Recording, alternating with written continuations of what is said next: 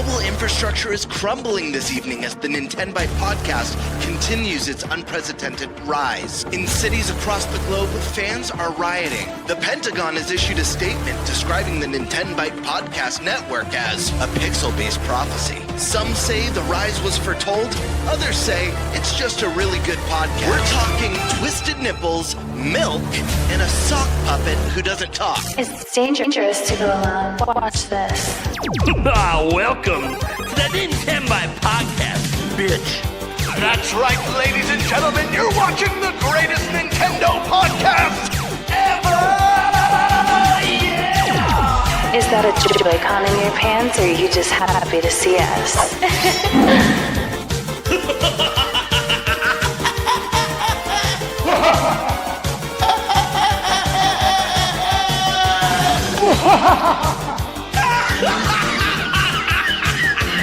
Shut up!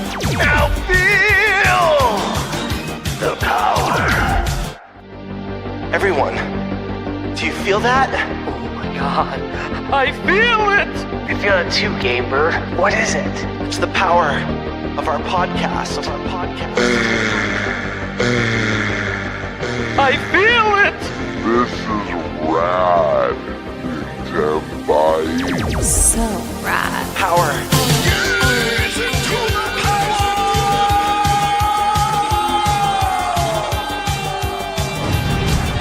Now bask in their glory. I'm Nintendo Prime. Oh baby.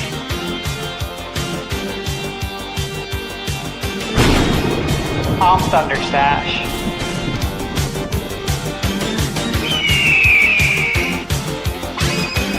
I'm Game Bird Classic.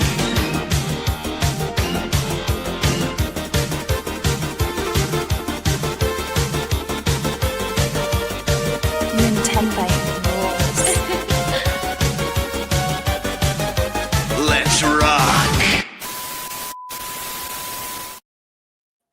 Hello, everyone. Welcome to the NintenByte Podcast, bitch. How you guys doing, everyone? We got a killer show for you guys today. Season 3, episode 27. Dude, that intro's great every time, guys. But now the 27th time that intro's been played, and it's the best. The greatest podcast. Like I know on the intro it says the greatest podcast ever. It's really the greatest podcast intro ever. We're probably like the worst Nintendo podcast in the world. So, you know, we balance it out by being about the intro because we know how bad the show is. That being said, how you guys doing? You might notice we are missing one of our core members, ThunderStash. Guys, he's been taken out by a thunderstorm. Is what it is. He may or may not be here at some point tonight. Now, we have a really long show. Chances are he'll show up at some point. I just hope he shows up while Reece is here. We have no idea because he doesn't control it either. He is currently trying to get his internet back on. So, look, we all know Stash. We know his determination. He'll probably be here at some point. If he's not, I actually might have some serious concerns. I might have to call him because I'm really worried if you can't get on because I'm going to start worrying, crap, did your house collapse or something? Is something going on? So that being said, guys, obviously the show must go on. And we still have 4 of us here because we have a special guest. Back on the show for the second time, and after tonight, it might be the last time. It depends how crazy this gets. We got Reece Reilly, a.k.a. Kiwi Talkz. Hey, it's good to be back. And that intro is hilarious. Hilarious. It's great. It's turned perfectly. Yeah, I know. And then what was it? The 1 week that we had Andre from Game Explain on, like when it cut to us, his jaw was like on the floor. I'm like, I know you run a really family-friendly channel. This is not this channel. This channel, I feel like you from the very beginning. You better be a teenager or older because where this is going, you don't know. I feel like the intro's pretty family friendly, right? Could be worse. Yeah. You know, One curse word. I'm always asking my children, is that a Joy-Con in your pants? Or are you just happy to see me? There is a worse edit. There is a worse edit that exists. I'm sure there was an edit with your butt that your wife made you remove that I'm like, I never saw that edit. I don't know. The pelvic thrust apparently got too hardcore too. I didn't see that edit either. I don't know, man. I think it all flies. It all should have stayed in. After all, we got to leave in the creaminess on the on the vlog from when we went. So just saying. Anyways, welcome to the show, guys. Happy to have you back, Kiwi Talkz. Always happy to have you here. Second time ever. We didn't get to ask you a lot of questions last time because that topic was towards the end. Well, it's going to be our first one today. So we'll make sure we get those questions in and maybe circle back to it if we're past the topic when Stash shows up, because I'm sure he's got questions too. But I know we'll be talking a lot about Metroid and everything. I know Gamebird Classic. All he's got is questions about Metroid. That's all he's on his mind right now. That game's out in like 2 weeks. Like, it's hard not to think about this game that we've been waiting 19 years for. Like, duh, of course it's on our minds. Especially after those previews last week. People were talking about it, but not for the reasons that people want us to be talking about Metroid. But we'll probably talk about that as well. Guarantee we'll get into some Mackenzie action today and other NPCs. Beyond all of that is actually one of our topics this week is talking about Metroid Prime 4, which kind of merges into the first topic a little bit. So I'm sure it'll all kind of just meld together. And then we'll be talking about the Game Awards, guys. You have all the nominees up for this year's Jeff Keighley Award show.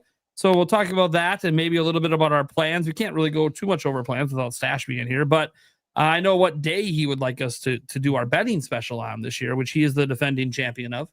So we'll maybe get into that a little bit. And then there's a dealer's choice, which I have no idea what it is because I don't know who the dealer is. That said, let's get right to the topic choices.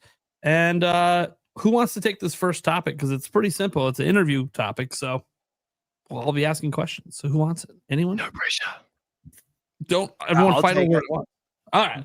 Yeah, I'll take it. It's like, don't everyone my fight over topic is it. interview questions for Kiwi. That's my topic. Yeah, don't fight over it. It's a pretty yeah. Don't everyone jump at once for this. Eric, what one do you want, man? I mean, since I did a little bit of research, and I guess I can do the dealer's choice. All right, you're taking the dealer's choice. Yeah. That's what I like. Well, that means I'll basically take the last two topics until Stash shows up, and he could take one of them if he wants, or not. We'll go with the flow. We'll make it happen. Let's go ahead then and get to. Wait, we didn't finish introducing everyone. Eric, Yeah, how you doing, man? good. So I'm so used to hanging out with the boys, and I'm like, Yeah, hey, right. you need to introduce them. Right? They should know who we are by now. Yeah, you're the And all sock it says on puppet. the screen. Yeah, you're the Spice Lord / sock puppet. I'm Nintendo Prime, who apparently I'm doing shots for $20. I didn't realize I had that turned on. Fair So, enough. Sure. Any $20 super chats? I guess that's a thing tonight. That was not. Was that from last week? Yes. I think it Okay. was. Why didn't I change that? Okay. don't know. Well, You still can. nope. I'm Nope. already committed now. I Okay. guess it was already on screen. And then Gamebird. What's up, dude? I keep tripping out. Kiwi, you missed it right before you joined the call or the stream. I was working today. I work remote from home, and I felt a little tickle on my elbow, thinking like a fly or something landed on my elbow. I look down and there's a friggin' mouse just like chilling on my elbow. So naturally, I launch up. Oh, it flies off. I keep feeling like I have little tickles on me because this happened like maybe 3 hours ago. My office, my workspace this is an add-on, this room, so it's not fully like insulated. So I'm sure there's a little crack in a corner that it came in through. But if you guys see a mouse in the background, please let me know because I was not down with that. But Dude, yeah, you- happy to be here. All You see things the mouse considered. crawling on your chair, about to get up on your shoulder, and like none of us say anything. Just wait. walks up his Just wait. mic. I want to see the reaction. I want to see the reaction when he notices. It's a good friend right there. It's a good friend. It's all about the reaction. that is Very like happy to be here. friend. Yes, we're trying to entertain the audience at the same time. You really expect your best friend to like say something? No. Look, it's gonna be freaking hilarious happening. And now I Absolutely know not. how to prank him next Yeah, time. I right? need to get a fake mouse. Right? Wait, we gotta do it really It just- good. Oh, yeah. That's what it looks. was and just a- feels. It was just the last thing that you'd expect. Oh yeah. You know? No. I Like, like I, You like I expect, told you. at, 100%. you expect at worst, like maybe it's a spider. You know, Yeah. Right. You hope it's a fly or a gnat. Maybe it's a spider. But yeah, it was a Right. friggin' mouse. Yeah. Anyway, It's another. I mean, how's everyone Could doing? be a snake. I'm not afraid of mice, but that would have scared the hell Yeah, out it of was me. just because alarming. the unexpected. Yeah. Alrighty then. Well, now that we have the great mousecapade is on in Gamebird's house, guys. Now everyone's going to be staring because since it's full camera width, you can see his floor back there. Everyone's going to be staring to see if that mouse tries to play some Mortal Kombat in the show. Right. Let's go ahead and dive in. Obviously, we know who's taking topic one. That is Gamebird. So, man, what are we doing?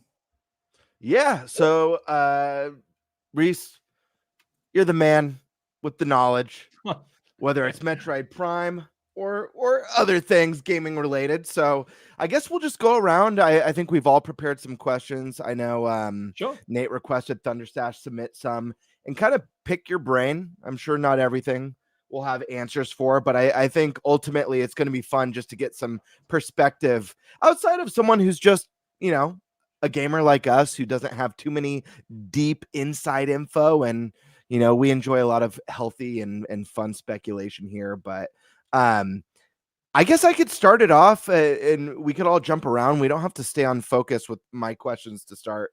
I definitely, all the questions I have are Metroid related. I'm so surprised. Yeah, right? Like, oh my God. Really? Metroid? Yeah. And today was a crazy work day, so I did not prepare my questions in any particular order. So we're going to be all over the place with these, at least on my end.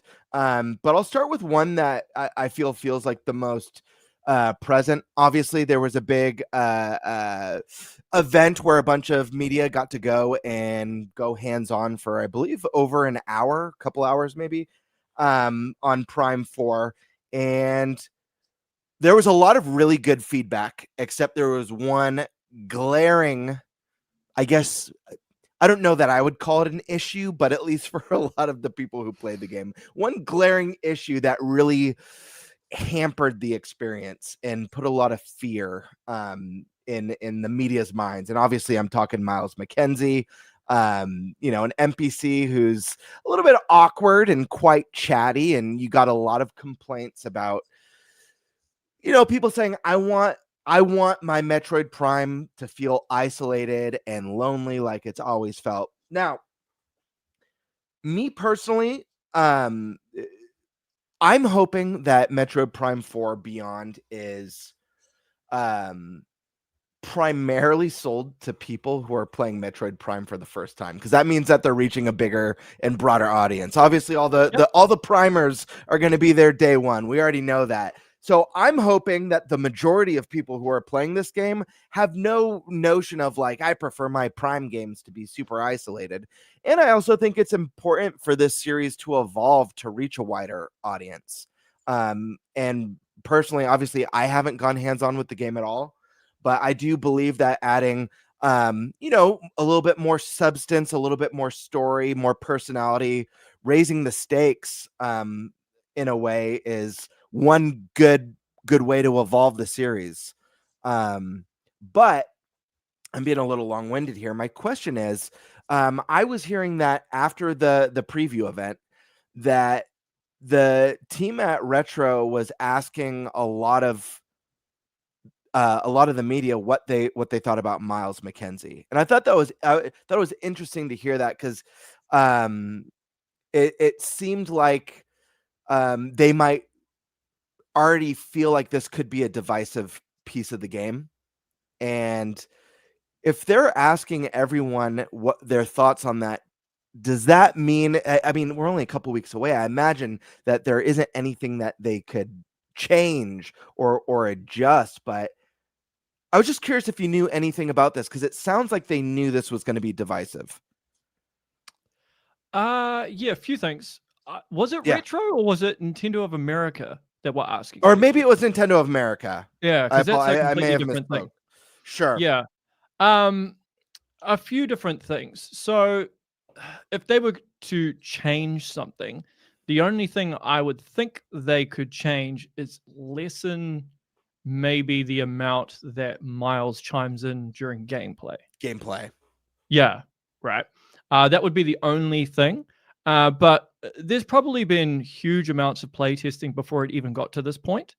Sure. And something to think about, which is actually something I've been thinking about in hindsight, is when all the critics went to preview this game, we did not have the overview trailer. We did not have all the information that's on the Japanese website. Sure. And they literally dropped the overview trailer, if I recall, like 30 minutes before their preview came out. Mhm. So in a way, what they were saying about the game was somewhat redundant. It was out of date, right? Because they were basing Sure. their entire view of the game based on everything up until that point. So there was no further context from the overview trailer and everything as Right. well, which is something to keep in mind. My thinking is this with the whole Miles thing is it's gone from annoying to so over the top that it's hilarious because the meltdown is just absolutely insane. It's wild. Yeah, I was shocked to see how strong. Like I understand, man. Like, yeah, I prefer the isolated feeling of Metroid Prime 1, but people are talking about it like it's just like devastating for this game. Like, oh, this just ruins the experience. And it's what, like the Miles was like a 15-minute mission. Yeah, 15, 20 and then minutes. you go your separate ways. Yeah, like unfortunately, there is a group of people, whether it's gaming, whether it's film, whether it's comics, that if they develop an emotional attachment to an IP, sometimes as a result of that, they can have part of their identity attached to that IP. So when somebody criticizes it, or if a company deviates from what they perceive that IP to be, they view it as a cardinal sin, and then it actually triggers their fight or flight response. And so they're no longer able to act rationally, and they're getting super emotional and the adrenaline's rushing through them. And I think that's just part of the problem with this whole Miles thing, because it was so left field and I think no one was expecting it.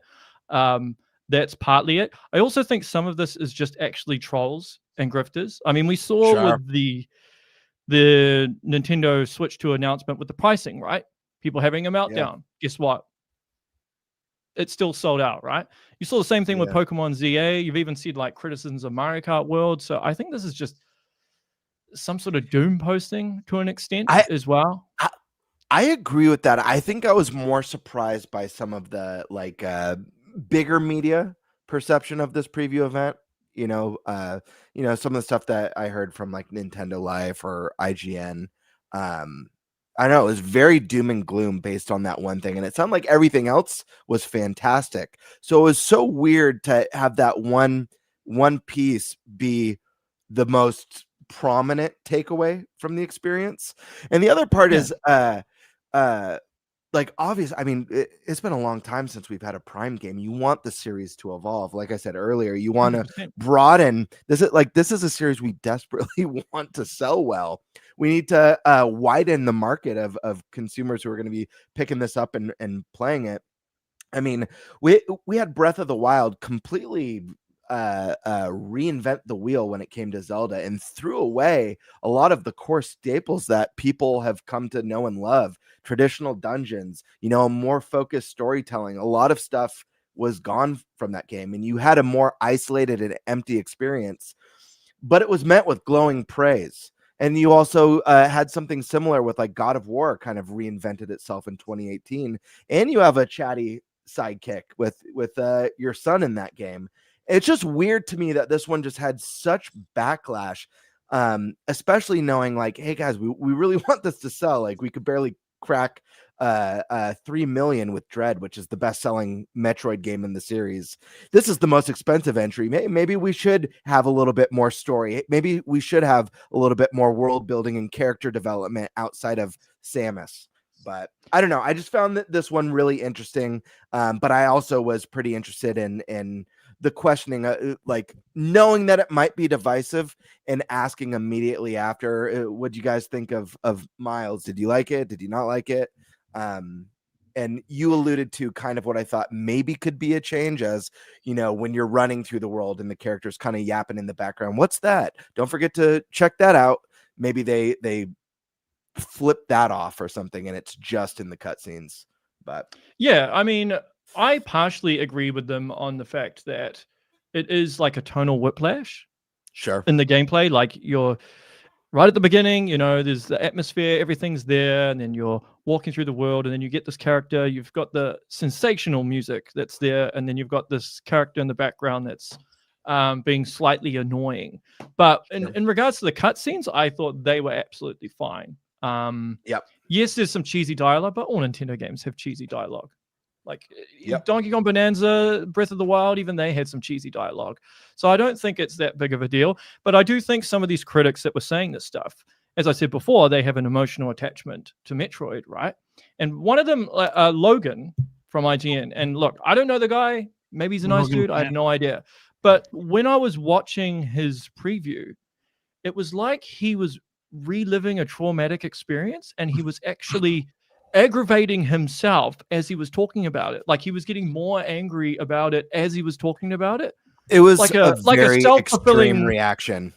Yeah, like almost like he's the self-fulfilling cycle of aggravation. So it was really weird to watch, and there's a few others as well. So I don't think it's a big deal. What I think has happened over the years, because you got to remember, like Nintendo actually has access to a lot of data now that they didn't before, right? They can see when someone's playing a game. They can see when they drop out, the percentage of completion and things like that. Like with the Wii, with the Wii U, the Metroid Prime trilogy was available on there. So they would have been able to see people playing, like in terms of the stats and the data. And even with Metroid Prime Remastered, they could probably see where people drop off and what causes people to drop off. So that may have played a part in their decision making as to, do we include this guy? Do we not include this guy? Like, I think with tutorials are actually very hard to do. They actually are. There aren't many games that I would say have like awesome, like knock it out of the park tutorials. Like Breath of the Wild is one. Resident Evil 4 is one, but then there's like some that are terrible. Like I think Wind Waker, Twilight Princess, Skyward Sword all have terrible tutorials. They go on forever. So what I'm thinking with this is it's just a way to try and ease new players into a Metroid game. That's all it is. I mean, because it's clearly evident from the 4 trailers, from the overview trailer, from the footage on the Japanese website, that isolation is still very much there, right? It's not going to be 24/7 like the original Metroid Prime, but it is still there, and it's still there prominently. It's just that I feel like it would be the majority still. That's the vibe that I got. That like you're gonna run into these characters, you're gonna have their missions. Maybe maybe there's something akin to like the codec and Metal Gear Solid where they're communicating with you and stuff and giving story updates. But I imagine the majority of the game you don't have a sidekick tagging along with you. Like I don't actually think it's a big deal. I think there's some rigid Metroid fans, unfortunately, that just have this hard-headed view that if every game is not like Super Metroid or Metroid Prime, then it's trash. It's like if it's not full isolation, then it's trash. It's like this isn't a Metroid game. Which of course, like since Metroid Fusion, there's been an NPC. I think the last time a game had no NPCs at all was Zero Mission. No, Samus Returns was probably, but even then, like the Metroid, and that was a remake, right? And same with Zero Mission remake. But Fusion, Dread, Prime 2, Prime 3, Other M, Federation Force, all have NPCs to some degree. But I think the main issue for people was just being caught off guard and not knowing how to deal with it. Because the thing also is Nintendo kept Miles hidden for quite a long time. But then there's a part of me that wonders if this was intentional. Like they knew this would piss people off, so like they did it deliberately to kind of I suppose market it or bring more awareness to it, right? Because they timed it with the preview and the overview trailer pretty much almost overlap. It's very odd. Which kind of brings me to my next question. I don't know if you want me to hop around or if you want me to just knock out my Prime questions. However you want to handle it. Are you guys cool if we just get through Prime and then each person could do their own? Stay focused. Cool. I just want to note, I love Miles McKenzie. I think it's one of my favorite things they've done to Metroid in a long time. I'm just throwing it out there. I know it's controversial for some people, but apparently I'm not alone. I put up a post on X being like, "Hey, I got your back, buddy." And I actually don't mind 1,000 likes on that post. I don't mind him. There's a couple of lines that are probably a bit like, but I think overall, especially in the cutscenes, I like the dynamic he has with great. Samus. Yeah, I love the. Yeah, I think a lot of it's just they're just trying to appeal to a larger audience because let's just be honest. As they should. Reece has brought it up himself. This is probably a $100 million plus budget game. One of the most expensive games Nintendo's ever made. A few million in sales ain't gonna cut it. They gotta 100%. find a way to expand Metroid beyond what it's been. Like it has its core audience.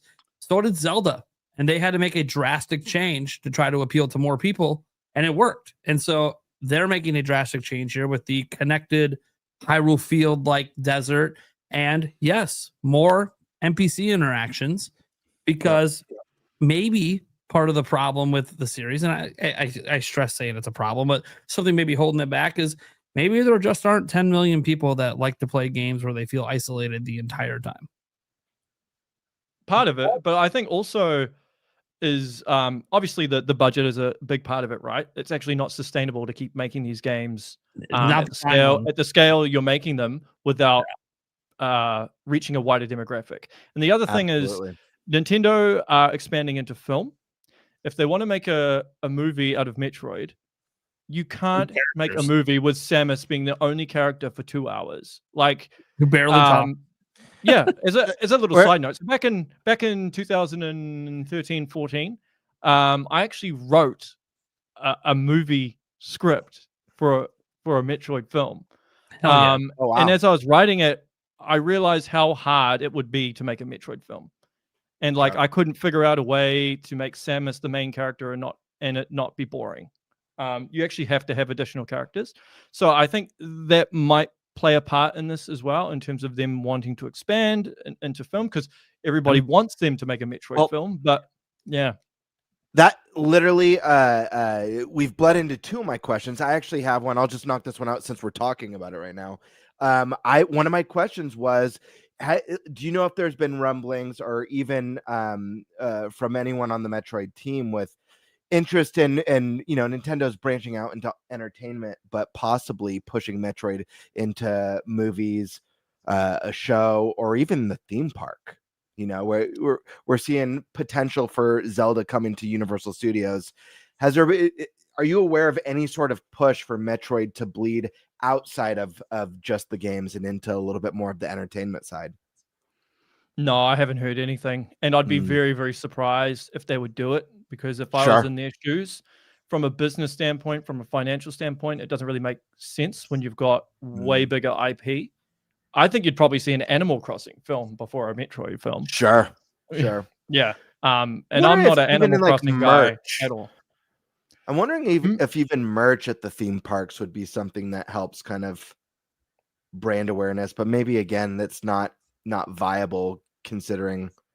Maybe. I mean, Nintendo will obviously have a hell of a lot of data, so they'd be able to see whether it would be viable or not. The other thing as well is Metroid is just not popular in Japan. And they're patriots of Japan, man. So if it's not doing well there, do we think the motorcycle will change that? 100%.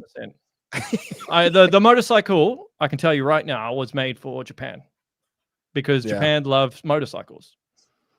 That's awesome. Yeah. And I'm pretty sure it's a Tanabe idea because his favorite film is Mad Max.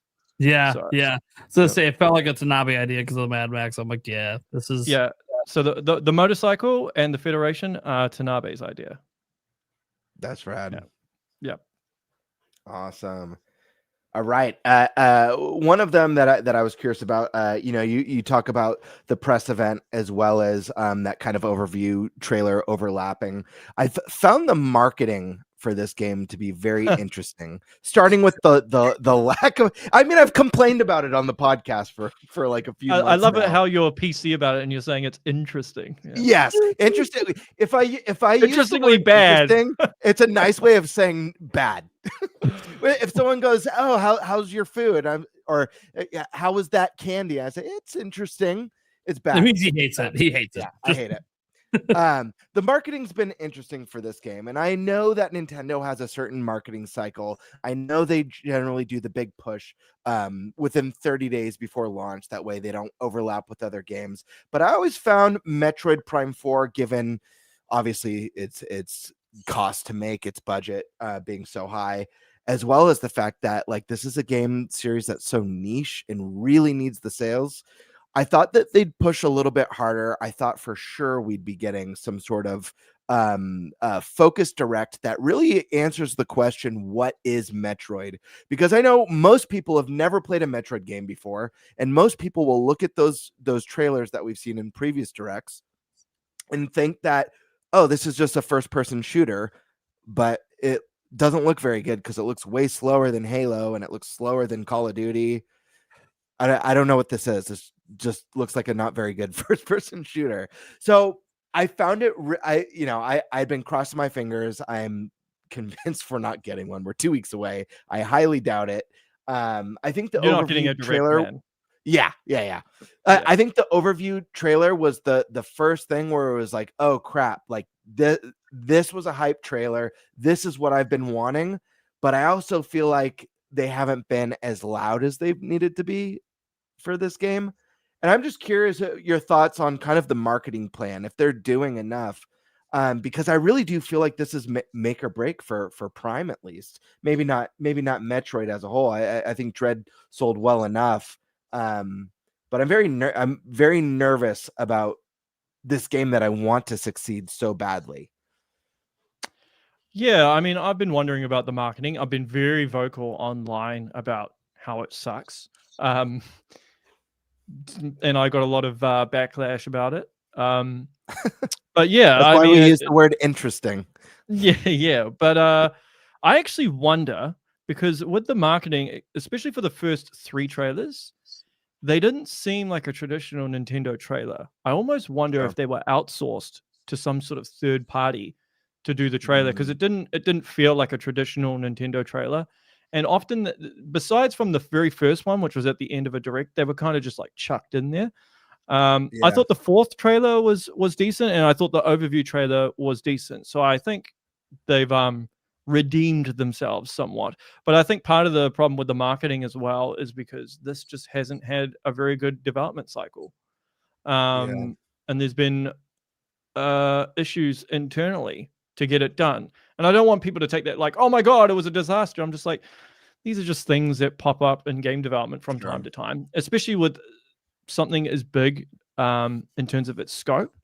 And maybe Nintendo is worried about the budget of this thing, that they don't want to put too much money into the marketing. That's what I was curious. Like, we've already spent so much on the game. Oh yeah, It's not like it's not gonna be like a Mario or a Zelda or an Animal Crossing. Maybe we kind of just cut our losses and just do a nice overview trailer and a couple direct trailers. Yeah. Also, you say you're worried about like the Prime series ending. I'm not necessarily too worried about that. So I did an interview maybe last year, I think it was, with Brian Walker. He was the producer on Metroid Prime 2 and 3. And there's actually a clip on my YouTube page. I don't know if you want to play it or not. But it's basically, yeah. So if you just type in, Nate, why Nintendo makes Metroid despite bad sales, maybe put Kiwi in there or something, and it'll more than likely come up. Because it's probably better that it just comes from the horse's mouth. I mean, I can say it too, but it's only like 2 minutes as well. Yeah, we can play this. Yeah. Because it pretty much explains why not to be worried. Unless this game completely bombs, I still think there'll be a Prime 5. Okay, and real quick before you play it, I do have a question about Prime 5. We did have some rumors circulating online about Prime 5 already being in development. I found that a little bit hard to believe when we heard about it, but I am curious if you've heard anything at least about interest to jump right into it. I'm curious if this has been an exhausting endeavor for Retro and they're kind of looking to move on to something else, or if you've heard great interest in what comes next from the series. Yeah, so that's a two-part question. So I can tell you Retro are currently very burned out right now. They are very burned out. With that being said, what usually happens with developers when they're burned out is they leave that studio and go to another one. Nobody is going to do that right now because of the way the industry is, and Retro Studios is probably one of the safest places to work in all of the United States because Nintendo do not lay people off. Yeah. So even though they're burned out, they'll probably take a wee breather and then go from there. These rumors about Metroid Prime 5 being a thing, it's absolute rubbish, man. I think it was Nash Weedle. And like, if you knew how game development works, it's absolute rubbish. Like, you don't work on the second game when your first game is not even finished. It's just not how this stuff works. The only thing there could be maybe is like, the only thing I can think of is if like there was a conversation that we are going to make Prime 5. Like it's greenlit, but isn't started. Well, not necessarily. I mean, they could have ideas for Prime 5. Yeah. And like, I don't think back in 2023, right when Tears of the Kingdom came out, Aonuma and Fujibayashi talked about how like we have ideas for the next Zelda, but they hadn't even started it yet. Yeah. And also, like, it's not like you finish a game and then you just move into the next game. They'd have to create a pitch that they have to present to Nintendo, right? Yeah. And then Nintendo has to greenlight it, and then they go from there. And also, this is supposed to be Tanabe-san's last game before he retires. So, know that. So the shadow producer of Tanabe is Reece Tabata. So it's more than likely if he retires, and the only person who knows this for certain is him, right? And you see this with creative people all the time. They're like, I'm retiring, and then they get the bug, and then they're like, actually, I don't want to retire. Yeah, they step away for a month, and they're like, you know what? I'm not. Yes, but at this stage, he is retiring. So that would essentially mean that Reece Tabata has to transition into his role. And that takes a bit of time. And then you've got a pitch on top of that. So it's not going to be like, yeah, Prime 4 is finished. Sweet, let's go straight into Prime 5. It doesn't work like that. There may be a Prime 5. Retro might be burned out and they're like, we're done. Can we work on another IP for a while? It's entirely possible. But it also depends on how well Metroid Prime 4 sells as well. Like if it sells 1 million units, maybe there won't be a Prime 5, at least not anytime soon. If it sells 10 million, yeah, you better believe they'll be they're going to And my personal theory is that because people have been asking, where's Metroid Prime 2 remastered? Where's Metroid Prime 3 remastered? I think if a Metroid Prime 2 remastered was to happen, it would happen after Prime 4 is completely done. Because usually what happens is after a project is done, like engineers and designers, they'll start prototyping things to work out what their next project is. Right. Usually it results in the artists having a lot of downtime. That's why quite a few companies have DLC just to give artists something to do. So if the designers and engineers are prototyping things, the artists would be able to maybe concept up or start working on texture maps for a probable Metroid Prime 2. And then if a Metroid Prime 5 is to happen, once it's fully greenlit, then maybe the bulk of the work they outsource to someone else. That's my thinking. Right. Yeah. I know you didn't ask me that question, but I thought I'd just chuck that. Right. No, this is great info. And I got to say, I hope that this is something that Retro gets to revisit and that they're passionate about revisiting again. I would absolutely love to see what Metroid Prime could look like, not without the constraints of Switch 1, the limitations of Switch 1. Because just looking at what we've seen, and I know we're seeing footage from the Switch 2 edition, but still just looking at this and be like, this is a Switch 1 game. This is wild. I could only imagine with the use of Switch 2, what they'd be able to put together for us. I've got four. I'll just quickly, I'll just say something to that. So what usually happens when Retro's working on a game is Nintendo's overseeing it, right? And they have a lot of oversight on the design. Like they're super anal about the design, right? So designers will end up having to stay late. They're very meticulous about that aspect of game development. When it comes to the art, Nintendo largely let Retro do whatever they want because they have huge respect for the artists at Retro. The only time they ever give, well, not always, but most of the time they give, I suppose, info, or they want the artists to do something in particular, it's in regards to their legacy characters, like the character art, right? So they would have been like hounding the artists or whoever the artist was that was working on Samus and being like, she has to move like this armor has to be like this. It was the same with like DK, Dixie, Diddy, with Donkey Kong as well. But yeah, anyway, that's some edit info for you. I love it. Hell yeah. And I've got 4 more questions, but before I jump into my last 4 questions, let's play that clip since it's on topic with kind of Prime 5 and at least the question regarding my concerns. Yeah. Yeah, you want to introduce this clip, Kiwi, so people know? Yeah. Okay, so last year I did a whole bunch of 20th anniversary interviews with devs who worked on Metroid Prime 2. So this one was with the producer on Metroid Prime 2. And we talked about a lot of different things in the interview. Sales did come up, marketing came up. And basically in this clip, I asked him exactly that in regards to should we be worried about Metroid games in the future since they seem to be stagnating in terms of sales. And this is what he had to say. It's great stuff. All right. Fair to say that it's a bit worrisome in terms of the sales. Hold on. That's on my end. See where the audio's coming out here. Aha, that's why. Okay, should come out there. All right, let's try this again. Rewind. Restart. Would it be? Oh, do I have to refresh the whole thing? Try that. Would it be? Nope, still not working. Why is the audio not working at all? I can hear it fine. Yeah, I can hear it. You can hear it? It's just me. Can the chat hear it? Ask the chat if they can hear it. All right, if you guys can hear it, we'll just play it. I don't have to hear it. It's fine. I've already watched it, so. Or I can just listen on my phone. well, it's playing. Yeah, they can hear. They can all hear. So cool. Just play it, Nate. Yeah. Would it be fair to say that it's a bit worrisome in terms of the sales of the franchise?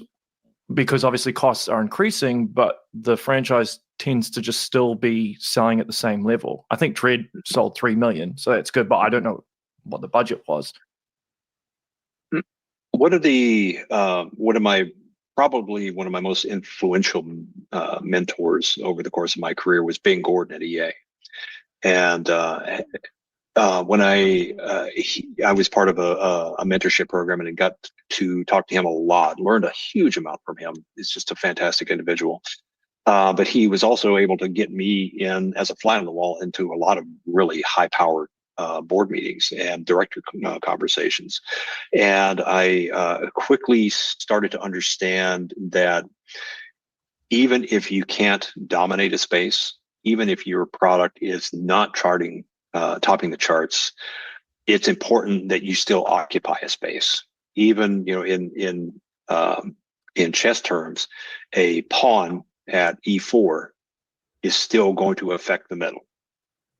It's just a pawn, but it still has a presence.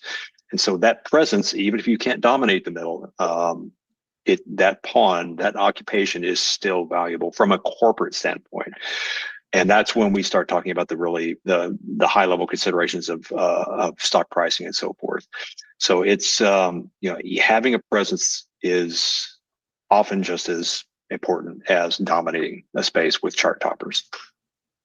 Right. So even though Metroid doesn't sell on the level of, say, Zelda or Smash Brothers, it's still important to Nintendo, primarily because of what it represents in the genre. And I suppose it represents a different audience, maybe a mature audience, more so than some of the other stuff. Yeah, it represents a very high quality standard within a more mature audience. There you go. That's awesome. So that pretty much explains it.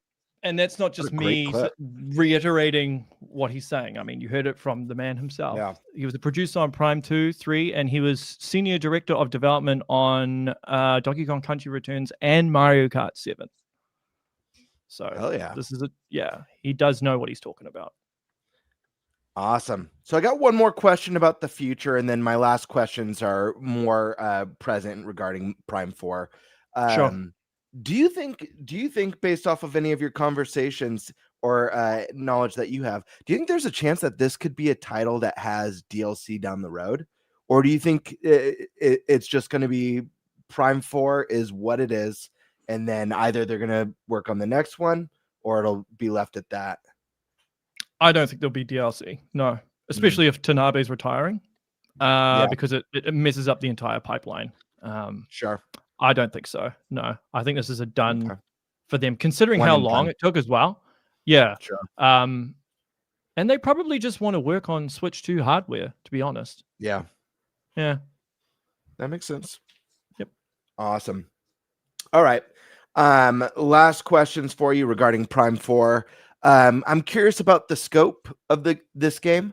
Obviously, we do have the biggest open zone we've ever seen in a Prime game with the desert. Are there going to be more open zones like that in Prime 4? And as far as scope, is this game going to be in length much bigger than anything we've seen previously in the Prime series? I got to be careful how I answer this. Yeah, answer very carefully. Or don't. No, I'm just kidding. Well, I said, I think last time I was on here, right? Because people were panicking about it being open world, but I said it wasn't open world. It's open areas, right? Yeah. Do you remember me saying that? Yeah. Yes. And so from what you can see from the trailers, I think that's very much what you're seeing. It's not an open world game. It still has the lock and key stuff that's there. What was the second question you were asking me? The scope as far as like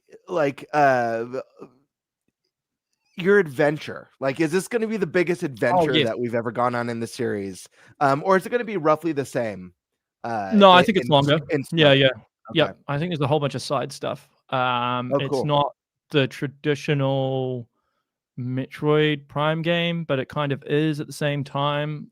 You can see that they've taken a lot of influence from Zelda and Ocarina of Time in terms of how the layout of the world is, right? You've got Soul Valley is like the Hyrule field, and then you've got all the different areas.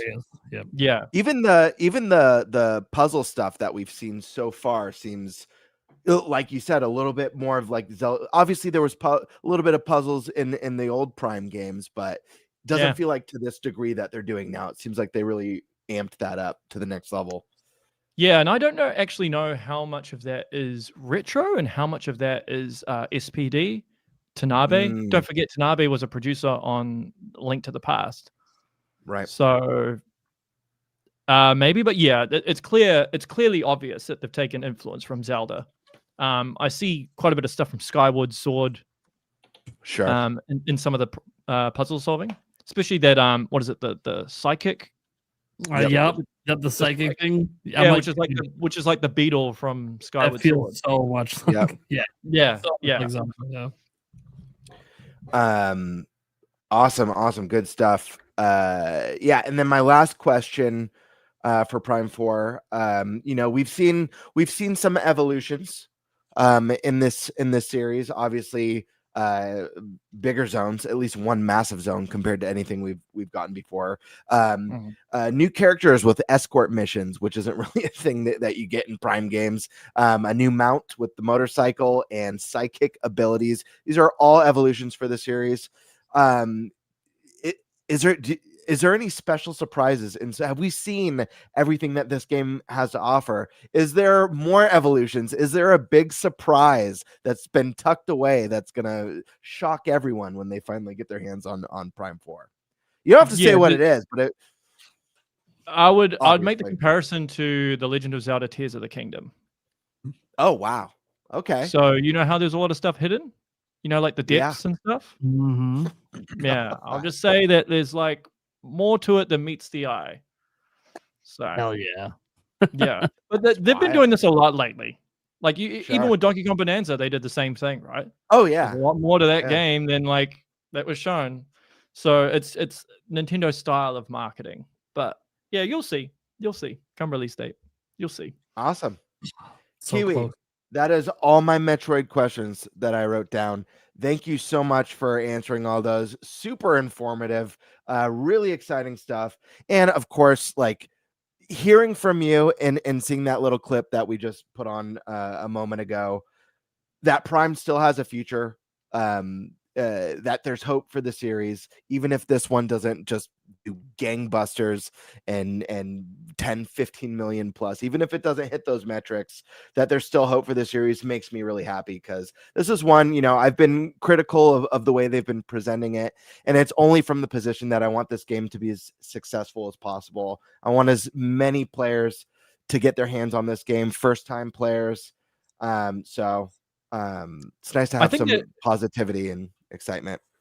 Yeah, I think that also plays in to what you said in regards to like people overreacting about stuff. I think a lot of Metroid fans are on edge because they don't want the franchise to go on hiatus again.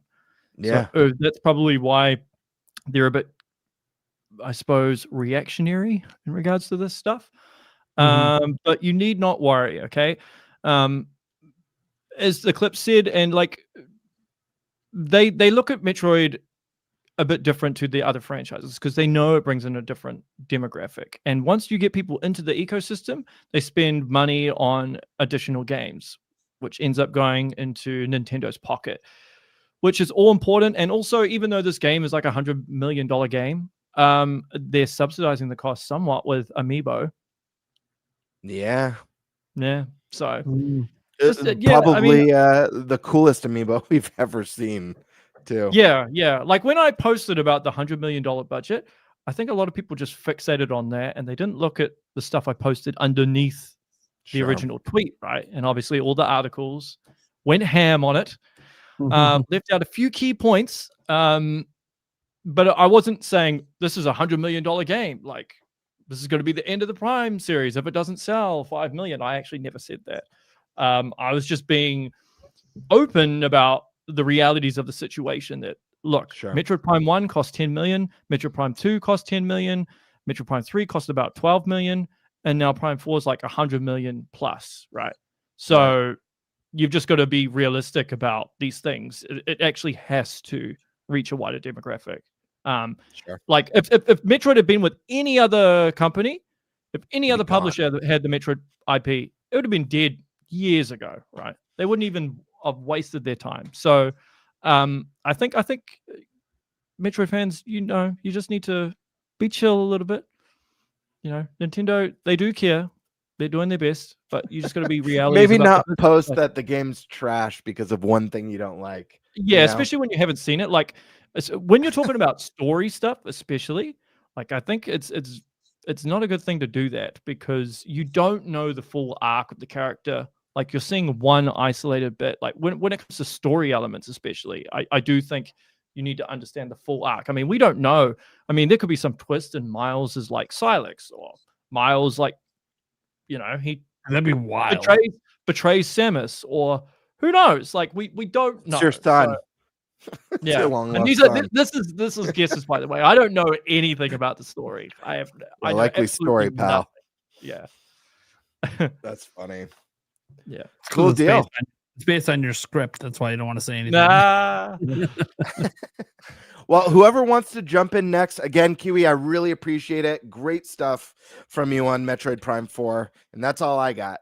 So, well, I think we should drag in the Thunder since he hasn't said a word since he's been here. People watching the video version know he's here. The audio version, they just thought ThunderStash has been gone this whole time. He's actually been here, guys, for like 40 minutes. Yeah. Hasn't said anything. Welcome to the show, ThunderStash. Happy to have you here. Thank you. The floor is yours. Good to be here. What do you want to ask Reece about over here? Let's see. So I got a little list here. A little list? A little list? A little list? 40 questions? I don't know what a little of the stash can be like a novel, so. No, it's not a lot. Okay, like, I wrote 30. I think it was yesterday or the day before. There was a rumor about The Sims. Now, I brought this up on the podcast over a year ago about The Sims coming to Switch 2. And to me, it just makes a lot of sense, of course, to have these Sims portably. We have My Sims. that was released last year. Just kind of as a title to throw on Switch one of those third-party ports to kind of feed the Nintendo Switch. And so to me, it's always made sense. And then the Joy-Con mouse controls were announced. I'm like, yeah, okay, now it makes twice as much sense. And then a rumor came out from the Sims community, and for me, it's a foregone conclusion that we're going to get a Sims title on Switch 2. That rumor that just came out just added a little bit more fuel to the fire. My question is, do you know anything about this? No, I don't know anything. However, I will say when it comes to EA, I don't expect much. There are a couple of people in upper management that really do not like them. They still hold a grudge over the whole Origins thing. The launcher? Yeah, the launcher. Yeah, the Origins launcher, because it was that nobody likes. Well, it was supposed to be the default launcher for the Wii U. There was a negotiation that happened and it fell through quite badly, and that's the partnership. So they've had a rocky relationship since. So when it comes to EA third party, they're probably the one you should expect the least to come. I'm not saying that none of their stuff will come, but it's not a situation where all of their stuff would come. I agree with that. Yeah, because it's EA. Yeah. Even if GTA 6 came to Switch 2, I don't even know if Battlefield would still come. I don't think really. It's going to. Yeah. They're just very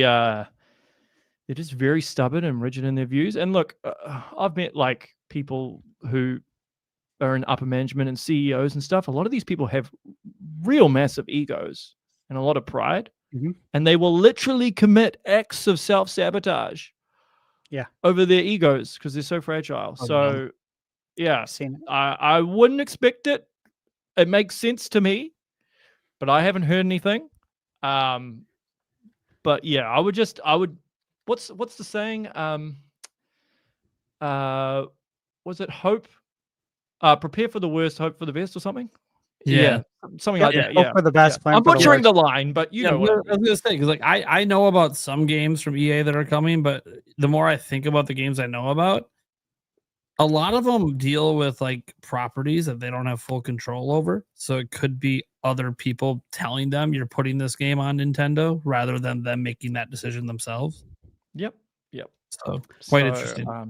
Let me ask an addendum to that, because obviously we have the buyout with Saudi Arabia, public investment fund, and when that news came out, part of me was like, maybe this will be a good thing, because there's going to be other influences now that could make more sense to where they say, no, you need to do this actually, instead of letting their egos get the best of them.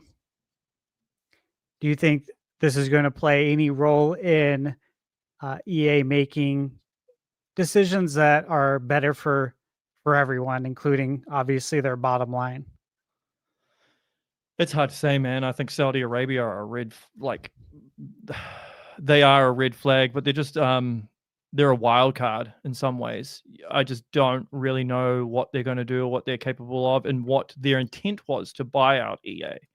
Was it just to keep the money machine going? Do they want to cancel some IP and just focus on a couple of core IP? If so, are they going to go all in on PC and maybe not consoles? It's just hard to know. I don't really have an answer. It also depends on if they replace anybody as well. They might buy it out and keep all the same people there, and they still do the same thing. I'm still skeptical. Skeptical. My other part too with that is that the whole thing with EA is that's with Saudi Arabia's public investment fund, and of course they're invested in Nintendo as well. Yeah. So connect the dots to me. it seems like it's going to get better support because the public investment fund is heavily invested in both. Well, from a financial standpoint, I agree. It makes perfect sense. But just some of the way these people operate at the upper level. I know that. I worked in yeah, corporate management. you know, right? Like, yeah, and I think it depends on how much Saudi Arabia wants to be hands-on or hands-off. Like if they're just buying them because they view them as a money train, because they saw their financials and like, hey, you guys just make bank every year. We'll let you run under Andrew Wilson. Just keep making bank. We're not going to say anything until the money stops.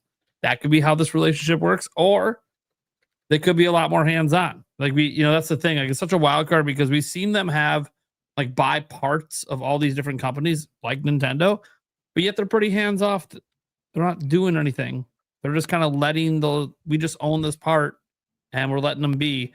This is one of the first times where they're going to own like the entire thing, basically.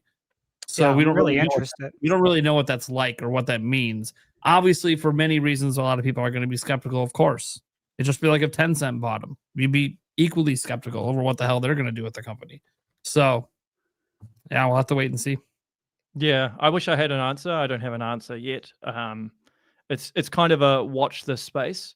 But I think probably over the next 6 to 12 months, depending on what sort of support Switch 2 gets from EA, which will probably answer your question. Yeah, I'm just interested. Saudi Arabia is just really, they've grown a lot when it comes to gaming. I've been kind of keeping my eye on them with all these investments as well, because they tend to make some really good investments that you can copy. They're smart. Yeah, and I know a lot of people like to crap on them, but whether you don't like them or not, they are smart. Yeah, their money, when they invest their money, they make it back. Yeah, like and they know what they're doing. Yeah, they got Scrooge McDuck money, man. They're not like Elon Musk where their money is reported. They'll be trillionaires based on oil. I'm telling you right now. Yeah, yeah, they're way richer than Elon Musk. It's just not recorded. In Forbes. Yeah. Just to spit out a few numbers, like I've had kind of this document that I go over with these different countries with gaming, but they're home to 23.5 million gamers, and that represents 63% of their total population. Wow. So 63% of their population plays video games. And is it predominantly online games? Do you know? Let's see. Let me see what I have here. It could be mobile too, like phone games. Yeah, when you say 32% play mobile. Games. Yeah, 32. Okay, 30. Yeah, a large chunk of mobile. That's not surprising. Yeah. So like once you start breaking it down and you work out where these gamers actually are, whether it's mobile or console or PC, whatever, that can probably give you more of a. But console and PC is going up. It's on the uptrend, and even Saudi women is up to 48% identifying as gamers. So I was like, this is very interesting. Yeah, I'm just keeping my eye on them, and with the EA stuff and Nintendo and just the investments they're making, I'm just hoping they make some more consumer friendly decisions that I think would positively affect their bottom line. But again, I love your optimism, dude. Well, at the same time, I know there's only so much you can do, right? Like from our position, it makes sense, but if you got people that are in charge that have whatever makes them the most money, Nintendo, then the decision. If that decision happens to be consumer friendly, sure. Yeah, I mentioned this in my presentation at the NZGDC when I was talking about Nintendo's game design philosophy. Is Nintendo will sacrifice short-term gains to preserve the longevity of their IP. They think really long-term. A lot of these big publishers like the EAs, the Microsofts, the Ubisofts and stuff, they don't think like that. It's all about like appeasing shareholders and like trying to make as much money as you can within the shortest time frame. And that's why they are who they are and why Nintendo is who they are. Yeah, that's a great point. I think it's very noticeable too. I mean, I always think of like the power side of things with hardware. kind of pumping the brakes on that and not pushing their hardware to the maximum like Sony or Microsoft has.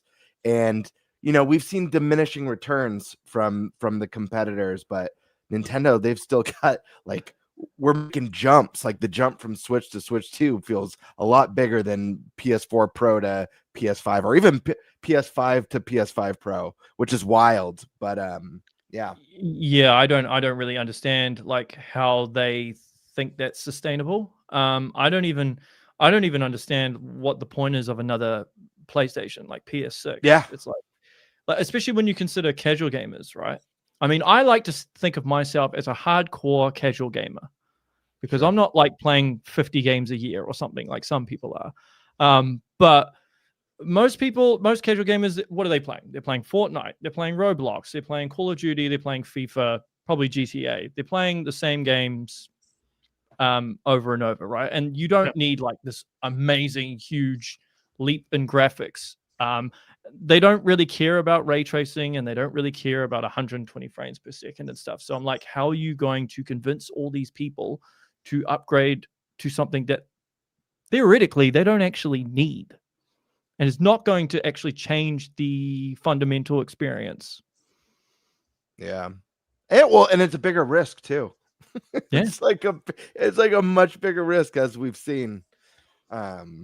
Yeah, so I'm curious to see what the competitors do, because we are reaching the point of diminishing returns, and these games are just, especially in the West, it's a big problem, a very big problem, and I worry specifically for the industry in America, because I think for the longest time, America's kind of had the cream of the crop in terms of the talent. Obviously Japan as well, but Japan's kind of off doing its own thing.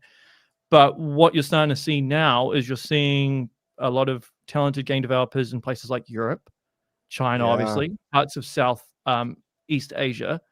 And when the average salary in America is like $150,000, and you could outsource a lot of that to talented people in Europe or Southeast Asia and pay like the same salary for like 4 people, it kind of undercuts the American game development sector.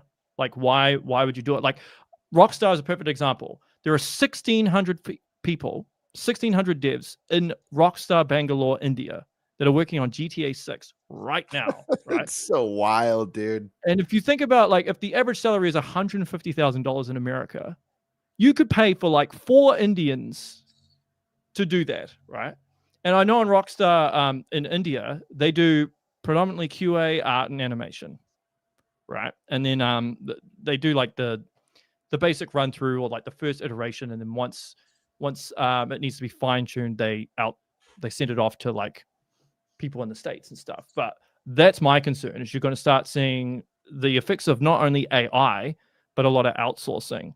And I think it's going to be a devastating blow to a lot of these AAA studios. Sorry, I have no idea how we digressed there and got onto that. But talking about games in the industry, man, it happens. You should see some of the tangents that happen during this. So the reason like our episodes have been averaging closer to 5 hours lately. This is why. All the time. We've legit argued about candy for an hour on the podcast and stuff. Wow. All my candy's upstairs now. From like someone like popping a candy, just completely derailing the podcast. Dude, we had a 20-minute discussion once on RC Cola because of ThunderStash. Like, yeah, it happens. Can you tell we're a group of people who only get together once a week to talk? There's a lot to talk about. Right? There is. All right, Stash, you got some more questions? Yeah. Okay, so recently we've had a lot of games obviously either shadow dropped or announced with short release window. AC Shadows, December 2nd. Red Dead Switch 2, December 2nd. We have System Shock Remake that is still coming here in 2025. And then, of course, Tomb Raider just came out. Do you know of any other shadow drops this year for Switch 2? Not next year, but I know some next. Not this year, but next year I do. You know, some shadow drops or some next year. some games that haven't been announced, I guess. Yep. They'll just be shadow That's what drops, makes them just shadow like this. drops. Yep. I'm not going to tell you what they are though, because Did you know about the Tomb obviously Raider one? I have to keep a good relationship with these guys.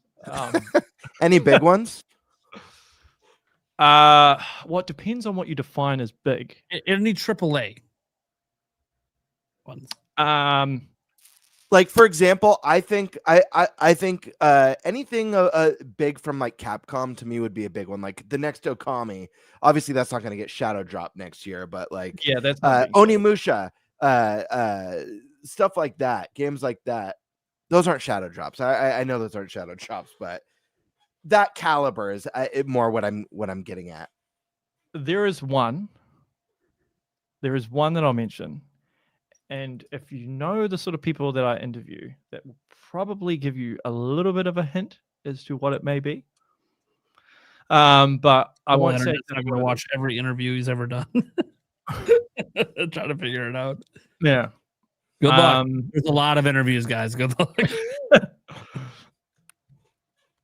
Sorry, I know I'm being vague, but like there's only so much I can say without pissing off like every single developer, not to mention the point is, guys, multiple shadow drops coming next year to Switch 2.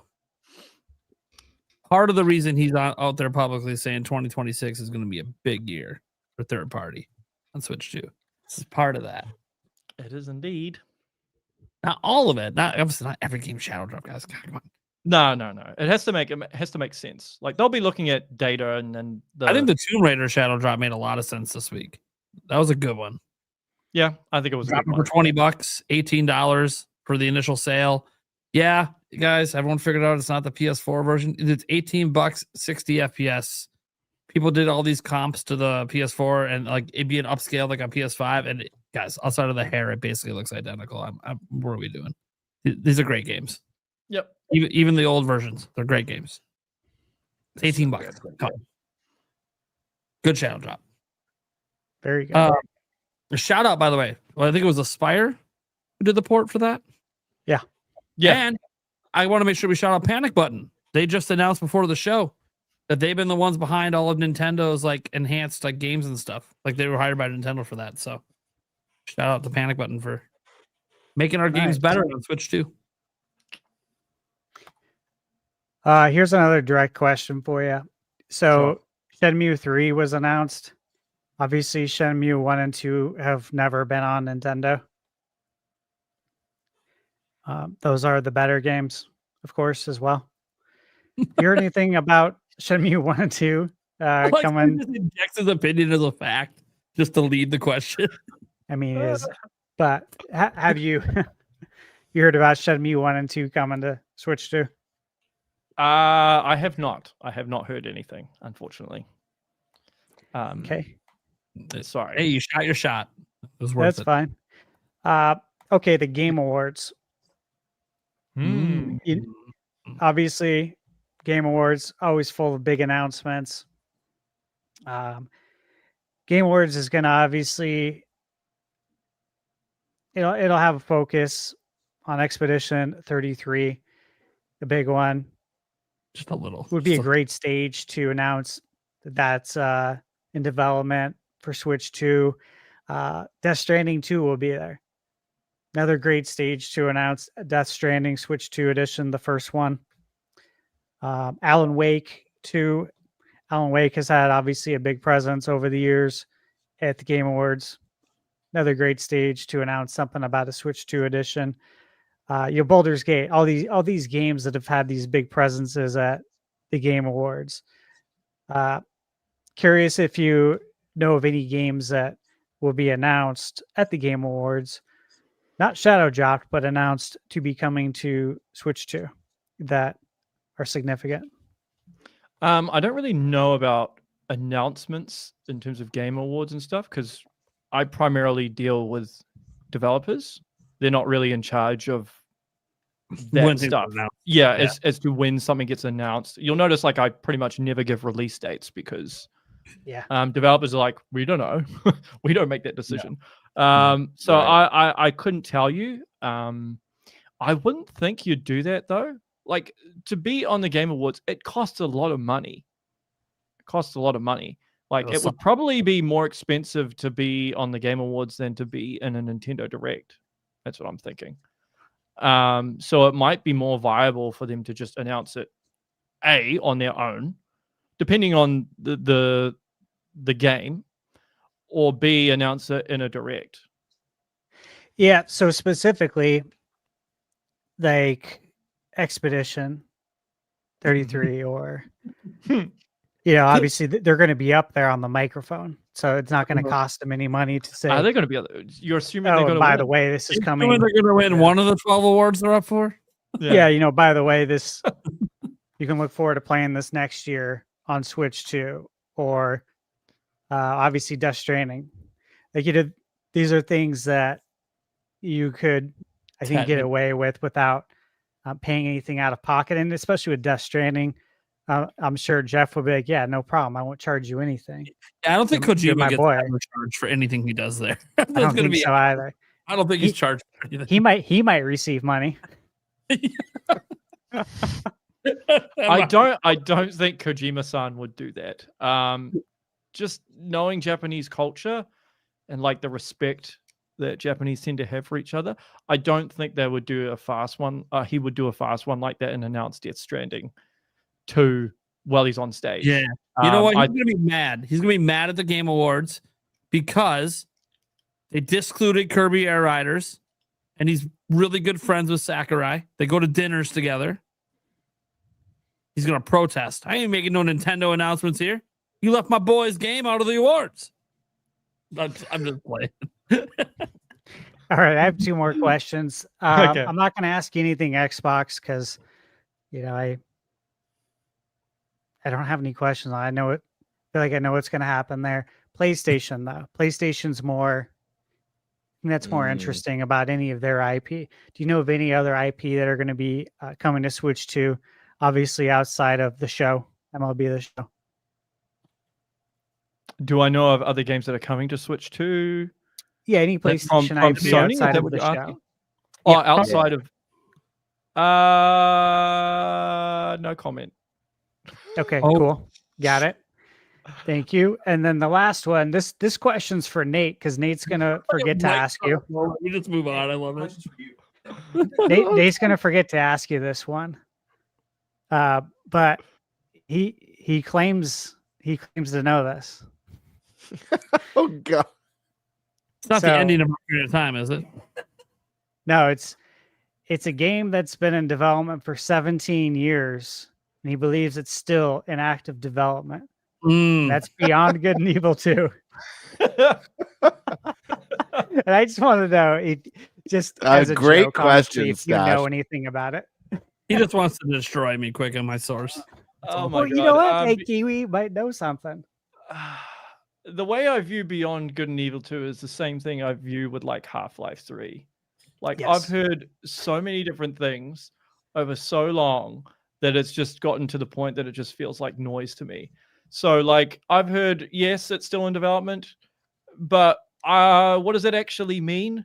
That doesn't necessarily mean it's in development. It just means like oh, we kind of have this idea. Like with Half-Life 3, I've known about that game for ages. Like it started for half a lifetime, huh?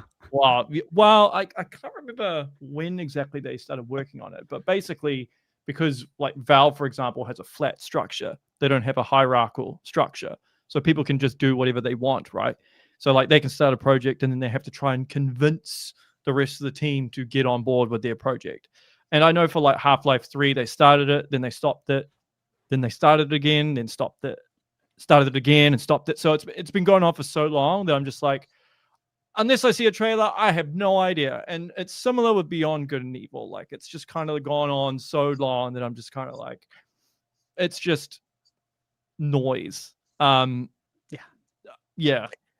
That's where I'm at. I mean, that official announcement, to be honest, felt like just noise. It looked nothing like a Beyond Good and Evil game. They were like advertising like, oh, you can pay to develop the game too on our portal.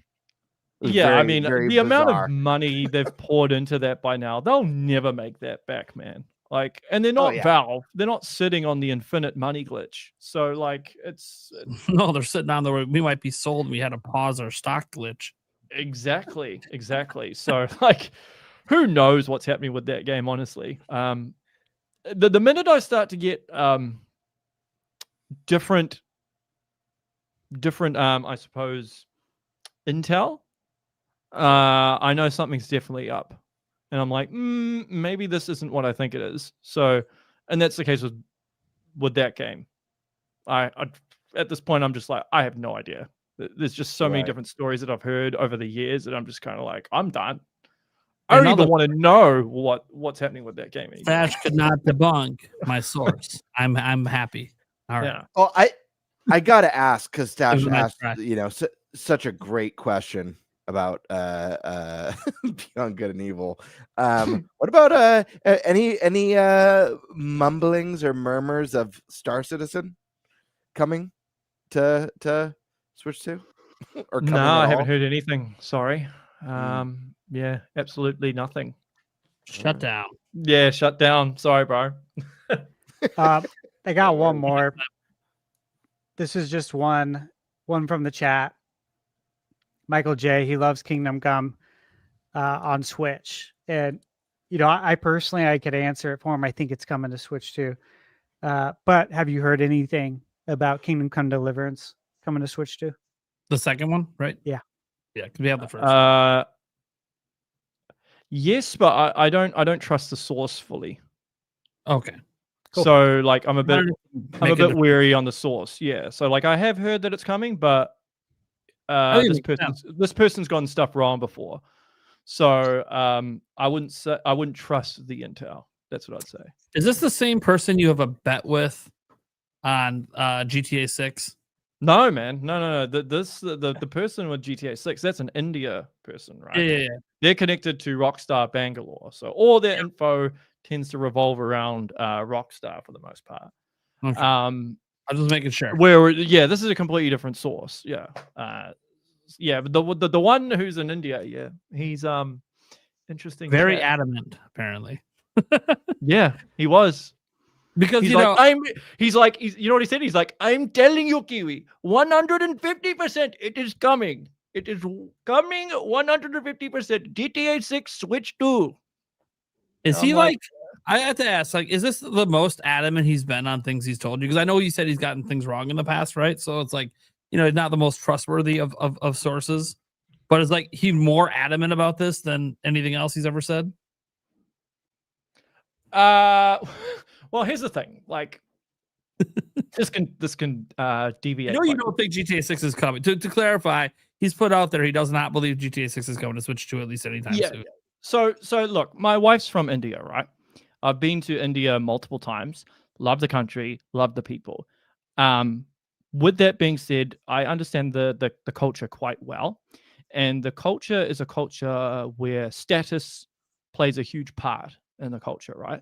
Mm-hmm. So what can sometimes happen as a result of that is people sometimes they exaggerate the truth, or they outright lie to give the perception that they are more important or more successful than what they are, right? Sure. And I'm not saying that's always the case, but I'm just saying with the way this guy is regarding GTA 6, like, it's so like over the top that I'm like, no, I'm pretty good at reading the stuff. And I think he's trying to make it seem like he has some genuine intel on like the biggest game ever. But I'm like, dude, there is literally nobody else that has corroborated what you have said. I'm like, how can that be? If this was true, I would have been able to find some info from somebody. But you're telling me that you somehow gained access to like watch him be high like level information. Watch him be like be like in the end when if it gets announced like next year, if he's like, see, I told you, and how did he know? I was directly working on it. Well, I know what he does for a living, so I know. So I know he doesn't work at Rockstar. That's another thing, right? Okay, so he's like an outsourced company. Yeah. So he's like connected to someone who knows someone at Rockstar. Okay, sure. So he's like third in the chain. But I will say this: he was the very, very first person that told me about Red Dead Redemption 2 on Switch 2. Before I got it confirmed from like 8 developers, right? But he the first inkling of it came from him. So and as I've said, he's been right about stuff before, and he's been like, he told me ages ago about like what was it, GTA Trilogy coming to Switch? Sure. Yeah, he told me about that and stuff. Yeah, But, because they probably like, handled the port or part of the porting process out there. well, maybe. I mean, I still don't know how. we know who did the port, and it was a very not a good port. Yeah, but I don't think Rockstar Bangalore had much involvement with that port though, so I still don't understand how he got that How we information. knew. Yeah, and I wonder if frankly, I don't want to know because it's probably dodgy. It could also be one of those things where maybe if he did know, like, assuming that the information he got was good, maybe it was because maybe in the very early days they had considered using that part of Rockstar to port it before they decided to go elsewhere. Could have been part of a discussion, a high level discussion that, because obviously we don't know who he knows and who they know, and how high up the chain that they get the information from. Like I don't know. I not don't a know reliable who- source, guys. Just I don't know who he's connected to exactly. Yeah. Like obviously I But- know quite a few people in India. My wife's family are quite important in certain states, I guess you could say. Like so they know quite a few different people. But people Yeah. know there. So but with this guy, I mean, he's just so over the top. And then when he doubled down and he's like, I'm telling you, 100%.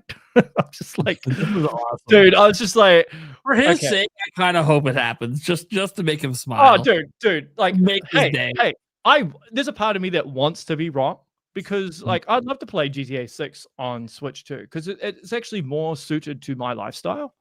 Having like a massive, like the PS5 is so big, man, and it's like it takes up so much room. Like my missus doesn't like it. She's like, it takes up too much room. Like, and sometimes I alternate. Sometimes I'm playing on the TV. Sometimes I'm playing in my office. So then I have to move my PS5. Yeah. Yeah, it's just a pain in the ass. So like having the Switch 2 is actually ideal for my lifestyle. So playing GTA 6 on the Switch 2 would be great. It's fine, But like I try to be realistic about these things, and until somebody else corroborates that GTA 6 Switch 2 is a thing, I'm just not willing to believe this guy. Look, I mean, and I'll happily buy him dinner. You guys have a dinner bet on this, by the way. So his source is like very adamant, but again, not the most trustworthy. Has been right on some stuff, has been wrong on some stuff. Doesn't directly work at Rockstar. That's how this happens. Yeah. I'll quickly just explain everything to the chat. So basically, I have a bet with a guy in India. I'm supposed to be in India next year, around about June, July. Okay, so if the Switch 2 version of GTA 6 is announced, and by the way, he said day and date. It's the PS5. Okay. Yeah, okay. like this is That's same. wild. Yeah. Yeah, Okay, same day. I'm questioning. Yeah, that's wild. That's wild. Yeah, same day. This isn't a bit like, Well, it's that going to be delay, announced. that delay was for it then. Yeah. Confirmed. So when I get to India, if it hasn't been announced by that date, then he's going to buy me dinner. If it has, and it comes out on the day, There's no is way it November? Is it November? There's no way we get to like the June direct, and if it's coming out next year, we don't hear about it. There's no way. Yeah, That'd be Well, that's what I mean. monumental. I mean, look, do you think I'm being, realistic about this? Well, the moment you said day and date, I was like, okay, Yeah. that like ever, someday, same day as PC in 2027, 2028, maybe. Day and date with the other cons? Yeah. Because then theoretically, how do you do that bit as well? If it's like, well, it's coming at some point. The then only how do you do the bit? You just keep moving it until it finally gets announced. I speculated that the only way that would even be remotely possible, and this comes from Kit and Krista talking about how much Nintendo of America has really tried to court Rockstar over the years and kind of failed to do so, would be that Nintendo has one thing now they used to not have, and that is Shiver Entertainment. And we know what game they ported most recently for Switch 2. if that was offered as an olive branch to be like, hey, we'll pay to port the thing to our system. We have our own team, experts. Let's put them on it. But that would be like the only card I think Nintendo could pull out that might make them go, well, if you're willing to pay for the port and use your own internal team, we have to oversee it and make sure that it works. And you know, because they want to make sure it's gotta be the same game. And there's gonna be multiplayer with microtransactions. Like, you know, they got to make sure everything's working internally as well. But it's interesting because that's the only way I can see day and date. And even then, I'm not so sure that Shiver Entertainment has the manpower to try to pull this monumental. They could massively hire. I know they have been hiring, but not to a level that I think they're working on GTA 6. But it's one of those things where the moment you said day and date, I'm like, okay, yeah, I'd be just like you. That's someday, yes. Yeah. And the other thing, just to rebuttal like what you said about Shiver Entertainment, I don't see Rockstar outsourcing it to any company. There is too much of a security risk with that game. Like, dude, I've heard of like fans literally flying drones up to like the office windows to try and get any footage, like pretending to be postmen, like doing all these wild things just to try and get some stuff. Think like, about how much doesn't leak about this game. Yeah, like they got like NASA level security, man. Like Rockstar don't play with this stuff, so they're not going to run the risk of Shiver or some developer at Shiver potentially leaking it or making an error which causes somebody to hack them or something. Like they've learned quite a lot from the first hack, and they're even more vigilant now than they used to be. And so Nintendo like, doesn't have the greatest track record, especially in the United States, for things not leaking out. Like we've had leaks for Metroid. We've had, you know, granted, we didn't know Shiver was working on the one game, but I think it's just because nobody cared to bother to check. Yeah, like it's WWE. Who cares? Yeah. Like, I mean that in the most respectful way. Yeah, no one was bothering to be like, hey, who's working on this port that hasn't been announced yet? For like, you know, no one, you know, but if it was a bigger game like GTA, like, you know, if anybody caught wind that knows people that working on it at Shiver, it's probably going to get out. You know? Yeah. Like Rockstar just do what they want to do, man. And I just, even if Nintendo was to throw them a whole bunch of money, I don't think there is any amount of money they could possibly throw at Rockstar where they'd be like, yep, because they make so much money from GTA Online anyway that it doesn't. Money. They don't need Nintendo. They just don't. They'll. Yeah, I mean, Krista have said where Kit and Chris is like, we've tried courting them while we were there, and nothing we did worked. I'm like, yeah, because they don't need anybody. They literally, there's nothing Nintendo can offer that's going to be like, yeah, we could just do that ourselves if we really wanted to. We just don't want to. Yeah. Like, especially when, I mean, Nintendo is very powerful at the moment. They're way more powerful than they used to be. Yeah. Market leading from the power. Yeah. But even so, man, I like GTA 5 sold what, 200 million units without Nintendo at all. So, but you can also imagine, hey, could that have been 230 million? I know, but that's the thing. Rockstar do a lot of weird stuff, man. Like where you would think they would port stuff just to make additional money, and then they just don't do it, right? Yeah. Like GTA 4. Like we should note, however, that more of Rockstar stuff has been coming to Nintendo than we're accustomed to. Obviously, with the trilogy, we had Red Dead Redemption 1, new update coming. Really excited for that. They decided to give us that free update to Switch 2. And then obviously we know Red Dead Redemption 2. You're not the only person to say this. They hates been saying it as well. Lots of people have heard things about Red Dead Redemption 2. I heard things years ago. Kind of figured it was going to be on Switch 2 because they tried on Switch 1 and it never got fully greenlit. But they did try. It was really neat for me to find out from some of my friends that they actually did try to put it on Switch 1. That said, the fact that they even tried to put it on Switch 1, and this was back when like Red Dead Redemption 2 was like new. Like they tried to put it on Switch 1 back then. But it just didn't. Rockstar's got like certain fidelity and certain things they want to match up, and if they can't make it work, they're just not going to bother. So it never got greenlit for that. Obviously, got moved over to Switch 2 eventually later. What's interesting to me is that also means like, well, they did try. I know for a fact they tried to put Red Dead Redemption 2 closer to when it came out on Switch 1, just didn't work. They put now we know based on your sources, Nate the Hate and others, it's coming to Switch 2 probably. I assume at some point next year. Maybe early next year. I know Nate the Hate was under the impression it would be within the launch window. Okay, well, that doesn't look like that's going to be the case because we're getting the Red Dead Redemption 1 update. But then again, if they're doing the 1 update, they probably want that out before they drop 2. So kind of makes some sense if they space out 2 a bit into next year. But it's interesting because that also is like the last game they really put out was 2 until 6 comes out.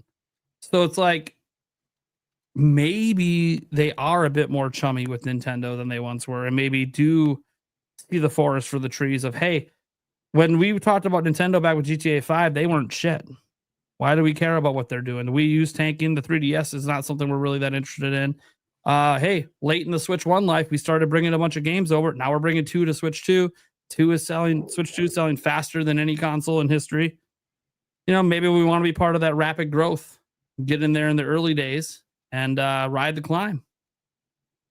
Maybe, but I also know that Rockstar have a culture. You're just trying to throw your guy on. I just Rockstar have a culture of like they have a certain vision and they don't like to compromise on that vision.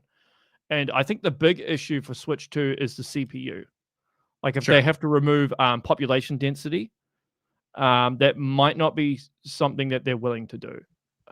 There will be a line in the sand that will be. It comes down to experience with the game, because I know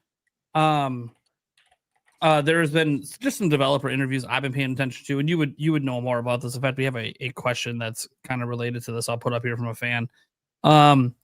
But obviously, the GPU is much stronger than the CPU relative to each other in the console. And I've heard from some developers that what they've been trying to do is, when they have the dev kits, they're learning that they can offload some of that to the GPU in ways that they didn't realize they could, because they just didn't have to in the other systems. Exactly. So it is also possible that with optimization, again, this is a huge thing, industry optimization.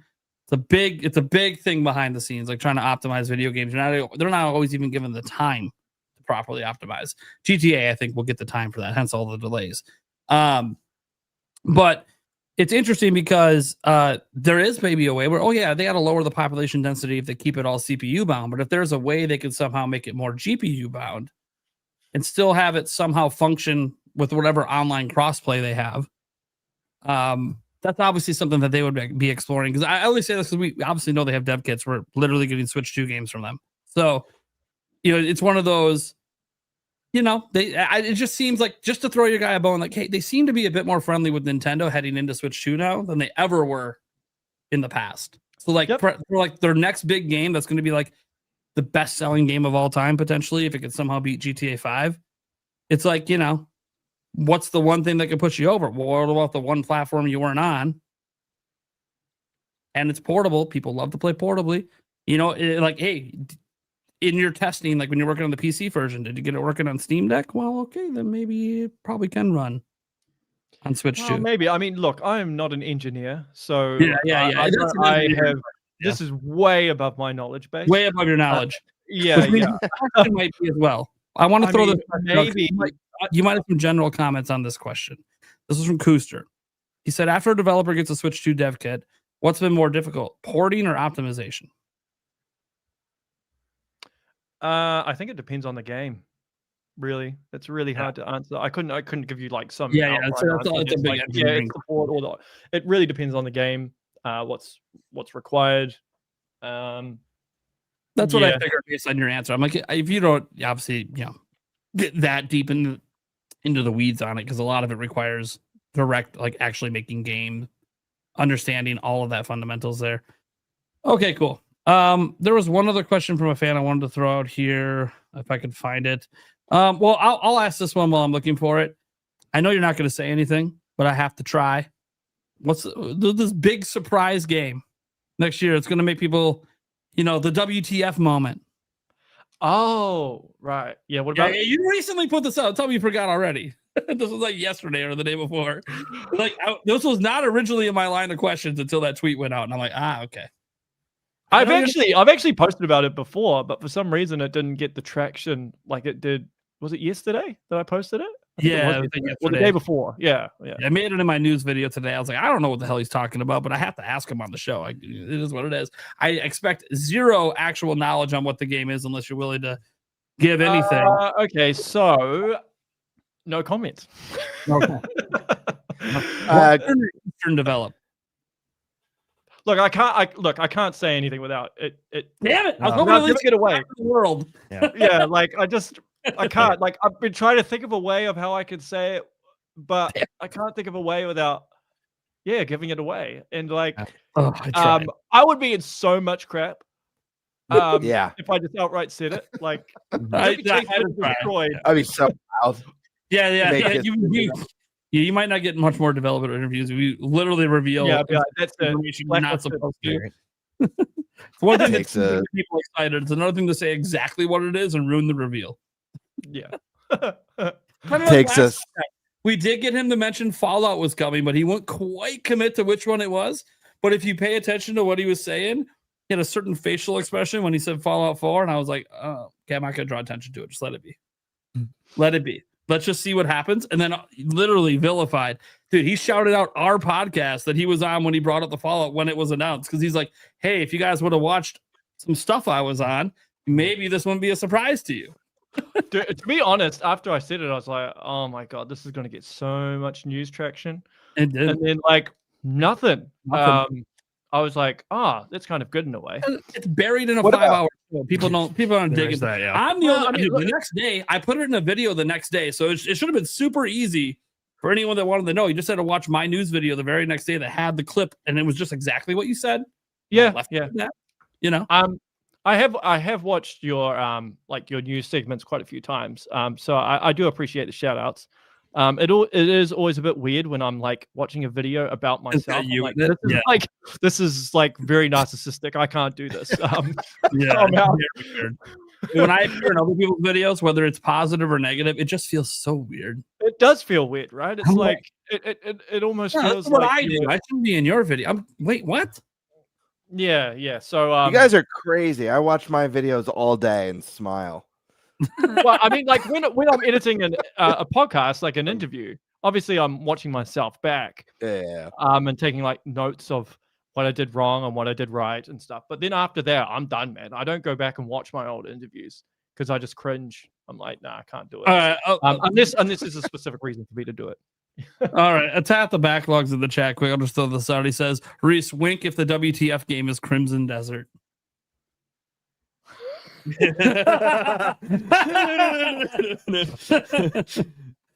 By the way, there's already been rumors on that game coming thanks to GameStop to switch to. And by the way, we asked people in person at PAX West about it coming to Switch 2. I made sure to answer that after they interviewed us and put us up on the throne. I'm like, look, I got one question. Coming to Switch 2? And their response was literally like, oh, so people on Nintendo are interested in this game. As I'm literally sitting there wearing a Switch 2 t-shirt. But the way they said it was like, what do you want us to say? We're not about to confirm this for you, but yeah, okay. Yeah. What's that like? What's the term in America? Is it like plead the fifth? Is that what it is? Yeah, played the fifth. Yeah. It was like very all of us were. It was very obvious that there's like, we want to say something, but we can't. That's so funny. I got him right on the spot. Hey, you interviewed us. I thought it was open season to ask a question back. My bad. Anyways, Kiwi, one for that. Kiwi, I got a question from someone in chat Okay. asking, have you heard anything about Persona 6? I know it's one that a lot of RPG fans have been like anxiously awaiting some sort of announcement on. I know we are getting that remake of Persona 4 in the near future, and that one's going to be coming to Switch too, which is awesome. But what about Persona 6? Have you heard any mumblings or murmurings about that one? Feels like My ages sources now. don't really stretch that far. Got it. Okay. Okay. Yeah. And this, fair enough. I'm planning on doing. I'll do the announcement here. Okay. I haven't announced this officially yet. Ooh. So next year, I've been dealing with it behind the scenes. It's very hard to make happen, but the plan is to do Japanese interviews next year. oh, Rad. Hell yeah. Interviewing Japanese developers. It's very hard to make happen, which is why no one's really attempted it. And I'm finding that out behind the scenes, but it is something that's going on. So hopefully I have more to share. that would be at a nice. later date. Yeah. Because I think one of the biggest problems is that you have all these legends in the Japanese side of the industry and they don't get their time to shine, right? Like these people are in their 60s, 70s, like the Miyamotos, the Onumas, the Yeah. Sakurais, the Kojimas, like they don't really do long form interviews, and it would be a shame if worst case scenario something happened to them, and they never got to share, whatever details about the games they've worked on and just things about their life and challenges that they overcame to reach. Yeah, that's maybe not that's not in the company curated way. Yeah. So that is the plan. The biggest problem is one, Japanese people, the type of people, you can't just like do this stuff. They like to build up a relationship with someone first. Mm-hmm. They're not just going to trust you out the gate. They're like, who the heck's this hobbit from Middle Earth? I'm doing an interview with this guy. So I'm working with some people in Japan to try and get my foot in the door. The second thing is it's going to be very, very costly to do. Yeah. So I'm trying to figure out a way to subsidize the cost, because you need to pay for a translator. You need to pay for the dubbing. So look, I'm not trying to earn Scrooge McDuck money here, but it does have to be financially viable in order for it to make sense. But yeah, so that is something I'm doing behind the scenes. Hopefully I'll have more info at a later date. All right, I got another question from a fan here. Said, anything new on the Black Flag remake, if you've heard anything? Anything new as in what? When it's coming out? What is he... I don't know. I don't know what he means. For fans, I'm like, I can't expand on it. Other than, there's lots of rumors on this thing, but like... Well, yeah, it exists. That's all I can say. Like, as I've said before, I don't have access to like release dates. Devs that I know don't make those decisions. So yeah, I can tell you it exists, but that's all I got. Sorry. Okay. Eric, you had a question, right? Yeah. And I don't know if you're going to be comfortable sharing, anything. You'll just say no. This one. I know. No, I know. I know. I love how you're being so nice about it. Yeah, but with your position of being like an insider and a leaker type of thing, interviewer is probably a better interviewer. Word. Yes. But yes. Whatever. Yeah. Yeah. All of the above. Yes. All of the above. Yeah, it seems that way. With your sources, what's your process on vetting them and things like that? And then if they make your list, what would be something that would all of a sudden just immediately cross them off your list? That's a very good question, dude. So usually when I get intel, I keep it close to my chest, and usually after they get about 3 or 4 things right in a row, then I'll be like, okay, they're usually pretty trustworthy, because I hear a lot of stuff. A lot of it's just noise. Sure. So yeah, it's a matter of them seeing their track record first. So they might come to me and say, I don't know, Majora's Mask Remastered comes out next year. All right, clip it, everybody. Yeah. And then I'm like, okay, but then I'd keep that entirely to myself. I wouldn't say anything, right? And then if it comes out, I'm like, oh, okay, you got that right, Drew. And then so that's kind of how I build the relationship with it. Do you keep like a spreadsheet on people so it's like easy to organize and check off? I probably should, to be honest. I feel like something that you might want a spreadsheet. Yeah. But the thing is, like, if anybody was to obtain, that's a big problem, right? Oh, God. Like your guy to India. India man 1. Just very general. Well, I mean, he's connected to like my wife in some regard, like not directly, but like I kind of know. And I mean, because he's so eccentric. Former as well. employee, twice removed. Yeah. No, I just call him. I call him Mr. 150% because when he's saying something is true, he's always like 150%. It is true. Dude, that's awesome. I love it. The energy behind that is great. It's so good. Literally for his sake, and honestly for Switch 2 owner's sake, I would love for him to be true on that one. Kind of funny. Yes, man. I'm happy to buy him. Hey, we did get additional context on at least that source that you're not really buying into, but there is a bet on the line for it. So hey, I don't know if that means much. We'll find out next June, July. Next June, I said if I win, I'll take a picture of the meal while I'm in India. I'll post it on Twitter too. I won't post him because I got to keep him. Well, yeah, no doubt. out of the shot, but I'll take a post of the dinner. Like, some people but know I that won't- happened. Yeah, and because Rockstar has ninjas, I wouldn't post it to Twitter until way after the meal. Right. Yeah. Yeah. It's like Thanksgiving time. All right, now it's up. Yeah. All right. But, You probably don't know anything on this. I'll let you follow. I just want to make sure I mentioned this before I forgot. Yeah. Kid Icarus making a comeback. Again, you don't have a lot of people on that side. Any noise? Nothing, man. I haven't heard anything about Kid Icarus. I think that was just like with the Kid Icarus uprising. That was very much Sakurai wanting to do it, and so that's why it became a thing. I do you know how much it sold? I'm not even aware of how much that game sold.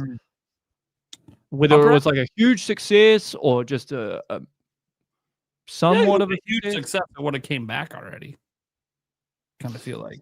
Yeah, maybe, but look, Nintendo doesn't have infinite resources. 1.3. A lot of people ask 13. 1.37. Yeah. Oh, that's well. I mean, I suppose that's okay. The budget wouldn't have been that high, so it's fine. But well, like Nintendo just doesn't have infinite resources. And I know a lot of Nintendo gamers are like, why don't we have this game and why don't we have that game? But like, they're running a business here. You know, I don't think you're going to see F-Zero.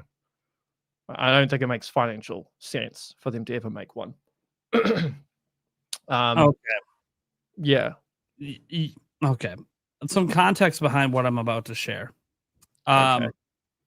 This person is one of my number one supporters on my channel.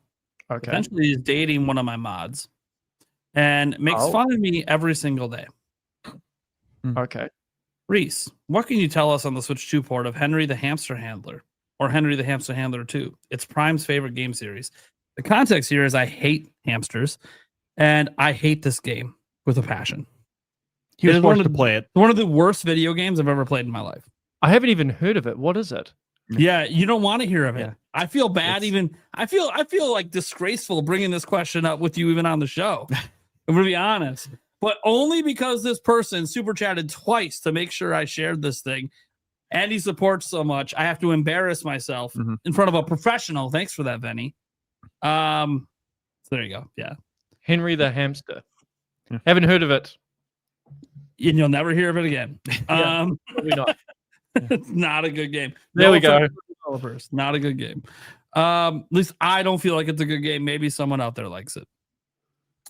Okay, you wanted to follow up yours? No, just the second part of it. With you know, if once somebody's on your list of, you know, we're good, we trust this guy. You know, is there? I mean, have you ever had really anybody do something to kind of fall off the list? All of a sudden, just like, okay, yep, no, I don't trust this guy anymore, type of thing. Yeah. Okay. When a source tells me something and then they specifically ask me to post it on social media, that's a red flag for me. Because I'm like, okay, now it seems like you're trying to get attention. That's usually a red flag. It's weird because they wouldn't even get attention. You'd get the attention. Exactly. But well, what it says to me is like they're just trying to, you know, just start a massive conversation or just to use your reputation. Yeah. That's a red flag for me. Usually if they get one thing wrong, even if they've had a perfect track record beforehand, usually I'm like, nah. So with the source for Kirby and Smash Brothers, they got that wrong. So regardless of what they say going forward, I'll still listen to what they say, but I would never reveal anything publicly. Yeah. Okay. But those are very good questions, man. Yeah. Well, then one more follow up to that, and I can help you out with it. Okay. Who's your sources? Wait, where is it? Okay. Sorry. I don't know if they heard that. Oh, damn it. I was trying to beep it out for you. He was trying to ask who your source was, and then he was going to beep it as a joke. I was like, I totally missed that. I was like, what's going on? Can you guys even hear the beep? Yeah, I can hear the beep. Oh, okay. Yeah, so I was like, who's your sources? And I'll help you out with it. I see that beep. Oh, right. Okay. Someone cue the crickets. Blocks them. No, I was just making a joke. So your source, Kiwi's all. Yeah, I got it. I just didn't think it was funny. Yeah, right. Might be an Odo at the end. Yeah. I'm kidding, Eric. It would have been great if I actually was like totally with it. Yeah, yeah. I should have had a coffee before I came on. No, all good. Nah, you're fine. Anyone else have any more questions before we wrap this up? Yeah, I got one. Do you know the release date for the Witcher 3 Switch 2 edition? The upgrade that we already know is coming. I love it how you say it. What does fake face do? There's a release date. Well, I don't need that confirmed. That's why I asked if you know the release So date. technically, there's no confirmation that that's even happening. Yeah, I know, but it It's just stats. figured I'd ask if you know when it's coming. Just so guessing straight. probably Q1. So. Dude, he's he's like this in person too. I'm telling you right now, very forward. Yeah.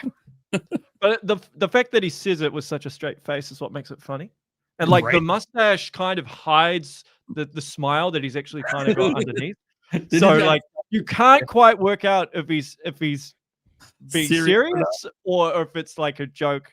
Yeah, it's intentional. smooth. Thank you. It's smooth not to answer the question too. All right. It is. That's a very smooth way to distract us with the stash. All right, cool. Well, we can probably move on to our next topic. Eric, I think it's you're next, right? Yeah, I can be. Yeah. We can probably save the Metroid topic for the end since he already talked a lot about Metroid Yeah. and we haven't. Yeah. So Yeah. I assume you won't be So around. you for probably got me for like another 30 or 40 minutes. Sure. Yeah, and then you guys can do whatever it Awesome. is you need to do. that. We'll get you in on this next topic. What's Yeah. up? Okay, let me share this just so I can. Where the hell am I again? Sorry, I'm not like A professional. yeah, right. I know. I think we got that when you tried to make the beef joke and hit like 4 wrong buttons. Yeah, I know. Well, yeah, I don't do it every day. Well, I tried to make it obvious. See the I- red button? Yeah, I know. The red buttons when you I don't should want have people to hear what double you say. checked. I should double checked it. Yeah, all right, Eric. You. Yeah, I know. Okay. See, that's comedic No, I know. timing. All right, No, I here we know. go. Okay, so Ubisoft UK has put out a statement saying that people are playing fewer games and new releases are struggling. Ubisoft UK published an publishing arm, having filed a strategic report for the year ending in March 2025, in which they wanted to warn that, oh wow, I cannot read tonight.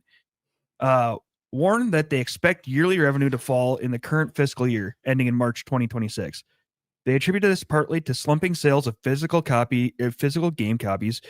More broadly, the fact that people are fixating on a fistful of mega popular games at the expense of all others, with subscriptions and streaming services like Microsoft Game Pass making us all feel less inclined to buy individual new games.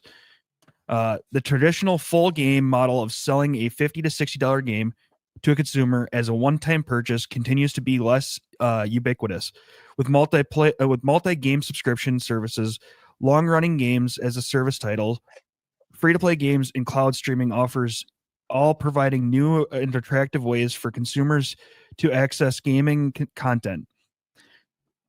So with this, consumers are playing fewer games and playing them for longer as a result. Outside of a few notable exceptions, many games are struggling to stand out and achieve the sales they may have once had. Whilst the marketing is more volatile and more potential for any specific title, less predictable as a result. So my question is with this, is this kind of just a Ubisoft thing, you think, or is this kind of gaming as a whole thing? Are we thinking like, oh gosh, how was I going to frame that question? There's a couple of things in here that I just don't quite understand with what they're saying, like the whole like slumping physical copies of sales. How is like, you know, if you're selling the same amount of games you're expecting to, but more of them are, you know, digital, isn't that going to be more profit for you? So there's just a couple things in here that just kind of don't make sense. Is this kind of, what are you guys' thoughts? Is this Ubisoft just bitching, or is this an actual like trend in the industry? It's definitely an industry thing. In terms of the way they've worded it, it is a bit weird. I suppose it depends on if they are saying that they're still selling the same digitally, but physical copies are just completely disappearing. That kind of makes more sense to their argument. But yeah, there's a massive decline happening because and there's been a lot of studies that show that Gen Z, for example, are playing more free-to-play games, or there's just reels that people are watching all the time. Like when what was it? Satya Nadella talked about how we're competing with TikTok and stuff. People actually misinterpreted what he was saying. What he was actually saying is you only have so much time. Time is a precious commodity, right? And everything is vying for your attention constantly. And TikTok or any type of social media absorbs people's time. So he wasn't talking about directly competing with TikTok. He was talking about the loss of time to these social media platforms, and meaning that console gaming is trying to basically get attention, and these reels and social media platforms are stealing attention away from people playing games to play games on their phone or watch reels or whatever. And this is increasingly becoming a problem. And so obviously that is having a ripple effect on the industry. Now, granted, I do feel that like if you're top tier and you're making ridiculously good games, you will not be running into this problem as much. Like, when was the last time Ubisoft released a game that got a 90% on Metacritic plus?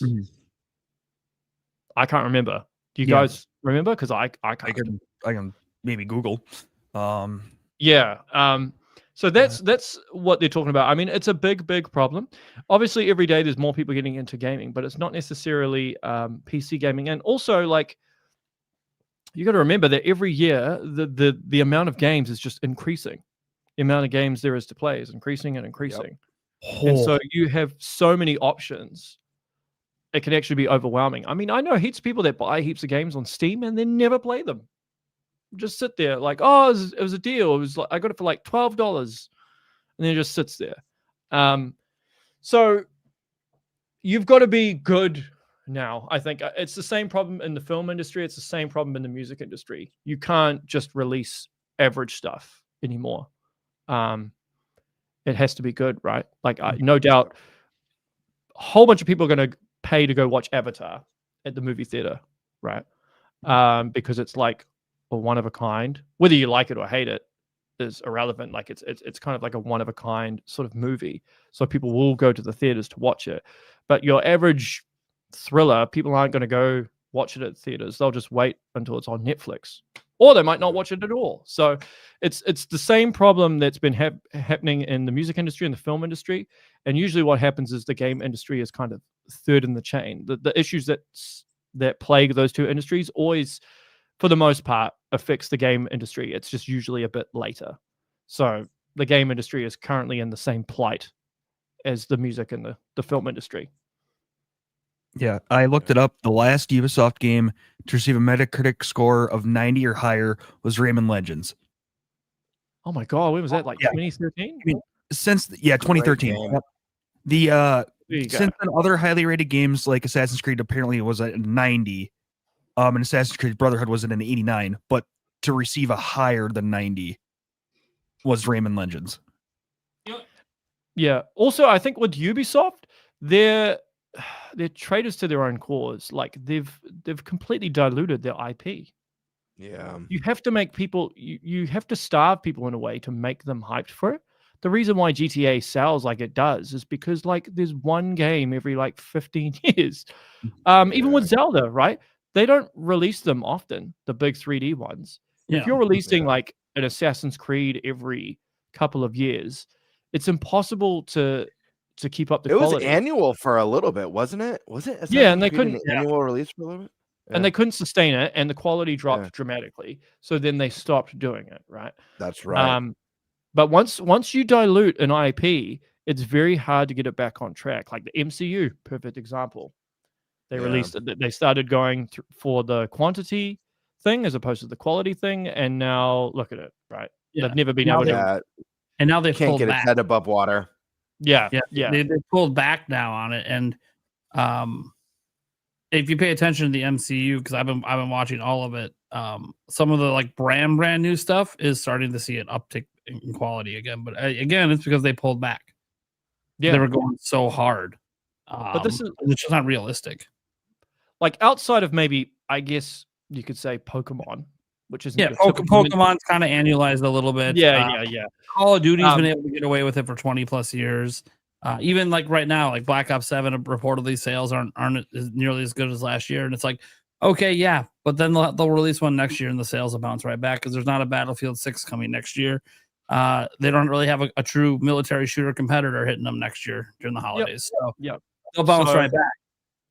There are exceptions to the rule, but usually quality trounces quantity every time. So I think in Ubisoft's game is they've released so much average stuff for ages that consumers are just like, whatever, we don't care. Yeah. Also, I think their pricing model is an act of self-sabotage because like a couple of months after they release the game, it's going to be heavily discounted. Yeah, So 80%. why buy it day one? Yeah. Like with Nintendo, for example, as annoying as it is as a consumer, you know they are never going to drop the price. So there's no point waiting for some sale. You might as well just get it day one, right? Yeah. Yeah. I think it's interesting because this entire topic is due to a Ubisoft employee. And I think Ubisoft is like maybe the last company that I want to hear from about what they think the issues are in the industry in terms of like people playing games. Because while they're struggling, you can point to all these other companies that are doing extremely well, have high player engagement, growing sales. So it's kind of like, yeah, you guys fumbled the ball.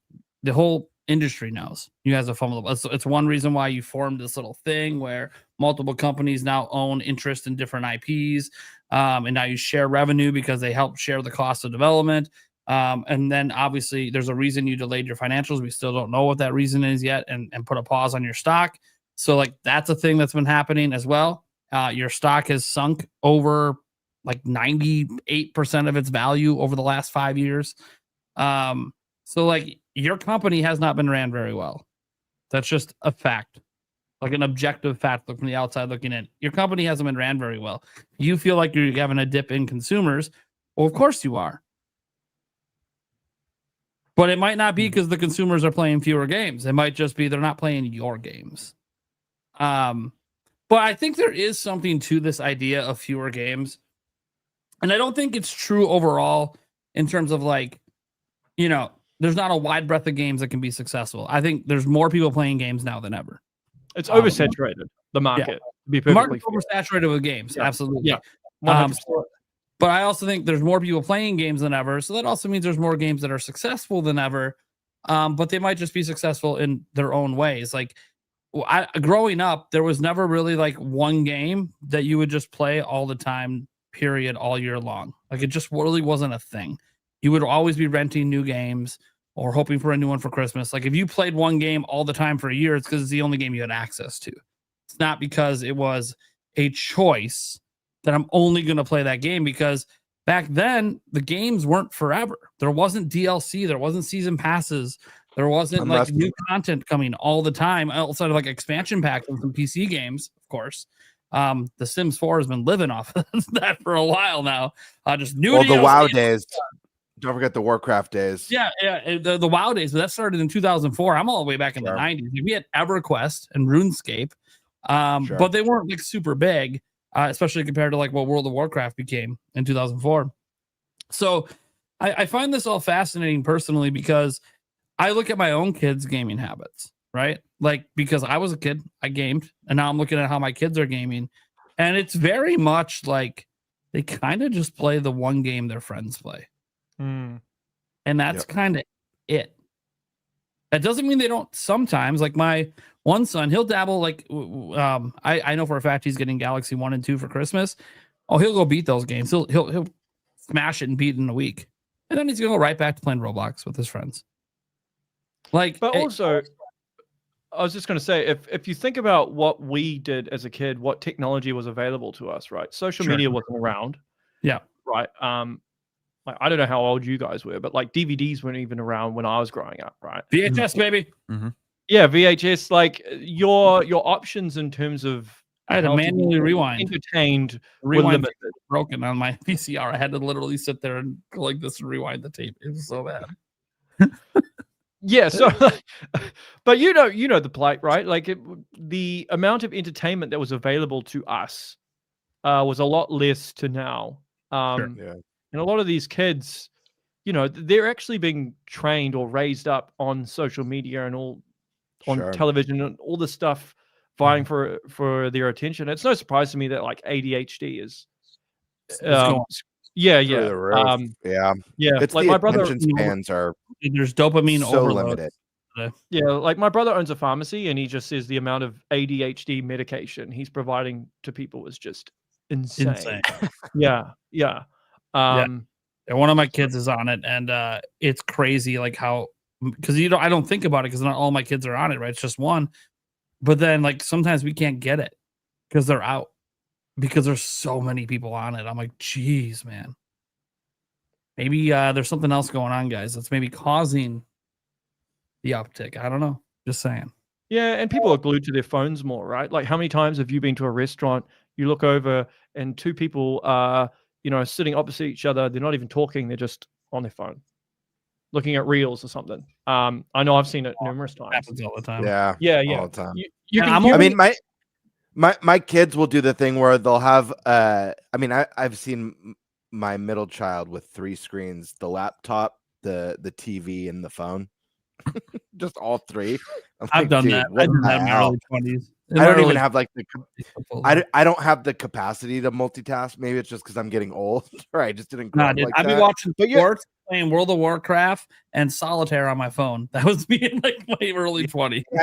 I've got to just focus on the one thing. But I think Kiwi, you made a really great point. Like we were very limited growing up. It was like either you play a video game, you watch a movie, or you play outside. Those were like kind of, at least for me, those were the options.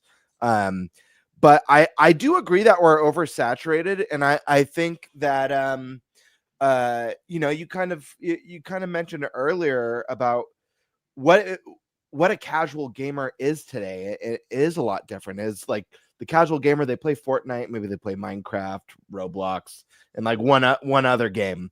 It'll be like those lifelong games. They're not trying multi-genre. Oh, I can't wait to try this new shooter and this new platformer and this new RPG that's coming from this company, and you know, this sequel from a game that we haven't seen for 20 years.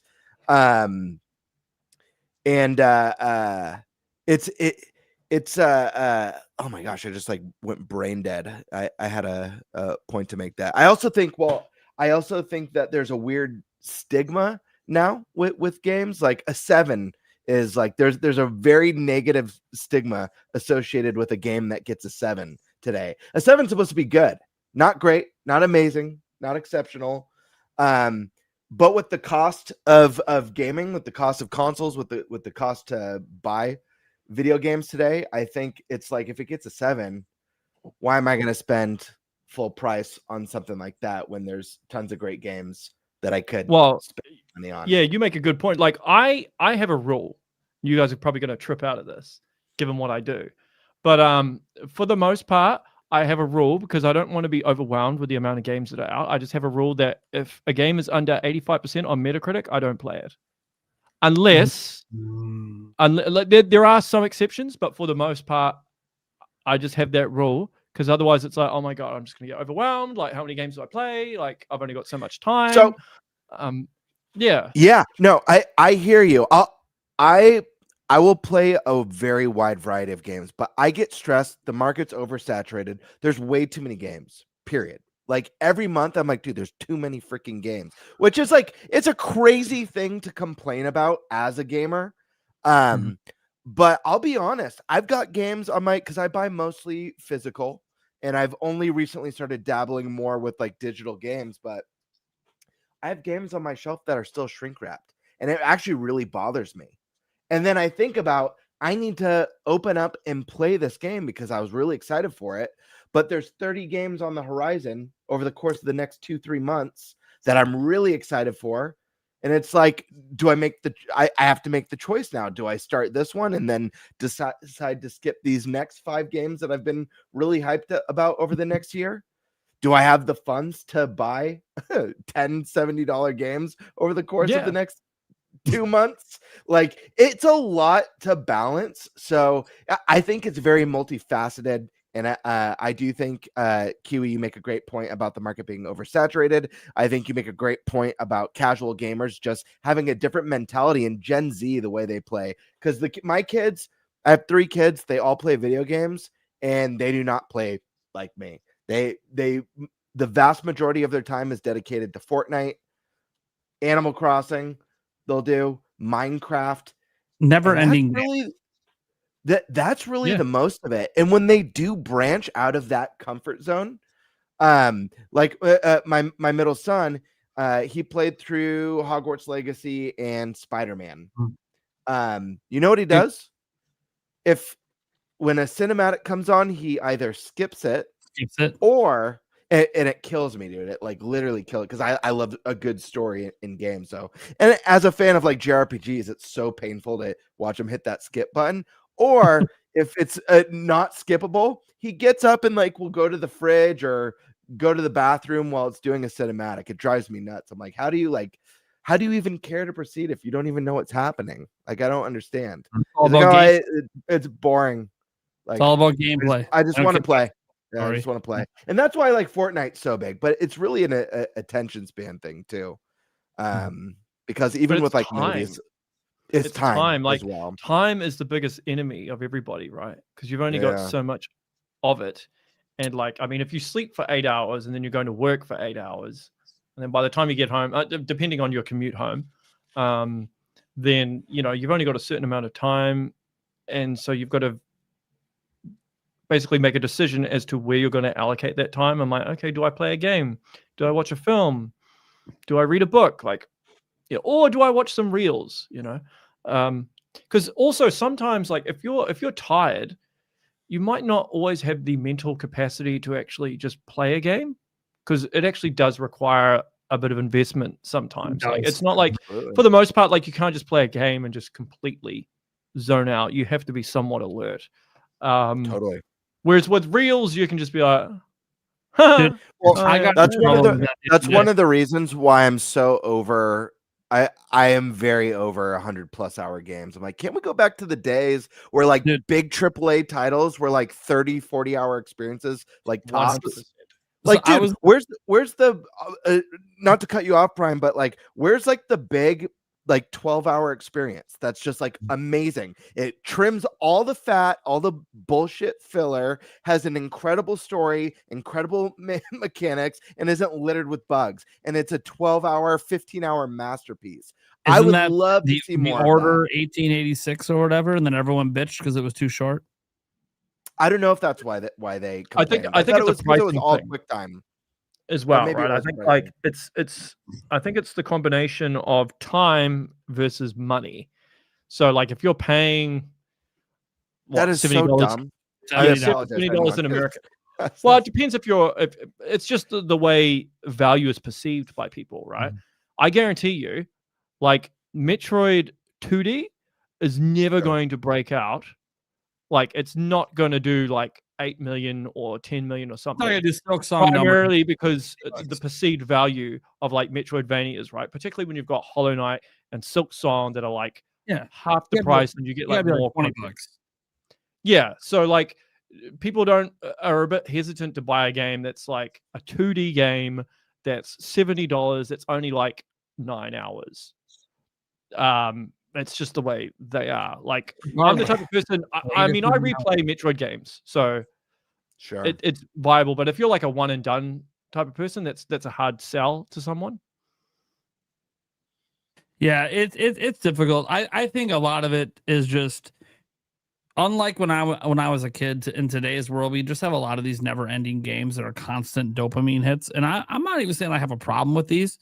Fortnite's a big one in our house. My fiance is literally playing it right now. What I left earlier was to give her batteries the Xbox controller so she can keep playing. And I know when I come to bed tonight, she's going to want me to play Fortnite with her as well. And I got nothing wrong with Fortnite. I have a good time with it. They're constantly updating it, constant new content. The Simpsons is right now. SpongeBob is coming later. We're big SpongeBob fans, so they might get a few shekels out of us for SpongeBob. We'll see. But these companies have done a good job of making these games that don't end, but also keep adding new things to keep you engaged. Even when I look at like World of Warcraft today, like it still holds an audience. Dude, they're dropping X packs like every couple of years. It used to be like every 4 years, but they do it more often because they got to keep people's attention longer. Because people aren't, taking 4 years to get through all the content in an X pack anymore. But what's going to happen when these servers go down and these games are no longer online? Are these people just going to have a mental breakdown? Like, oh my God, I lost like... you see it online. Dude, when the Fortnite servers are down, you see the bitching online. Everyone gets it doesn't matter that they pre-announced server maintenance for 4 hours, because, hey, to fix shit, they got to take the servers offline. Like, that's how maintenance works. You got to reboot shit. Yeah, they got to at least turn it on and off again once. Yeah, right. I think I just don't. I don't know. The time thing doesn't for me, and I get it's to each their own. For me, like I'd rather pay full price for a 15-hour, 20-hour like gem or masterpiece than pay full price for a 150-hour piece of shit. 100%. That's buggy and it's filled bloated with filler content and a completely cliche storyline with two-dimensional characters. And this is why they're a dime a dozen. Yeah, this is why I like The Order over on PlayStation so much. Like it was a full price AAA game, but it was very short. Or maybe it was on Xbox. I can't remember which platform. I owned them all, so I don't even remember whatever platform it was on. Like it was very short, and that was like a huge complaint people had. And I'm sitting there, I'm like, yeah, but dude, hour 1 to hour 14, this thing was packed. Like it was one of the greatest mini story journeys I've ever been on in a video game. That was so worth my money. But I also feel like the reason you're that way, Game Bird, is because you care a lot about the story. I get this from you talking about your son and how he skips it and it annoys you. You care about the story. So the story is so enthralling that this little quick 10-hour game has like this thing. It just grips you from the end and just doesn't let you go till it's over. It can feel like it's worth it to you. Whereas a lot of other people, it's about the gameplay. Yes, we're seeing but and if the gameplay only gives them 10 hours worth of gameplay and they don't care about the story, they get to the end of the 10 hours and they're like, that's it. Sure, but it doesn't have to. Like I wish we'd see more AAA 10 to 20 hour experiences. I really do. But I'm happy with the 30 to 40 hour. It's the 100, 200 hour stuff. That's like, isn't that Nintendo? No, it's not. Yeah, no, absolutely. And it's one of the reasons why I love them. But there's other games that do it. I mean, look at how fantastic Astrobot was on PS5. That's a AAA platformer that's solely gameplay focused, not story, worth every single penny. And I don't know. I've never understood this time and money comparison when, I'm in California, so I know that things are a little bit more expensive here. But like going to the movies out here, the average movie is like an hour and 20 minutes, and you're paying $17 a ticket. If you go to Disneyland and spend 7 hours at Disneyland, you're paying $150. So in what world is a game that gives you 20 hours of fun not worth $70, especially if the story or gameplay are exceptional? Why is it more value when it's littered with shitty fetch quests and annoying checkbox and repetitive? I feel like you're calling out Assassin's Creed specifically right now.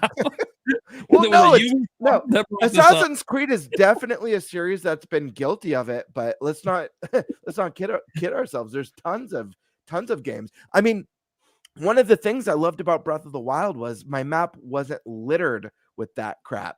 So I never felt that sense of being overwhelmed in the game or like stuck having to do a checklist of repetitive activities. I just went where my eyes took me. It's part of the organic game design And yeah, do I think they could have done more to make that game better if maybe they cut the shrine content in half? There's like what, 130 shrines? Maybe if they just did 70 shrines and they built 6 really feature-rich dungeons in the game that are more themed, maybe that would have been better. I think so. But my point is like, I just don't understand the time money comparison. Obviously, you don't want to spend $70 and play something that lasts 30 minutes and be like, what the F was that? Or maybe even 2 hours for that matter. But I don't know. I guess I just view things differently. A lot of game developers have a lot of data, right? And they can see from platforms like Steam how many people are playing their game, how many people are finishing their game. And most people do not finish a game. So it actually helps reaffirm what you're saying. Like, why make a game 100 hours if only like 40% are getting to the end as well? Sure. So yeah. I also look at this from a parent perspective. So gaming's more expensive than it's ever been, or at least it feels like it. I understand that there was a time in the 90s when like certain N64 games were like $100+. I get it. I lived through it. I know. But you know, consoles are more expensive. The average price of games have obviously gone up. We're at 70, could be at 80. GTA might go for 100. We have no idea. And you know, obviously we have PlayStation 6 and the next Xbox on the horizon. The Steam box coming as well, the Game box coming, where we're already getting warnings. You know, Linus Tech Tips on the WAN show put out there, you know, when they said it's not going to be console like pricing because we can't subsidize it. He's like, well, you know, what about like $500? And then the energy in the room got really dark really quick when he said 500, which means 500 is not even close to what they're going to charge for that. And I'm not laughing at it. I actually want it. It's just, it's going to be more expensive than people expect it to be. And I sit back, you know, we see obviously the $1,000 ROG LIX, obviously $600 for the base model, but the one that all the reviewers got, of course, is the one that runs games even better. It's interesting looking at the way it is today as a parent, because gaming's more expensive than it's ever been. It used to be, and maybe this is what's changed in households. It used to be that you would have one system, and that was for the family. Everyone played that one system. Any game bought, it would be for the whole family. I don't know about you guys. I have 3 children. That ain't how it works anymore. Everyone's got to have their own system, not one shared system. It just doesn't work. Maybe it's because of different lifestyles. Some kids are in sports, some are in music, some are doing whatever, art classes and stuff. Like, it's just different. The schedules don't line up. It's really hard to share the console, especially the portable one. It can move, but it can't move with everyone at once because you don't have your own. It's like, who's going to get it today? Who's going to have it tomorrow? What if the parent wants to play, but some kid left it at school? So in today's world, it's a lot of everyone's got to have their own. And that's fine. I think console makers love that everyone's got to have their own system. Even the ones under the TV. I can't tell you how many people I know that have like multiple PS4s just so they don't have to share it with their kid. Their kid can go play theirs and I can play mine.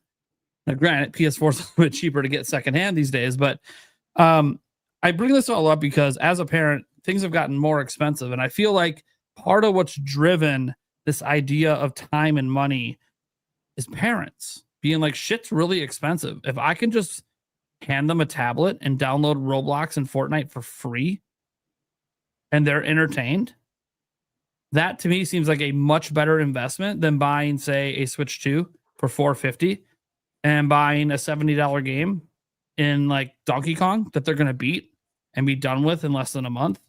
And then I got to buy them another $70 game. And then I got to buy them another $70 game when I could just literally have them for free. Nate, do you really think parents are putting that much thought into which games they're buying for their... I know someone like you might, who's like, you make YouTube videos, you cover Nintendo news, you watch the directs and all the presentations. Do you really think the average parent is like, I want to buy a game that's at least gonna have like hundreds of hours of gameplay that way my kids are occupied? I think parents aren't looking at it in that light. They're looking at it in when they bought their kid a game and they played it for a day and then you never see them play it again. That sticks in their mind that they're not going to do that again. They're not going to waste the money. They're going to pay attention to what they're playing, what they're interested in, and they'll rather buy them a V-Bucks card than a brand new game. I kind of feel like parents aren't stupid. We all have budgets. We all have a finite amount of money. Some parents pay zero attention. Obviously, we know this. Parents that'll just hand kids a tablet or a phone and see you in 2 days when I have to feed you again. Fucking ridiculous. With some of the shit I've witnessed from other parents, but I think that just based on the circles I've talked to, of parents that aren't me, didn't even grow up as a gamer, they are paying attention to where their money's going. And if the money feels like it was a waste because their kid's not playing the game more than a day or two or more than a weekend, yeah, they just won't buy. You know, like if they bought Zelda and their kid played it for a weekend and never touched it again, they're not going to buy the next Zelda game. Not for their kid, anyways. Not to derail the conversation, but unfortunately, I do have to depart. But this is so interesting. I wish I could stay. I know. It's hard to get any of our guests to stay. We have a long show. So. Yeah. But this has been great, guys. I've thoroughly enjoyed this, even more so than last time. So thanks for inviting me back. I very much appreciate it. There you go. Go ahead and plug yourself. Yeah. Plug. So next week, I am finally doing my review of Donkey Kong Bonanza with the old Donkey Kong Country Returns and Tropical Freeze crew. Well, not really crew. It's only 2 of them. But yeah, I'm recording that next week. And I've got an interview with someone that worked on The Witcher 4 or who is working on The Witcher 4. And those will probably be my last 2 for the end of for this year because I'm off to Australia. Partway through December. So I've got to do these interviews, edit them, finish Metroid Prime 4 all before I leave. So fun times for me. Oh, yeah. Please, I didn't Switch 2 question for Witcher 4, please. What's that? I'm like, I really want Witcher 4 on Switch 2. So I'm like, please slide in a hint, Nintendo, maybe? Reach out to CD Projekt Red, man. Yeah. Kiwi, before you go, can I ask you a quick kind of farewell question? Super quick. Sure. Do you have a dream interview? Is there like a holy grail interview that you really want? Oh, dude. It's really hard to answer. Sure. I don't think I have just one. Okay. I think the 2 that come to my mind right now are Reggie Fils-Aimé and Todd Howard. Oof. Primarily because in my head, I already know exactly what I'd ask them. And there's a lot of stuff I'd want to ask Reggie that he's never been asked before. That's what I want to see. Right? I don't want to ask Reggie the same questions. Yep. Like all the time. He gets asked the same questions. There's a whole bunch of stuff I'd like to ask him about Metroid. Like, how does Nintendo perceive Metroid? Do they view it as the black sheep? Like, how does Japan look at it internally? Metroid, like that's just one on the top of my head. Example, yeah. And there's heaps of other stuff like marketing, for example. When you have a company that's essentially built on FOMO, fear of missing out, for those that don't know, like FOMO is pretty much built into Nintendo anyway. So how do you market something when FOMO is already built into it? Like those are great questions. Like how do you look at the marketing when you know like you don't really need to market Mario? It's going to sell itself anyway, right? So what you're saying is when we have the clout to pull Reggie on the podcast, you want on that episode. Yeah. I have spoken to him before, and this was years ago now. And this was around about the time he was promoting his book, Disrupting the Game. Yeah. And he basically told me, and look, I'm not saying this in a bad way. I actually really appreciate the fact that he was honest. But he just said, your platform's not big enough yet. Yeah. And look, I actually appreciated that because it's like, okay, I need to work on this. And like, I took it as fuel. On the time, you know? Yeah. And look, you got to prioritize, you know, and it's hard to prioritize. Right in with the topic. A smaller.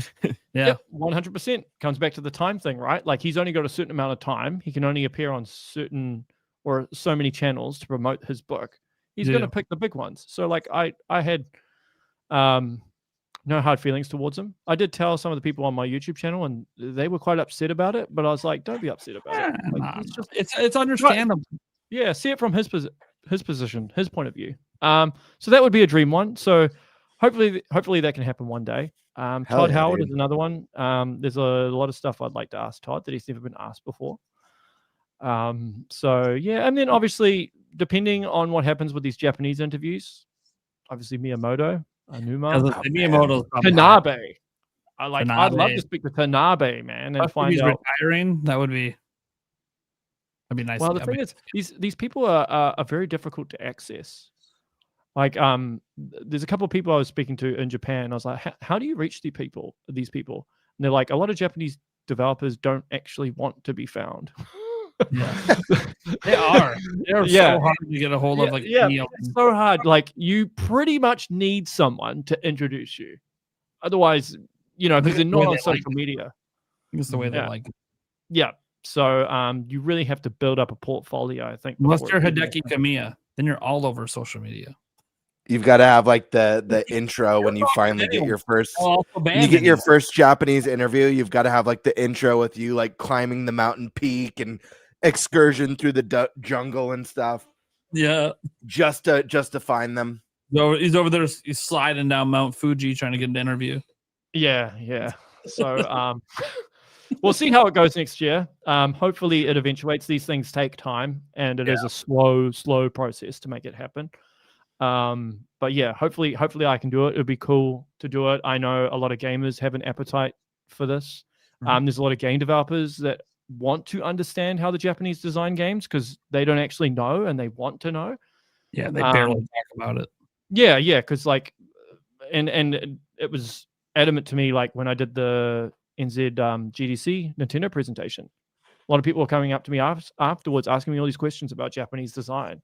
And like there were some things I could answer, and some stuff I'm like, I don't know, man. And so there's definitely an appetite for the Japanese way of designing games, and I think it could definitely help a lot of Western developers because the road they're going down isn't really working out, is it? So yeah. Well, I want to make sure we shout out our guest here. Yeah, be sure to go check out his stuff. If you guys don't know, he's very passionate about his interviews. He's working hard to get even more. If you listen to him talk about his dream interviews and what he wants to do, dude, just watch his interviews. He asks these people questions that you don't see in any other interviews ever. He does his research. He knows what he's talking about. As he said, some of the games that he hints at in the future, you can sometimes piece together by just paying attention to who he's interviewed. He'll never give away who it is, but it's kind of like he's interviewed a lot of people. So, if you want to do your homework, you can maybe piece something together, but no one ever seems to quite do it. Maybe because it takes a long time to watch a lot of interviews and try to figure out, hey, where do these people work now? What are they doing now? What's this? What's that? Because the industry that we're in, they're constantly moving around. These people don't always stay at one company for 30 years like happens at Nintendo. So we want to go check out his channel. He's got more interviews to come, as he said, 2 more at least for the till the end of the year. He's going to be beating Metroid Prime 4 as well, of course. Yeah. And I'll just say, hopefully in January, if all goes according to plan, I will do a review of Metroid Prime 4 with the OG Metroid Prime developers. Ooh, baby. Cool. I will definitely tune into that. I loved your Silk Song review you did with the one developer. That was great. Yeah. I would like to do more of that because it's kind of something that's different, Yeah. And it's something that like you don't really see. Yeah, and it gives their you perspective on what Metroid's doing now would be fascinating. Mm-hmm. Yes, exactly. So I'm going to try and get the gang back together, as much of them as I can. It is quite difficult because they're scattered everywhere over the United States and Canada, so time zones become a bit of a problem. But hopefully I can get the gang back together sometime in Jan, because they'll need to finish it, of course. And so keep an eye out for that. Keep an eye out for the Donkey Kong Bonanza review. And thanks again, guys. Yeah. I will leave you to it to have more debates about time and games and whatever else. Yeah. Cool. Cheers, all right. Man. Much love, guys. Much love, chat. See you later. Bye. All right. Yeah. Stash Man, what are your thoughts on the topic with the, people playing fewer games, things like that? Yeah. When I saw the comment, I automatically knew what he meant.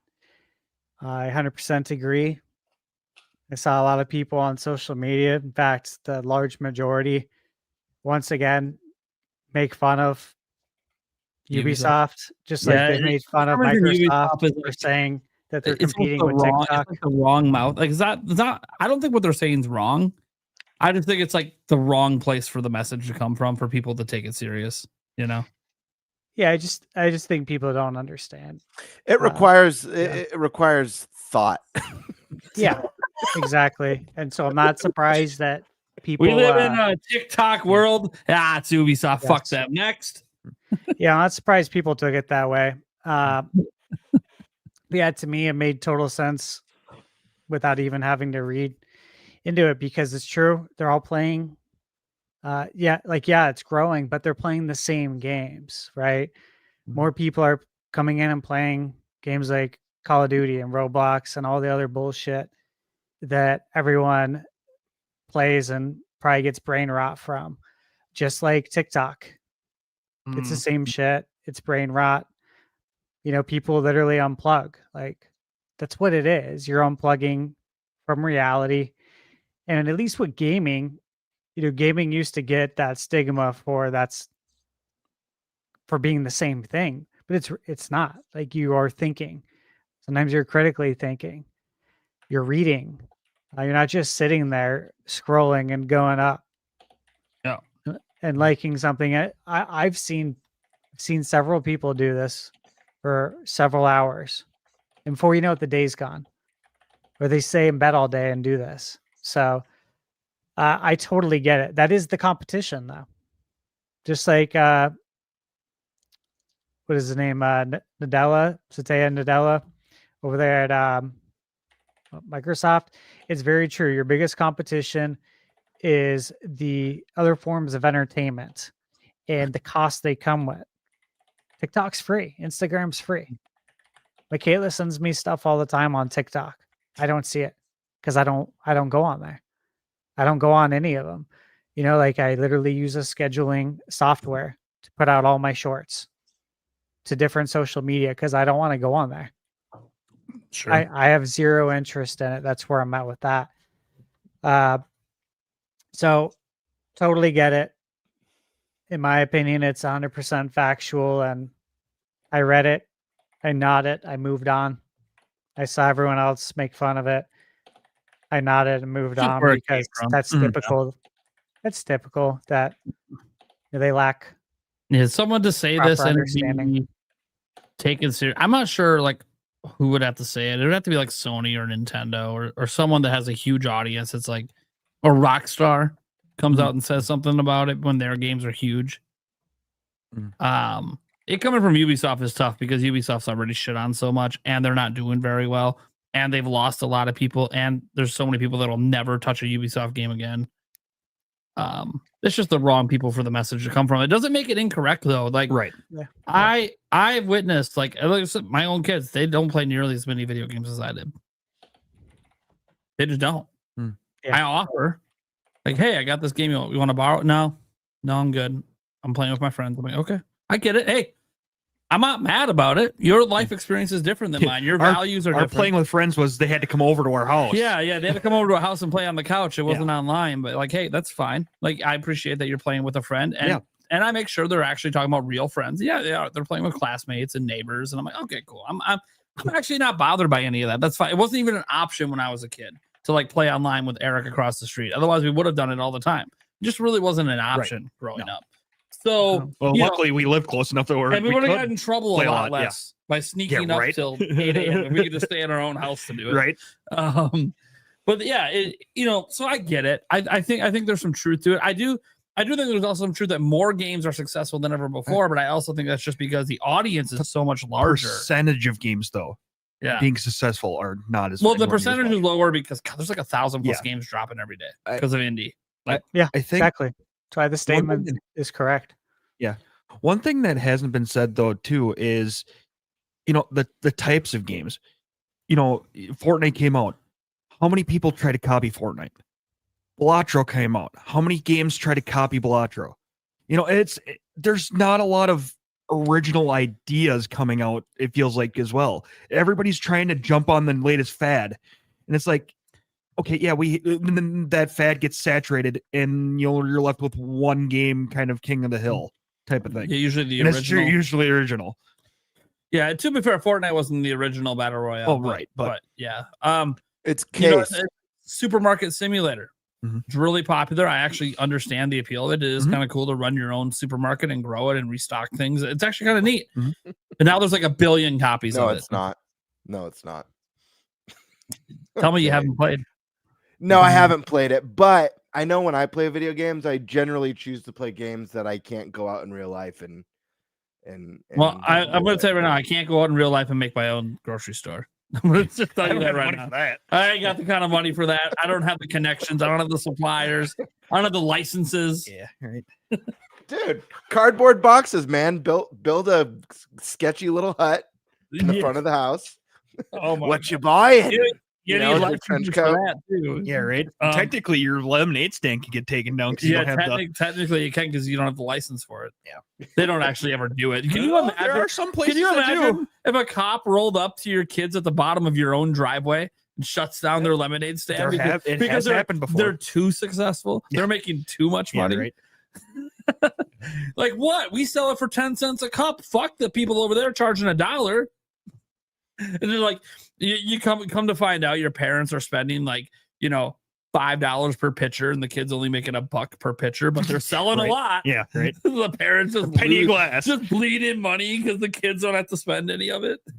Kids have no concept. Cops Penny show up, we glass. gotta shut it down. Yeah, you're right. you're ruining the other businesses running. Sorry, officer. Would you like a dime? I want some free lemonade. Are you bribing an officer, son? Yeah, What right. the fuck? They're children. Shut the fuck up. It has happened. I'm so. sure it has. I haven't seen video of it, but I'm sure it's happened somewhere. There's some asshole officer just No, scarring a kid for life at a Yeah. lemonade stand. Or there's Can you some imagine if it asshole was neighbor Shaq? or something like Because that. yeah. Shaq's like a rent-a-cop. Like Yeah, he's right. actually he could actually be a cop. Can you imagine if it was Shaq rolling up to shut down your lemonade stand? You'd be like, what the The thing fuck? was, he wouldn't. He wouldn't. He'd show up and Dude, no, he'd smack the person who called it in. yeah, dude. He'd sit down and start selling the lemonade for you. Yeah, right. And he'd be telling people it's $5 a glass now. Yeah, right. No, anyways. Cool. I think we move on to the next Yeah, topic because yeah. we could talk about this Oh, yeah, forever. no, for sure. I feel like the next topic we really should touch upon is the Game Awards because it's coming. Literally, next month it's coming. I haven't Legit. even, I'll be honest, I haven't looked at the nominees yet. I've been so busy okay. this week. You're gonna see So- them now. We're gonna go through the nominees. You are gonna see who I voted for because I already put my vote in. I will note though that this vote is just my personal vote on who I want to win, who I think should win. It is not who It's not your necessarily competitive vote. vote. Yeah, this is not like we're gonna have a betting special. This is not my competitive vote. This is not, me going out on a limb and being like, this is the one I think will win this category. Although it might line up here and there. Like I think my Game of the Year one you're about to see, because the way their website goes, Game of the Year is first for some reason. You'll see that I voted for Claire Obscure. This is actually a very tough vote. There was coin flips involved. It happened on live stream, so people in the chat can, back me up on this. So there was coin flips involved with this one. So, anyways, the Game of the Year nominees are Claire Expedition 33, Death Stranding 2, Donkey Kong Bonanza, Hades 2, Silk Song, Kingdom Come Deliverance 2. Is there any game we think should be on this list that didn't make it? I mean, Stash, you review games for a living, so you could be a number you think should be here. It's a really solid list, to be honest with you. Yeah, I mean it is It it is a pretty good list, to be fair. No Yeah, qual? I'm fine with it. It's a good list. Great list. Yeah, All these games are it's great. fine. There's no hate to any of these games. These are all Yeah, great. This isn't some years there's like Yeah. a game that you just don't know why that's up for Game of the Year. Yeah. But this time it's like, no, these are all like Although- legit. Actually, there is one that I'm surprised didn't land on this list. Actually, I've just looked up a list of games that came out this year. I'm surprised Split Fiction isn't here. Mm-hmm. Yeah. It's up for some other awards, but yeah, it did not make it for Game of the Year, despite them previously that studio has won a Game of the Year. Mhm. And Yeah. technically it's higher rated, I think, than DK Bonanza is, and Bonanza's on the list. It's higher rated than Kingdom Come Kingdom Come Deliverance as 2 well. as well. Yeah. Yeah. Now remember, these were all decided by media members, and for some reason they didn't put Split Fiction in. It is what it is. I can see why I'm happy for Kingdom Come Deliverance. 2 is here though. I'm very happy Kingdom Come Deliverance 2 is there. I feel like that game never gets the recognition it deserves for how good it is. So yeah, obviously I voted for Claire, but yeah, this is a great list. Okay, next category, game direction. So I've always felt weird about game direction and game of the year because it feels very similar. But yet Split Fiction's here. Ghost of Yote, Hades, Death Stranding, Claire Obscure. I always feel like, it's very similar to game of the year, but Split Fiction got in. Any qualms with these? You like these picks? Remember, outstanding creative vision and innovation. Yeah, I do. I think I do have qualms. I've had a qualm when I read this because the way I ended up picking the games, like I was like, okay, Hades 2, it's not really creative vision or innovative. It's just more Hades. It's really fucking good. Yeah. And the same with Ghost of Yote. It's Like just and Death Stranding. Yeah. They're All all three of they're them are like, they basically just built on what was great about the previous Yeah. entries and made it better. I feel like Bonanza belongs on this list because it really reinvented Donkey Kong with a unique game direction. So I feel like that one's a little bit of a miss. agreed. There's an indie game that was really amazing this year that I could see being Blueprints? on this list called Blueprint. Yep, Blueprints. I forget the board game that it's kind of inspired by. Haunting something, I don't know, some haunted house game, but yeah, I don't know. I feel like Donkey Kong and Blueprints should have been in this one. I agree. For sure. I agree with you on that take. Yeah, I've always felt like some of these categories, some of the games don't make sense. And this is one of the ones where it's like, yeah, these are all really popular games, but like 3 of these games, they didn't really innovate or have like a unique creative vision. They're just repeating what was already successful, which again, nothing wrong with that.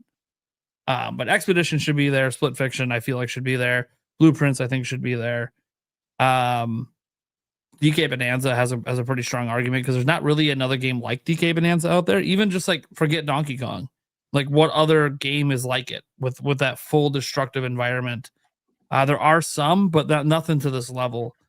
And I'm sure there's other games that could easily make it on here. I think if Mina the Hollower would have came out in time, I feel like that would have been a game great for this list. But it's not. It's now listed for 2030. I gotta love eShop listings. Stash, you got any qualms with this list for game direction?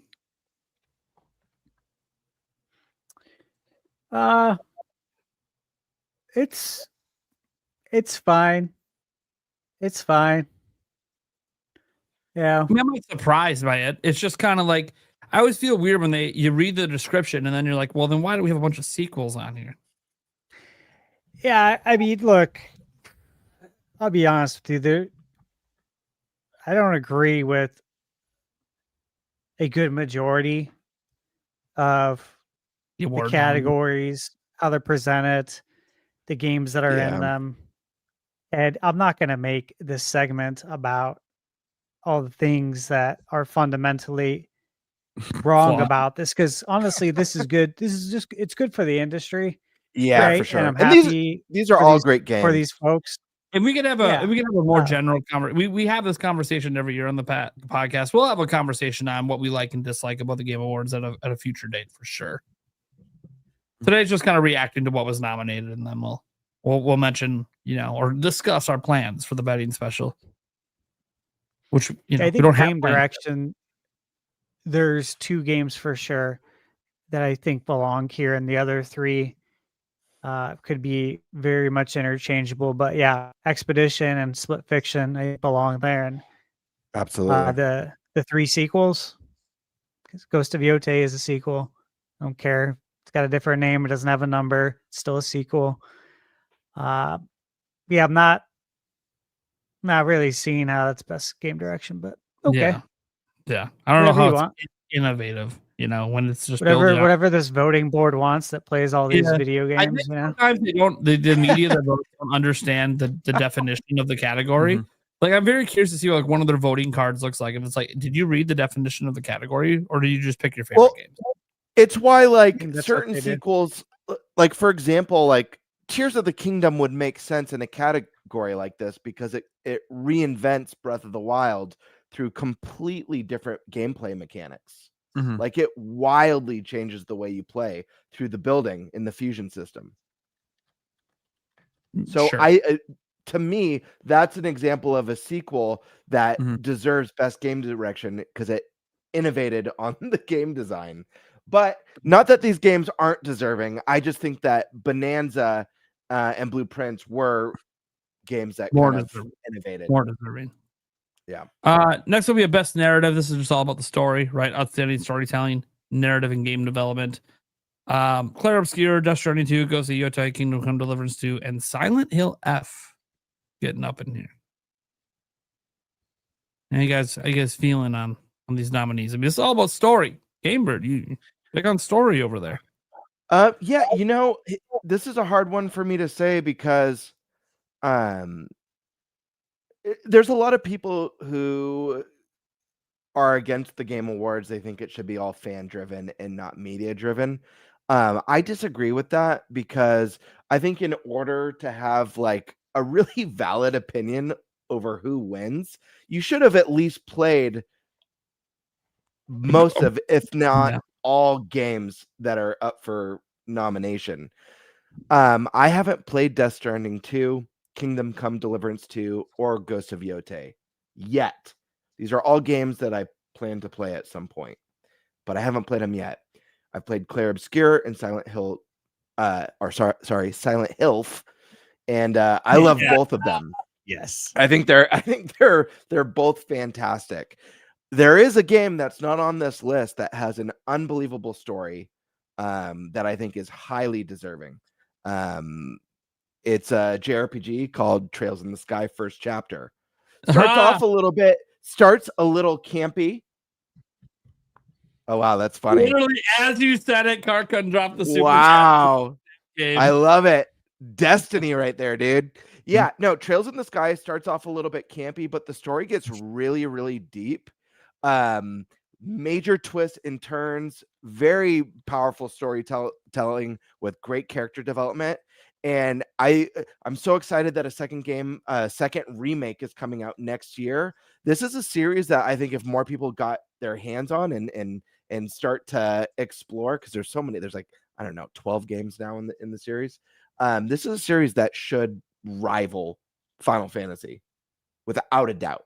And I think for the most part, the storytelling in this series better than Final Fantasy. So I think that game got snubbed. But again, that's more of a personal thing because I haven't played more than half of the titles here. So what do I know?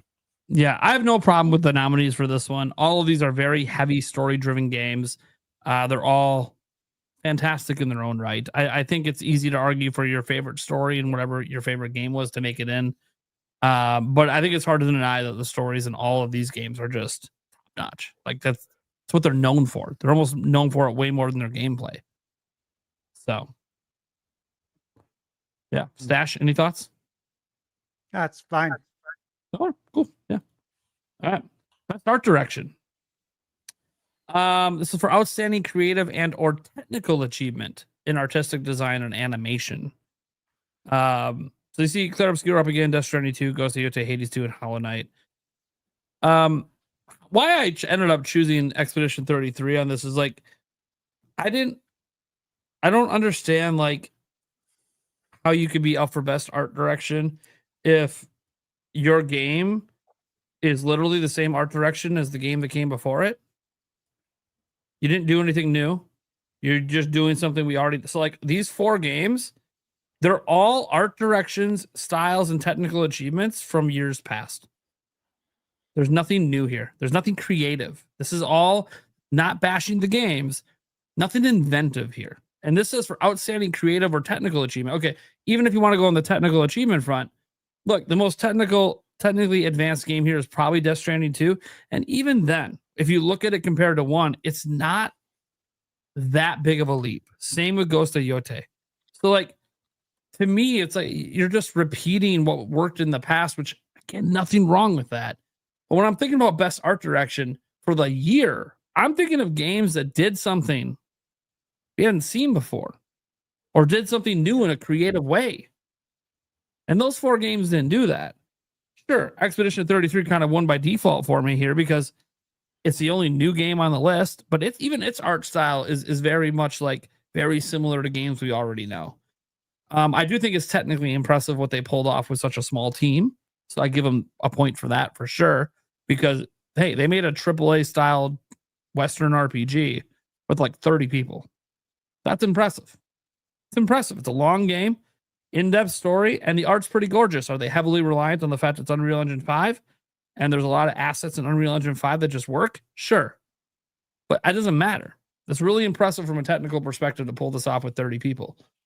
But the rest of them, I'm like, these don't even really belong here. I can think of so many other games that should be in here for art direction over sequels to art we already know about. That's my thoughts, though. Anyone else want to chime in? I'm actually very happy with I'm opposite. I'm very happy with this selection.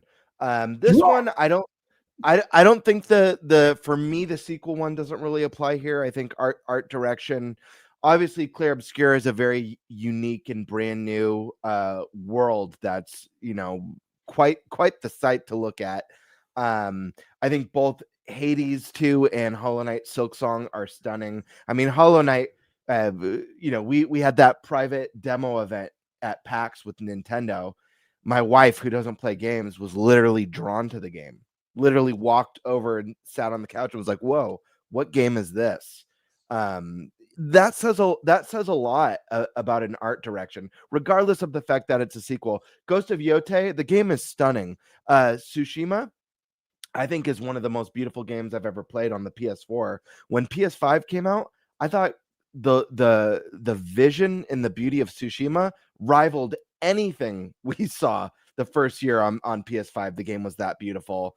Death Stranding, I think, makes sense for different reasons. I look at Hideo Kojima, kind of like Miyazaki of From Software, just a very creative visual director who comes up with weird creature design and character design and very, like, I don't know, just a visionary for these unique entities and scenarios. I think there's enough weird crap in Death Stranding to give it this artistic style that's really unlike anything else you see. So I think all these games have earned their place.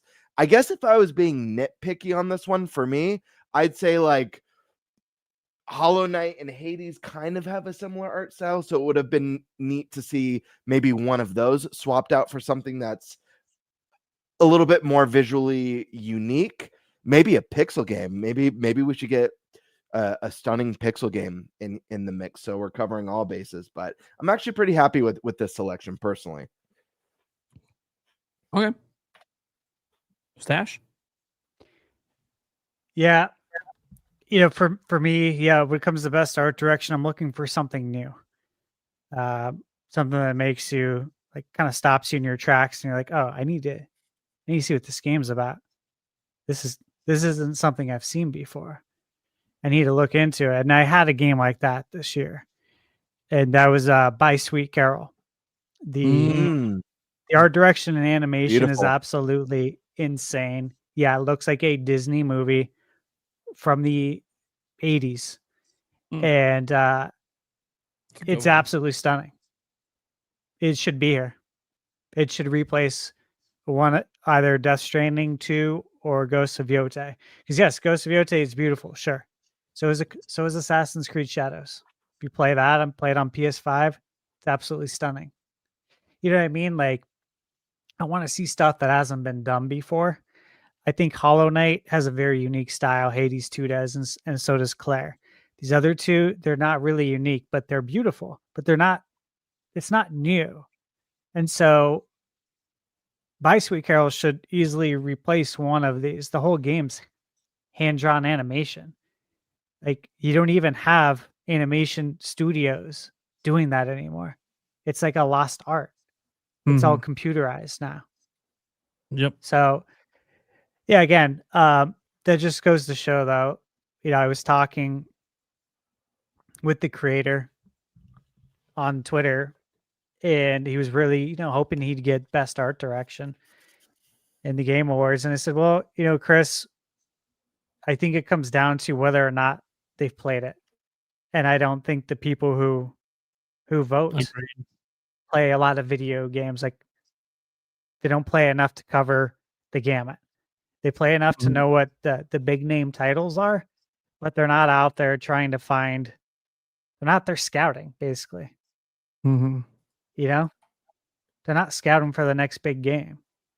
They don't know this stuff. So it's unfortunate. Yeah. Okay. We'll get to best score in music. Again, guys, obviously these are all just subjective opinions. Obviously, everyone can have their own. This is obviously for outstanding music, inclusive of score, original song, or licensed soundtrack. So just in general, music fitting the vibes of the game. We see Christopher Larkin with Hollow Knight, Darren Korb with Hades 2, Lorian Testard with Clair Obscure Expedition 33, Toma Atowa, I know I butchered that one, for Ghost of Yote, and then Woodkid and Ludwig Forsell for Death Stranding 2 on the Beach. Honestly, I don't care that much about the music, and I say this because I think all of these games have amazing soundtracks, but so do like 30 other games. This is the one category that I think I would really struggle to narrow down to 5. Like, it's so tough. There's so much, like so many great soundtracks that I have no problem with these ones. Obviously, you know, you can say, well, it's a lot of repeat of games. Well, that's what happens. Games that are really popular that people actually played, yeah, that gets repeated in the Game Awards a lot, of course. So we could talk about our personal favorites, like our personal favorite soundtrack. Like, you know, I as an example, if Donkey Kong Bonanza was not up for Game of the Year, I would be mad it's not up for best score in music. But because it's up for Game of the Year, I know Breaking Free is going to get put in with the orchestra. So I'm good for not being here because I get to hear the music at the show with an orchestra and a live singer probably. So they did that for those who remember Jump Up Superstar. They did that back in 2017 when Odyssey was up for Game of the Year. One of the only times Nintendo had 2 games for Game of the Year. There's a major snub in this category. That's like deeply upsetting for me.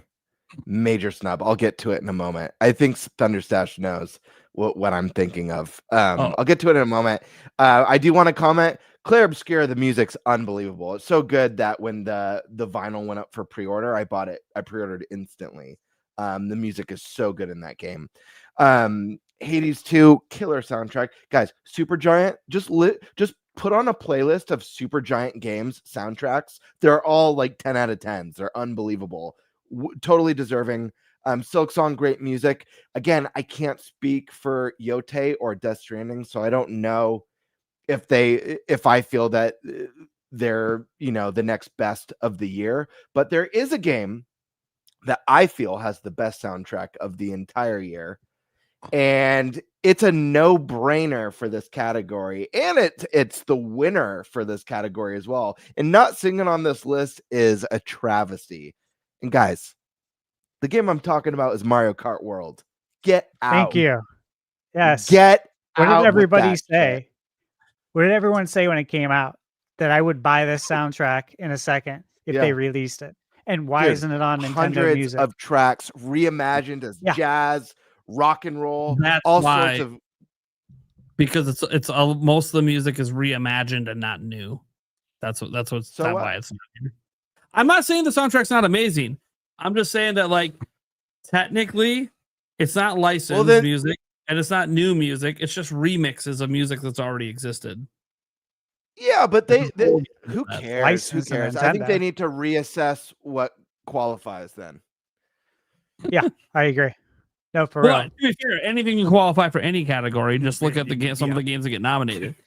But Yeah, and that's I what's personally, fundamentally as wrong someone with who this. loves the Mario Kart World soundtrack, I would not put it up for this at all. I don't even think it deserves to be in the conversation. I vehemently disagree with you, Gamebird. Sorry, it doesn't give me any new music. It's all just taking music I already love and making it better. That means it's just hitting on nostalgia. It's not actually. But what if you've never heard those tracks before? What if Mario Kart World's your first Mario Kart ever, and it's your first time? Do you think for these reviewers this is their first Mario Kart ever? Doesn't matter. It's why it doesn't matter, dude. Get out. The whole point you Stash, brought up, back me up. the vote. I'm with you. I'm By the way, 100% with you on that. What I love That's about the this game I was going to disagreement- say. what I love about this disagreement is they do add like podcast people to the panel sometimes. And I'm like, dude, if our podcast ever gets big enough that we get invited, the hardcore debates we're going to have over what our ticket is that we submit is going to be insane. Oh, dude, if I was ever on a panel to vote for something that's I say in quotes important like this, I got a feeling Mario Kart World will make the list because I would get overwritten by everyone. I know I can be pretty opinionative sometimes, and I know I'd be doing the Miyamoto flipping the tea table and shit, you know? Oh man. Anyways, yeah, these are great soundtracks. Sash, you have anything else that you want to add? Any other maybe another sleeper game that maybe you think should be on the list? Yeah, there's a lot of games that I played that had really good soundtracks. There's the competition just really, it's heavy out there. But by Sweet Carol's main score, once again, those were the two categories that I thought that game could have been nominated for. And I talked about thoroughly in my review. And anyone who's played the game, it seems like very much agrees they had the same takeaway. But, you know, again, people are only playing mainstream stuff. So, you know, that's how it is. You know, they only play games that are certain scores, like I said. Well, we also talked about, like, I mean, we even had, you know, what KiwiTalkz saying that he only plays 85 and above. But like the reason is because there's so many games. There's so many games, and there's a saying finite that amount forever. Yeah, but there's a finite amount of time to like we've talked about it before, Stash. But you totally I don't give understand reviews. why people will filter by reviews though, because they don't. No, have I a lot of understand why. No, Like, I totally understand why. I'm not faulting anyone who does it, such as Kiwi that does it that way. But it does mean you miss out on some gems that you might have enjoyed if you weren't caring about the review score. Well, I don't give the here's score. the thing. Here's the philosophy thing behind here's the thing that makes it difficult is that a 7 for someone might be a 10 for someone else. Well, yeah, it's all subjective. Like it's all subjective. It's like when there's a trilogy and like your favorite movie is the first one, but someone else's is the third one. You know? Yeah, so this is best audio design. Obviously, this gets into the design of the in-game audio, your sound effects, your sound design, your sound stage, all that stuff. See, Battlefield 6, Clair Obscur, Death Stranding, Ghost of Yotei, and Silent Hill F. Personally, I ended up choosing F because I got to be honest with you, horror games don't work unless you have amazing sound design, period. Yeah, and it's really good in that game, too. I think these other games could have had poor sound design and still been fantastic. If Silent Hill F had bad sound design, no one would even want to play. Like, I think it's that fundamental to the gameplay experience in that game. I've only played I've played Clair Obscur. Clair Obscur has good sound design. I think Silent Hill F has better sound design, personally. I haven't played the others, so I don't know. Yeah. I mean, they all have amazing sound designs. I mean, look, Battlefield 6, it's all about realistic military stuff. And yeah, it sounds really good. Clair Obscur, great. Obviously, no one really doubts that. We all know, whether you play Death Stranding 2 or not, it's going to have amazing sound design. Like, it's just the way Kojima games are. You know what game had killer sound design? Not relevant to this list because it can't be nominated. It's old. Dead Space. Yeah, if they remaster it again. Remaster all the creaking sounds of the ship and stuff like that, and the lights flickering. Yeah, saying. That's more like a thriller sound. Kind of, the thriller horror style games. The sound design makes those games. Really does. Like it literally drives the whole atmosphere of the entire game. It's great. That's why I went with Silent Hill F. But is that the one that's actually going to win? I don't know. We'll have that debate at a later time when we submit our betting special. I think we'll probably move on because otherwise we'll be here all day going through each of these. Obviously, best performance. This is all about voice acting. If you did some mocap as well, of course. Not all of these people do mocap for their own characters, but sometimes they do. You see multiple nominations for Clair Obscur, Expedition 33. 3 nominations. And Ben Starr, Charlie Cox, and Jennifer English. And then you also see Ghost of Yotei with Erica. Silent Hill F with Kanatsu, and then Troy Baker, of course, doing Indiana Jones. This is also a tough vote for me, because everyone knew in my heart it's Troy Baker, and I hate voting for the guy that's just known as like one of the best voice actors ever.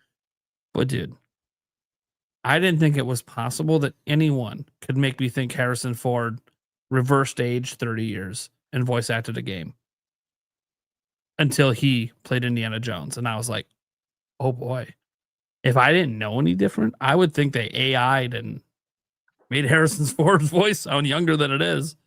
Holy shit, is it really good? He got the mannerisms in the voice down. Like, dude, I mean, I know he's a true professional and he's been in a lot of big games, right? He has. Like, he's one of the most well-known voice actors out there, probably one of the most expensive to hire as well. But dude, there's a reason, man. His talent even surprised me in that game. He's just, but so are these other people. These other people are really good. Obviously, like Charlie Cox, everyone knows is like an actual actor, right? You know, he plays Daredevil. But yeah. Any quick thoughts? Or any shout outs you want to shout out? That mine is very easily Troy Baker. Troy Baker. Everyone else did a great job. Pat on the back. Great job. You got nominated. But you know, if you played Indiana Jones, if you're familiar with the movies and you've played the game, what he did is like he's the only one on this Nate list. Explained it's absolutely incredible. Yeah, like he's the only one on this list that had to recreate an iconic voice. Everyone else, the thing is, everyone else is just, exactly. Yeah. And I think that's harder to do, especially when it's someone as beloved as Harrison Ford, as Indiana Jones. You had a lot of people butchered. Oh, that's the thing, man. Yeah, like the pressure to deliver on a character that everybody loves is extremely high versus we don't even know you. This is your first game. You know, as long as it sounds good, I'm good. But with this, everyone's judging the crap out of you to see if you're going to sound like Indiana Jones. Yeah. And how do you actually deliver the way he did? Harrison Ford's too old. You can't bring back young Indy in a game. Yeah. Blah, blah, blah. Oh, okay. And now you can have incredible. Yeah. I mean, I said this in my review. I talked about the voice acting. But even that, like the story in the game was better. These people need to write the last two movies. Yeah, whoever wrote this needs to be writing the movies. It's so much this better. This game goes perfectly in line with Raiders, Temple of Doom, Last Crusade, and the Great Circle. They all go together. Like there was like no plot holes between that and the original three movies. Like it was so interesting. Up. There were like things that happen in the game, guys, that line up with things from the movies that you did not expect. It's so good. Like honestly, I'm just happy to see Indiana Jones get nominated for anything. So it was the December game, you know, so it was after last year's period. I'm just happy to see it get brought up at all because I think that game did incredible. We all know it's coming to Switch 2 as well. So for anyone on Nintendo that hasn't experienced this, but you're like, you know, old school Indiana Jones fans, this is a must play. I'm telling you right now. It is okay. It's really hard for me to say it's better than the original three movies, but it's up there. It's up there. And you'll understand the deeper and deeper you get in. Like it's like the people who wrote the story for this game understood Indiana Jones better than the last couple of movies understood Indiana Jones. Well, they do. They understand it better than Disney. Yeah. Which happens, by the way. Which is not exactly saying a lot. And also, I will say, there is a little more creative liberty to have with Indiana Jones going back to his prime days versus Harrison Ford in his 70s. I'll give a little leeway there. It's a little hard to really make the same about Star Wars. Yeah, it's really hard. There's a lot of butchering done. Yeah, it's hard when you're bringing back beloved characters with actors and actresses that are obviously way too old to be playing them, so they're less interesting. And I know they tried at one point. I think what was it, Shia LaBeouf, who was supposed to replace him eventually, but that obviously fell through. Yeah. Yep. People didn't like that idea. Well, of course you can't replace. He's Harrison Ford. There's only one Indy. You can do a spin-off series, but it ain't going to be Indiana Jones. They used to have the young Indiana Jones movies. I had a couple when I was growing up. Yep. They have the young indie movies. Innovation and accessibility. This is obviously recognizing, software and hardware that is pushing the medium forward by adding in features and technology, content to help games be played and enjoyed by a wider audience. This is obviously an interesting category because for me, I'm not handicapped in any possible way, so a lot of the accessibility options really just don't matter for me. So it's a hard category to vote for.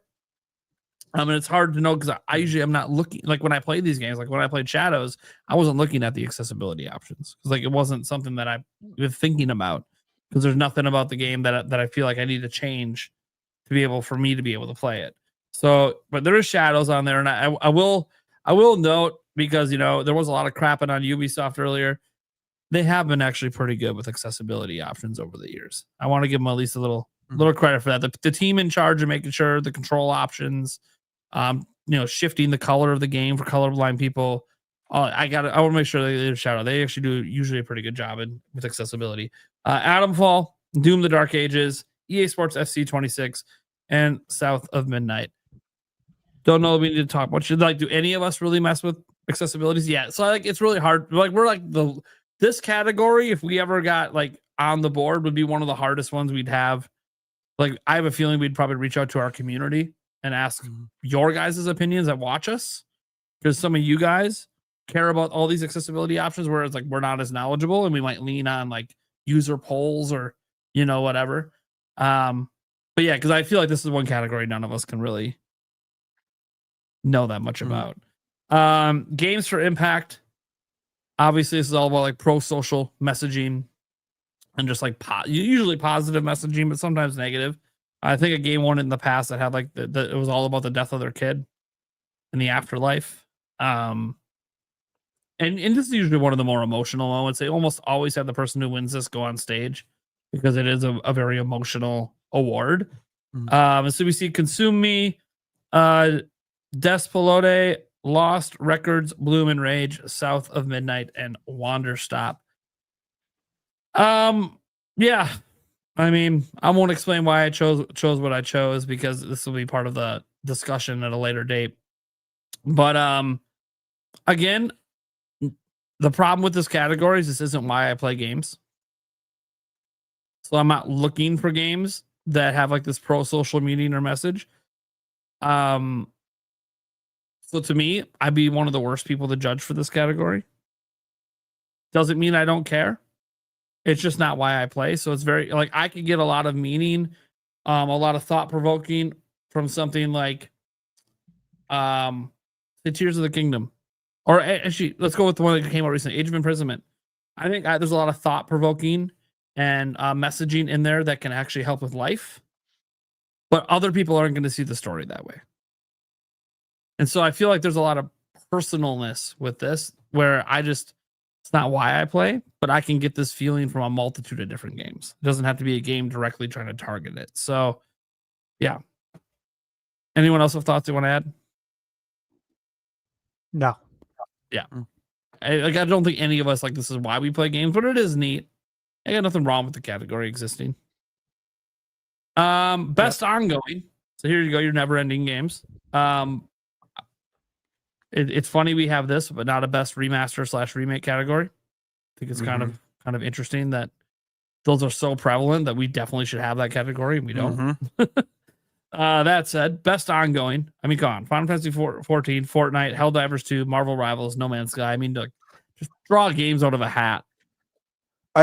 I call this the Final Fantasy 14 category every year because it's won so many of these.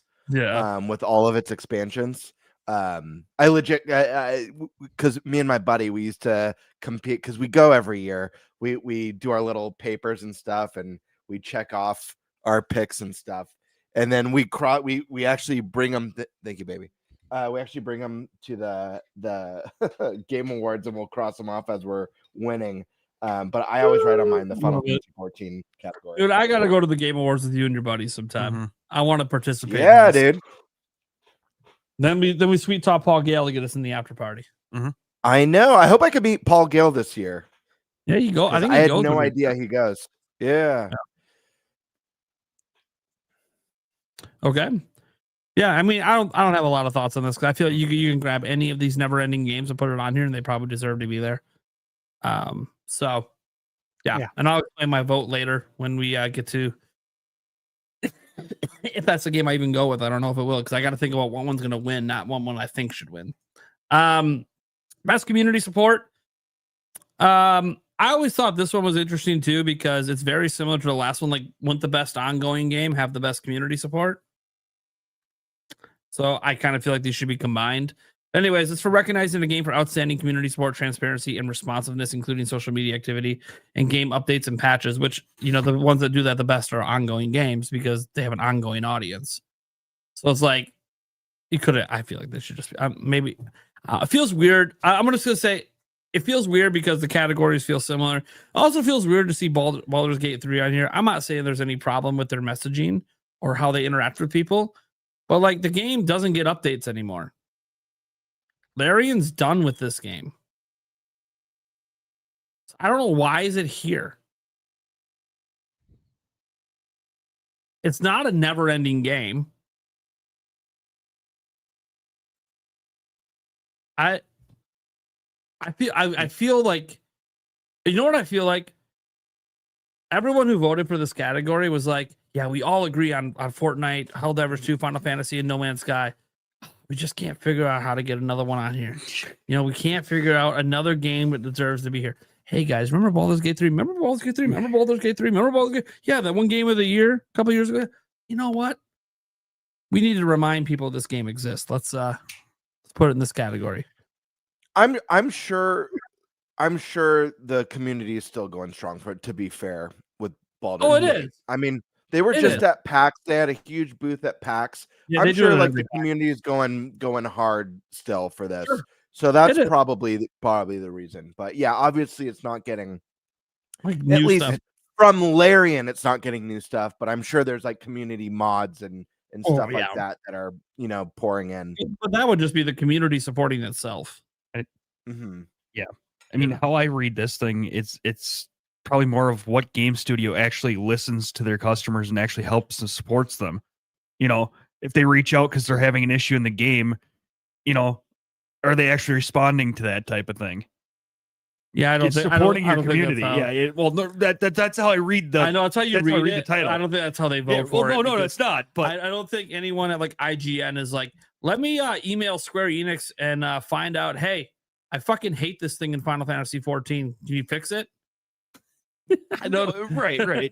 But you know what I'm saying? The way I read the I know the title of the category. It's just their descriptions are sometimes it's more of a title. It's like too vague. Yeah, like it doesn't give enough information, and then yet it's a lot. It's like a lot of words with little information. Yeah. All right. Moving on. Best independent game. This is a big category. It's the big ones where the indies get to shine.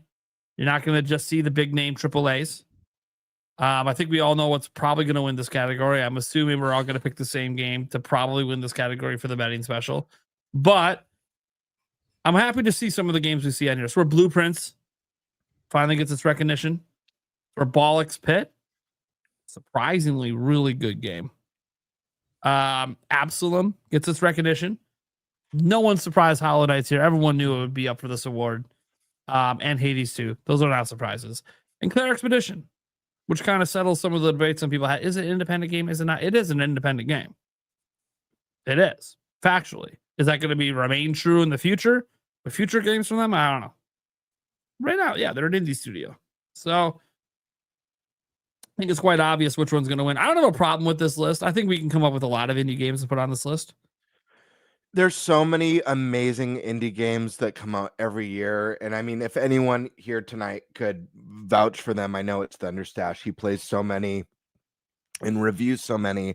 He does a really good job at sharing games that just don't make it into the limelight, really don't get much coverage.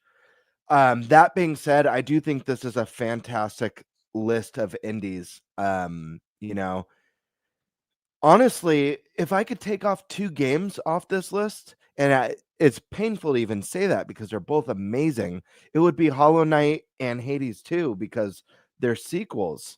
I'm really happy that Claire Obscura Expedition 33 is here. Like you said, Prime, people have, argue on what it means to be an indie game, but this is an indie game through and through, and I feel like people should just let this let them have their flowers. They, small team, beautiful experience. Like, let the team have their flowers. It's wild what they created. Blueprints, amazing. I haven't played Ball Pit. I hear it's addicting and so much fun. Very addicting. Absalom is no joke one of my favorite games that I've played this year. The game is amazing. And me and Stash are both huge fans of the beat 'em up genre. This is the most innovative modern beat 'em up I have ever played so far. It incorporates roguelike mechanics, skill trees, branching paths with different bosses depending on which path you choose. Really, really special game. So happy to see it represented here. This is just a great list. Yeah. And of course, like I said, there's other games that came out this year that deserve to be on this list. But I have no complaints with what we got.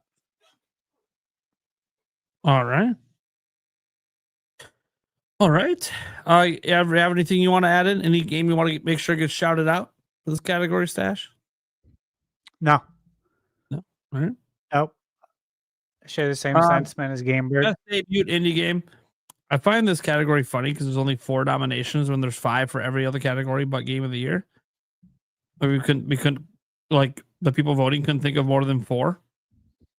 Like, well, that's with this list. One got removed. Remember? Oh, that's right. That's right. I forgot about that. Thank you for reminding me. Yeah, for those who don't know, we should bring that tweet up. Was it Mega Bonk? Yeah, I think it's Mega Bonk. I literally was just reading this the other day.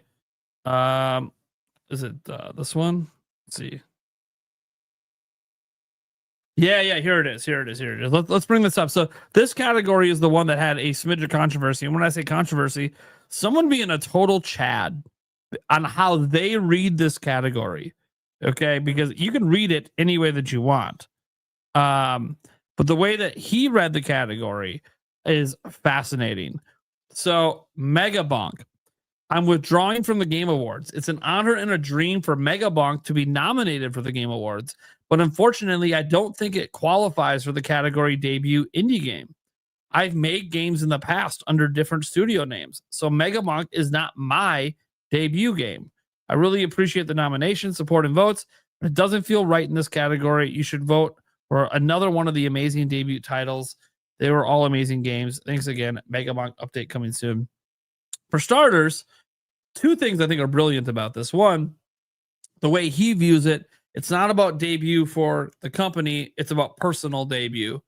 So he's released games under other company names before. So to him, he doesn't feel like he deserves this. 2, in him doing this, look at the attention this has gotten.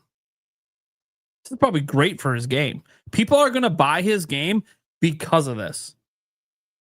Legit. He probably just sold, an extra few 100,000, maybe 1 million copies by just being man enough, being willing to disagree with being included in a category because you just feel like it's an insult to your peers. I think that is damn. You don't see this. Well, hold on. Unless we find out that he got paid off by one of the other nominees. Yep. Lots of competition for best debut indie game. We got to, getting paid off. But no, I do think that it's pretty cool that they did that. They didn't have to. Again, there were people that responded to him and said, "Hey man, I don't think you should have did that because this is a new studio you made. It's the studio's first game. It's a recognition for the whole studio." That's a fair argument, but he might be a one-man team. So to him, it's like, it don't matter that I'm running under a different name. I've made games before. So let's keep it a buck. Give these other studios their flowers. Really like it. So thanks for reminding me, Stash, that happened. I totally spaced out because last time I was on this page, it was there. When I voted, it was there. I think they just updated it like a day ago. Yeah, and credit to the Game Awards for obviously honoring the request, removing it, not leaving it up. Because people might have, if they left it up because of what he did, people might have mass voted it anyways, just because of what he did. And it's like, okay, well, take it off there. And plus, the media decides a lot. And would the media listen to his plea? Who the hell knows? But yeah, so obviously Blueprints, Clair Obscur, Desperate Dispatch, and it was Mega Monk. I don't really disagree with this. They can. There's other debut indie games out there, of course. Yeah, I'm just glad there's a couple of awards for indie games in general. It's nice to get a break, even though I know this year, guys. Expedition 33 is probably going to clear both categories and is one of the most talked about games in a while, but it deserves it. And it's not like this every year. So I know some people feel like it's a little unfair because it maybe doesn't seem as indie as other indie studios, but if this is the whole argument over what's an indie game, what's not, is just a little tiring. Best mobile game. Don't think we got to spend a lot of time on this. We got Destiny Rising, Persona 5, Phantom X, Sonic Rumble, Pretty Derby, and Wuthering Waves. I gave it to Wuthering Waves because the only one I played, and it actually is pretty solid. But I don't care. Yeah, I think we just move on. Sorry, guys. I don't care about this category. Do you guys? I don't do VR. I haven't played any of these.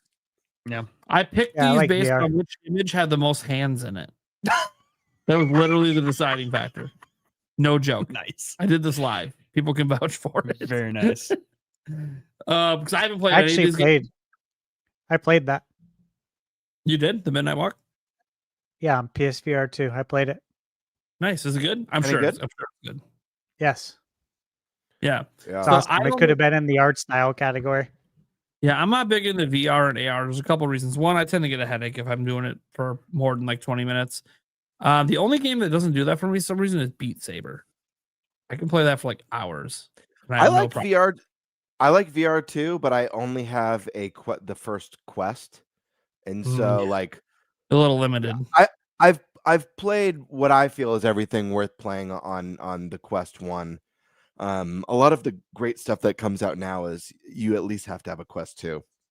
Yeah. So I'm way behind on VR, but I don't know. Maybe I'll upgrade one day. I don't have a lot of words on the VR stuff other than I'm just not that into VR stuff. But I'm glad the category's there. Best action game.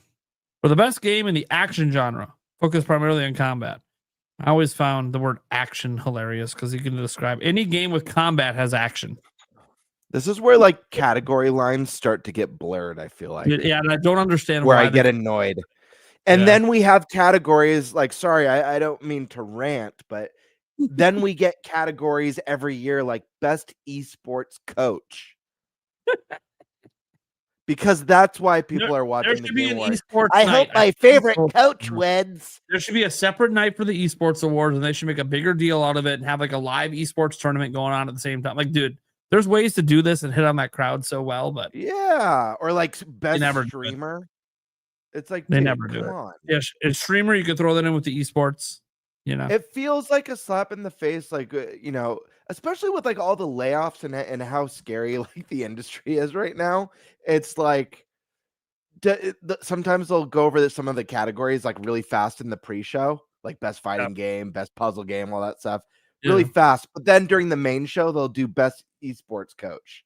I'm just what? Anyways, sorry. He's paid money for that slot. Leave it be. Anyways, best action game. I don't know. I don't really have any disagreements based on how they define it because anything that has combat. Yeah, I'm cool with this category. I don't think we have much to discuss here. At least until we get to the point where we're going to be making our picks for the thing. Then there's discussion to be had. But best action adventure.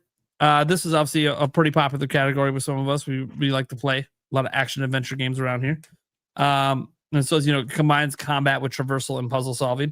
So you see DS2, Ghost of Yote, Silk Song, Indiana Jones. Look at that, give it my vote there. And Split Fiction.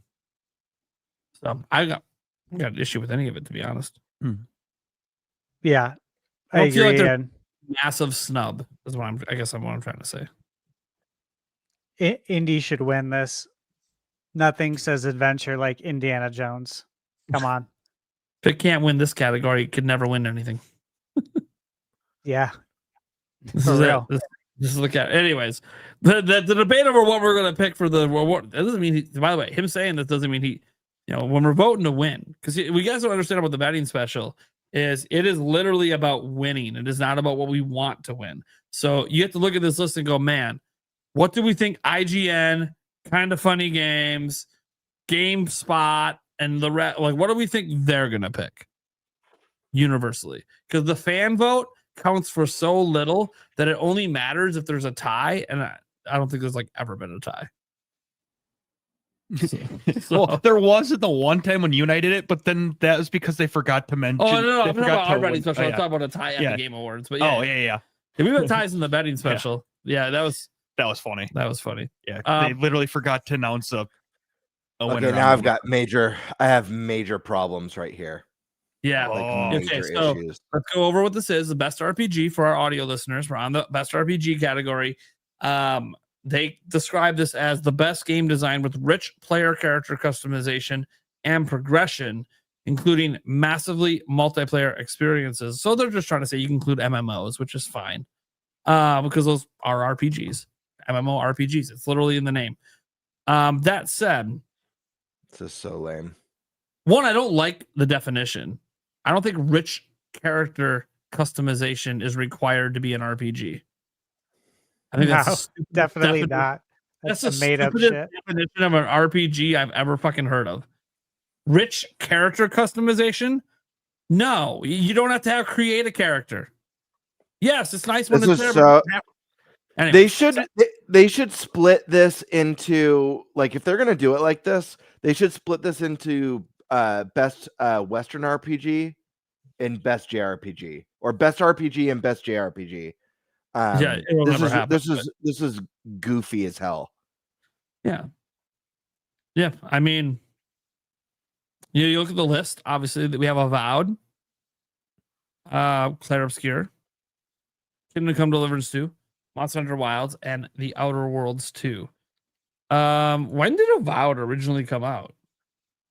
Not too long ago. It was like 4 months ago. February? It was February, 5 right? months Yeah. ago. Yeah, February. It's interesting. Obviously, one company has 2 games on here. I think that's interesting. I don't There's know. a glaring omission from this list that's like I find disturbing. I'm going to be honest. I really only think 2 of these games should be here, personally. But I'll let you. Okay, Gamer, you're obviously scathing right now. Yes, because grinding your gears? like the second highest rated RPG of the entire year is not on this list. Trails in the Sky First Chapter. It has a 91 on OpenCritic. It's a phenomenal, and it's an RPG through and through. Period. Because they didn't play Again, this is a series I said should be rivaling Final Fantasy. The fact that Avowed and The Outer Worlds are on here, not only obviously these games are RPGs, and this is why I think there should be a separate category. Yeah. And even Monster Hunter, like, I understand there's leveling, or not leveling, but there's like the gear and the grinding for upgrading your gear. I've never viewed Monster Hunter as an RPG for some reason. Yes. I don't really know what I would categorize it as, but I've never actually thought about it as an RPG. At the very least, they should have RPG and action RPG. And then you could put Avowed in action RPG and Outer Worlds in action RPG and Monster Hunter. But yeah, it's just crazy to me that in a year where we got a 91 JRPG, that's phenomenal. Because it's not Final Fantasy. And it's not even on this list. Well, to be fair, Xenoblade makes the list once in a while. That's just because of Nintendo, though. Right. Yeah, it's just such an odd omission. I find that it feels offensive to me. I see you're That- upset. Stash, Yeah. how you feeling on this category? I am with Gamebird on that. That should have been here. Yeah. Trails should have been there. You know, it's the way they define it is odd. Yeah. It's not how I would define it, but again, Yeah. this is why for whoever wins, I'm very much happy for you. But I don't put stock in this. Just like the awards they've done for movies for years. Oh, sure. You know, Sure. I don't it's the care. same bullshit. I don't care. Yeah, and some of the movies that we all probably love the most would never be up for an award. There are some comedy movies that are now considered like all timers that never won a single award and lost out to like other comedy movies that nobody talks about anymore. Gives a shit. It's like clearly you got it wrong. Yeah, like very clearly. Yeah, so I would actually even put Digimon Time Stranger over a couple of these games on this list. If I'm being completely honest. that game was awesome. I would put Dragon Quest 1 and 2 HD remake in here too. Dude. Oh, literally the first console RPGs ever released. Great way to highlight them. Dude, before we move on, I always have a problem with these major categories. The way they define them is always really bothering me. But before we move on, to bring up the point that I was talking about, Jim Carrey has never won an Oscar and he's never even been nominated for an Academy Award. And yet he's going to go down as one of the most remembered comedic actors of all time. Yeah, these are the things I'm talking about. This stuff happens all the time with awards. And that's what happens with the awards as well. They're so like just gets overlooked and forgotten. So yeah, you can pick any number of games. I think Trails should have been in here easily. There's no reason that game's missing at all. I don't care that it's a JRPG. It's an RPG. Get it up in here. Deserves to be here. Chat said Fantasy Life also. Fantasy Could Life have been in there. Yeah. Yeah. I think Fantasy Life, Trails, or Dragon Quest could have easily replaced Avowed. Outer Worlds. Outer Worlds 2. And Monster Hunter. You know what? Monster Hunter Wilds is on the fence as well because that's not peak Monster Hunter. Okay, the one that released on PS4 is still peak Monster Hunter, which is why I want it to come to Switch 2. I don't want this one. I want the other one on Switch 2. And I want to be clear, guys. All these games are good. Look, if you bought Avowed, you probably had a good time with it. If you bought Outer Worlds 2, you probably had a good time with it. Monster Hunter Wilds, you probably had a good time with it. Like, we're talking about the awards, right? So this is like the best of the best. So no, there's not going to be a game listed in here that's like just legitimately an absolutely horrendous, terrible game. Like, that's just not. So they're all good. We just think there's other games that deserve to be in here over others, which is fine. I think a lot of fans feel that way too. A lot of people that watch Game Awards, there's always disagreement over who's nominated. I care more about how the show actually goes. The nominations are cool, and I actually value the awards. I think it's really neat that just seeing how some of the developers react when they get the award lets me know that it's important we have them. I think it's important for the industry itself that we have these awards. But me personally, I care more about like the announcements, the pacing, and fixing the fact that you rush through some awards and don't others. Mm-hmm. And it's very confusing. Like some of the biggest categories people care about, it'll just be like rapid fired, like 7 in a row. I'm like, what the fuck?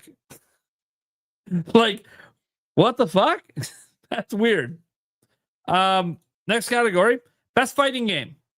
You guys know my favorite category, right? Absolute favorite here. 2K or 2XKO, Capcom Fighting Collection 2, Fatal Fury, City of the Wolves, Mortal Kombat Legacy Collection, and Virtua Fighter 4 Revo World Stage. What they say is it's the best game design around head-to-head combat. Okay, I guess that's a fair enough definition. I think we all know what fighting games are, and they didn't get anything wrong. These are all fighting games.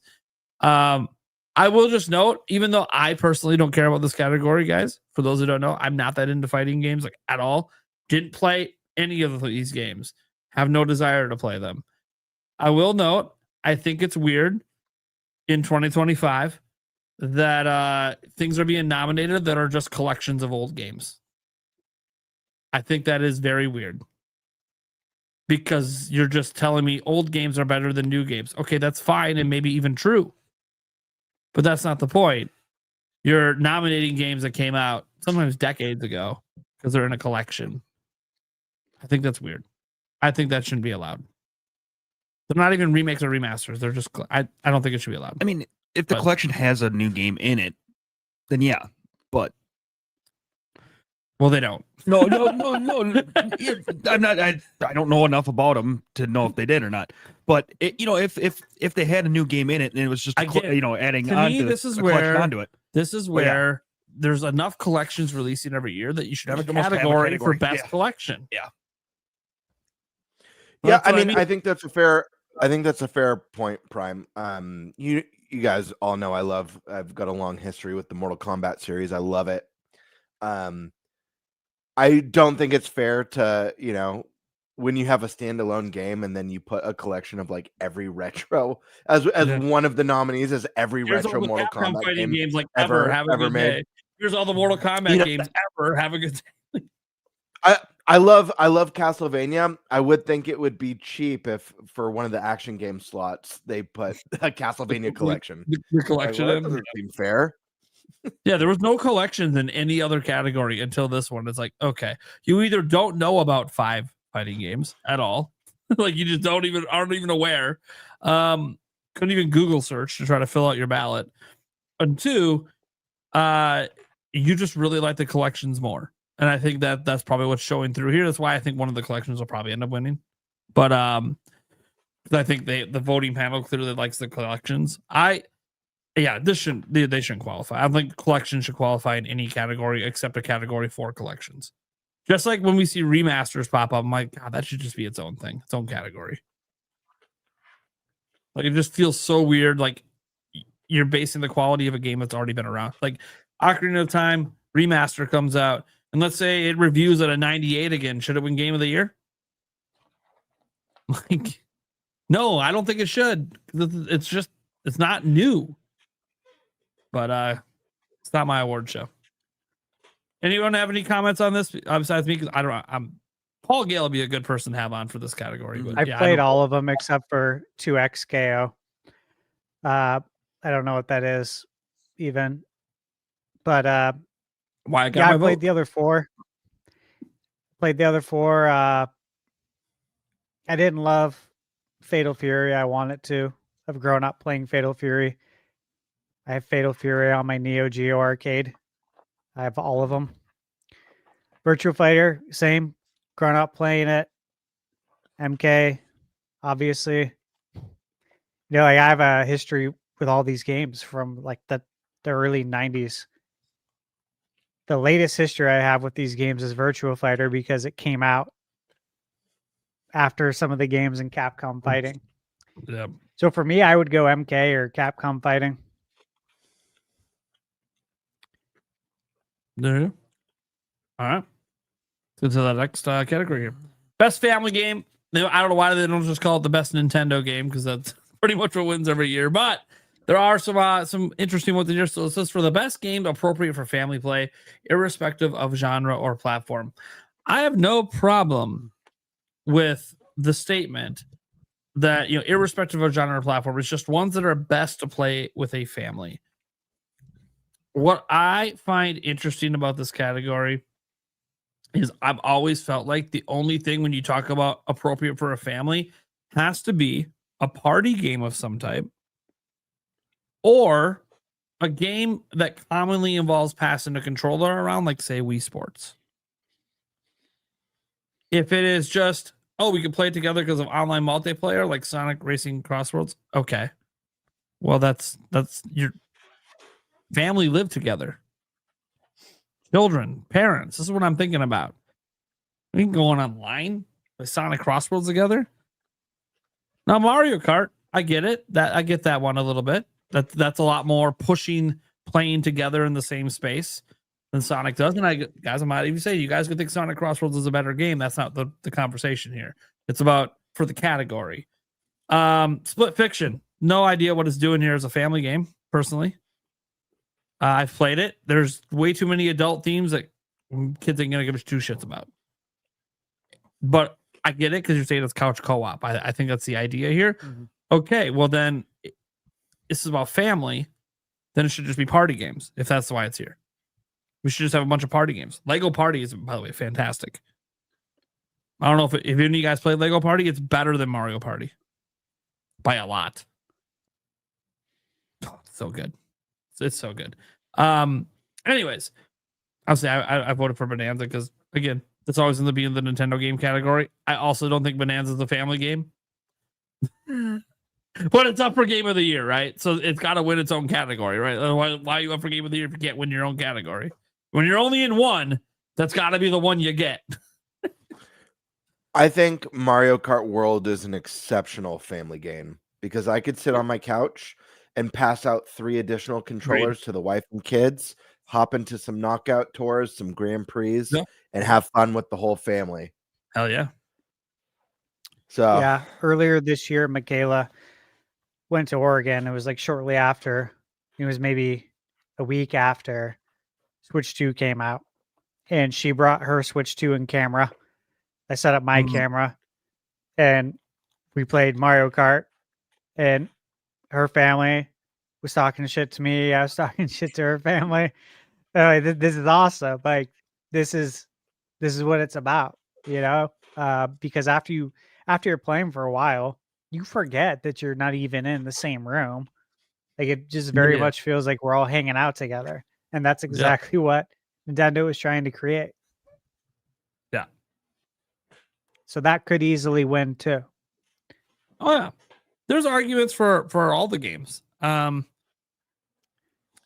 you always seem to have an issue with this category. Yeah. We'll see what I said. Yeah, no, I mean Legends in the chat said family games doesn't mean multiplayer games, guys. But to a certain extent, it does. Because it's games you're playing with your family. Which means remember you're not playing by yourself. And you look at the definition, they said appropriate for family play. That's families playing together. Like, you know, family game night. When people think that's what people are thinking about. Like when your family gets together or your kids, what are you playing? Mario Kart's a very popular one. Almost every family gathering I've been at, that's always in the conversation. Anyone can play, but not by their definition. By their definition, it's about family play, not appropriate to play for any age. Yeah. So if it's appropriate for anyone, this should be the best E-rated game.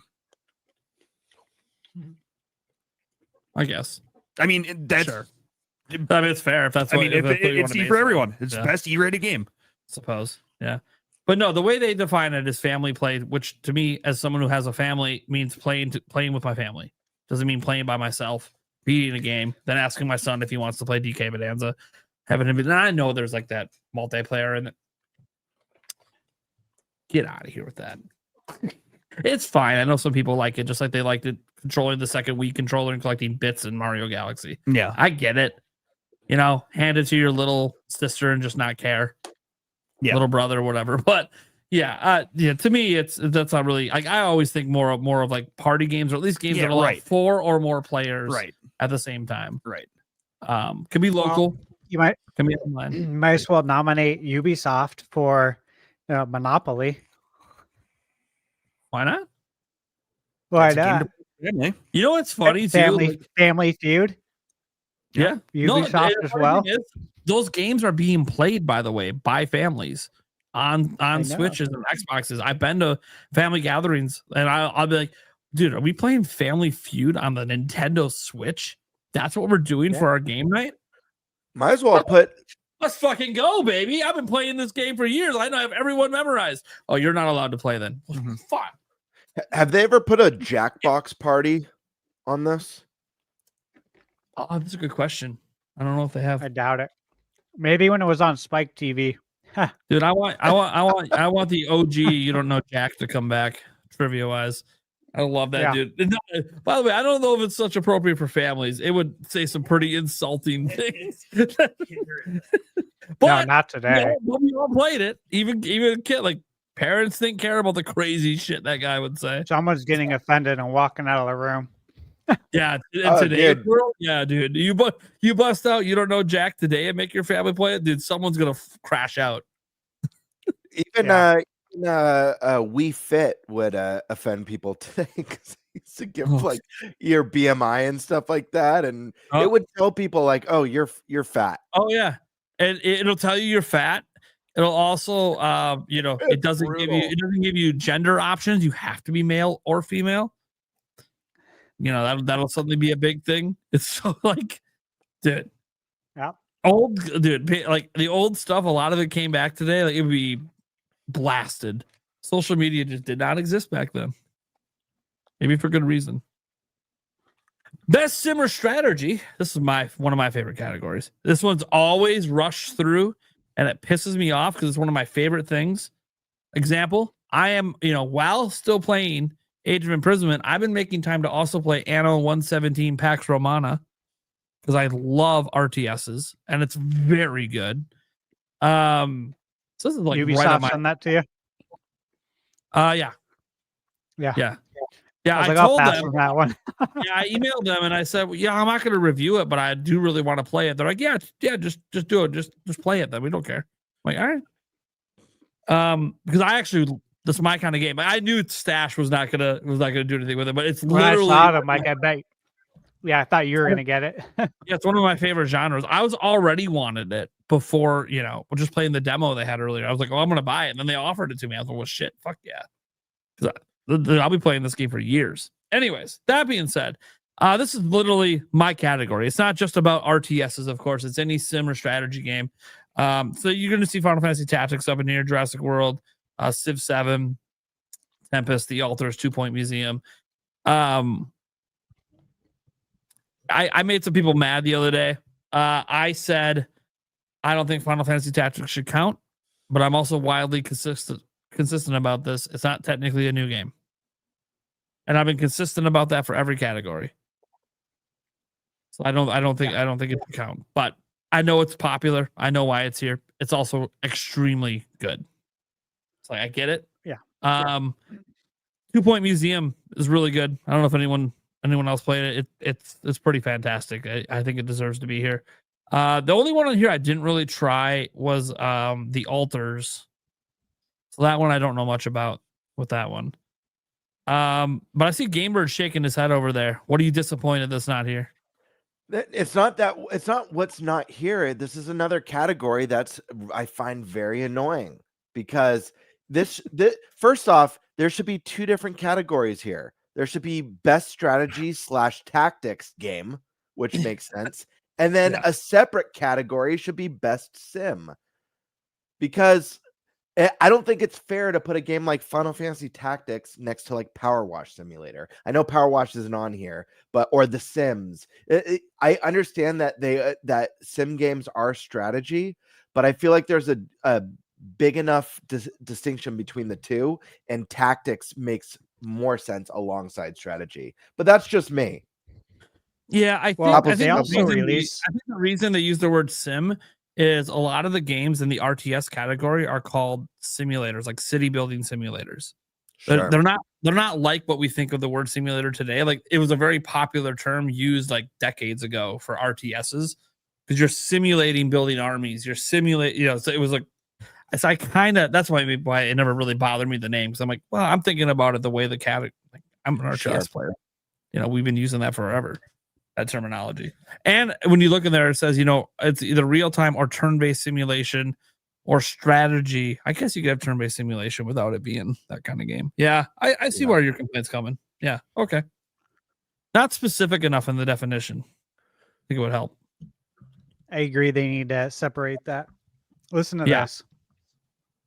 Yeah, there should be a category for just like simulators, but like when we say simulators, we mean like the Power Wash, the grocery store. Yeah, flight simulator stuff.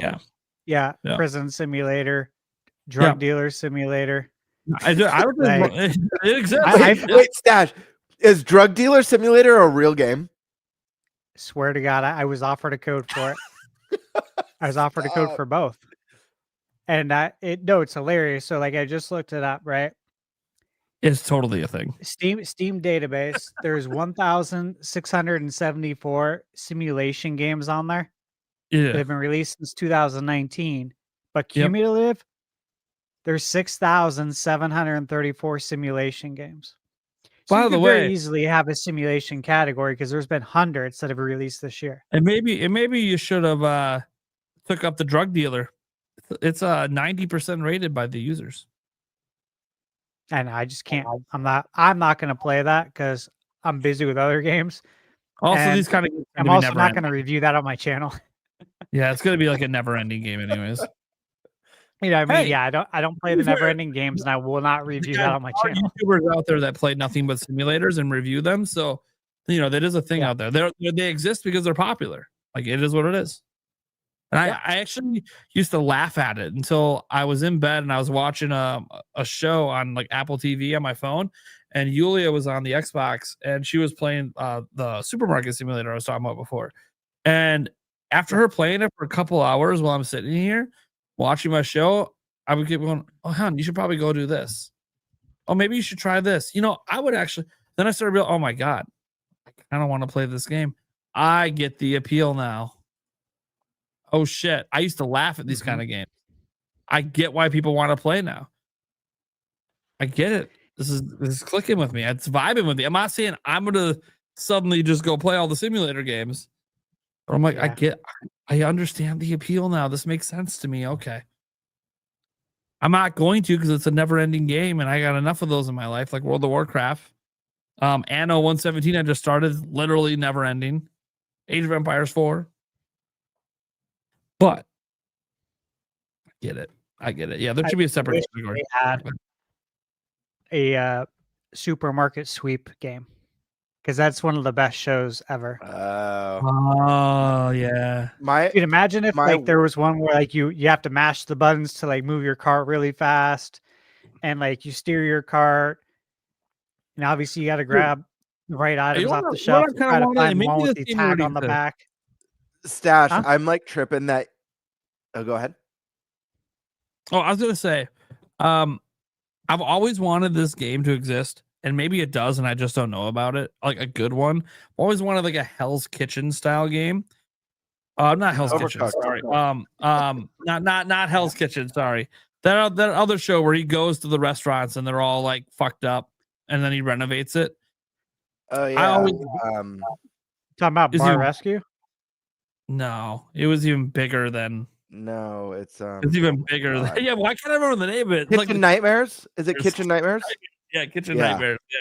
Yeah. I've always wanted a game like that where it's like, hey, you go into these places and you're like, dude, you suck. Dude, you suck. Look at this drama over here. Dude, you're the issue. No, you're the issue. And then I renovate it overnight. And you just wash your hands and walk away, and you just make 1% off whatever their profits are, and you just like keep going, baby.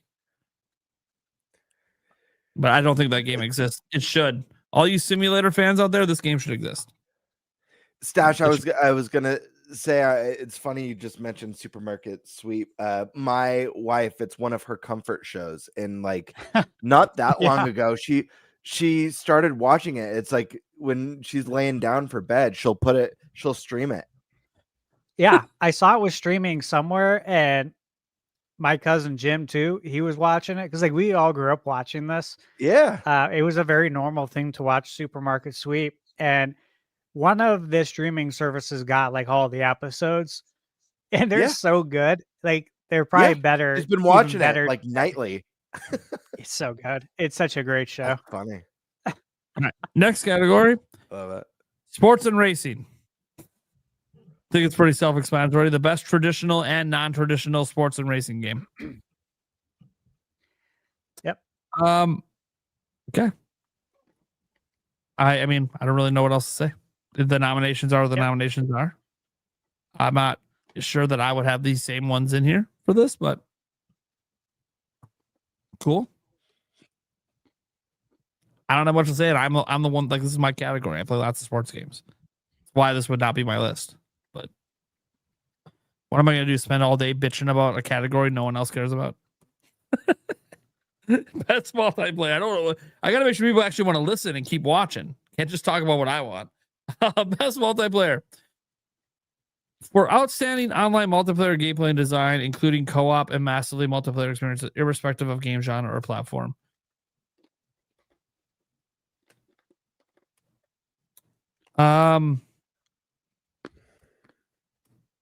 This is dumb. Yeah, this it's like This is something really about dumb. something about this category just feels so off, and I don't know I what think it it's is. so. Look at the beginning of the description for outstanding online multiplayer gameplay and design. Like that's. I don't think that's a necessary. I mean, obviously, that's something that you take into consideration when you're thinking about best multiplayer game, but there could be a local co-op only multiplayer game that is outstanding and beats everything. Good, yeah. Interesting. Yeah. It just feels off. That said, It's weird. Arc Raiders, Battlefield 6, Elden Ring, Night Rain, Peak, and Split Fiction are the ones I put up. All pretty solid games. Elden Ring, Night Rain, it's not as good as it should be. Yeah. I think it's the I best go way with to Split Fiction. Yeah. I would pick Split Fiction personally on this. And I feel like they also have a history of doing well at the awards, the studio. So it's like this. I think it's weird that I mean, I would put Absalom on this list as well as Mario Kart World. Yeah. To be honest. Yeah. I don't know how Mario Kart World. I don't know how Elden Ring's on here before Mario Kart World. Even when you go look at the review scores, and these are the people that do the reviews, there's like a massive gap. It's like it's just brand. It's Elden Ring, so we got to put it in. Weird. Best adaptation. I think this is kind of neat to talk about once in a while. This is just about creative work that faithfully and authentically adapts video games to other entertainment, usually shows, movies, etc. The reason this category is lame this year is I don't really feel like there was a truly great thing that came out, but there's about to be a bunch of them. Mario movie, Fallout Season 2, a new season of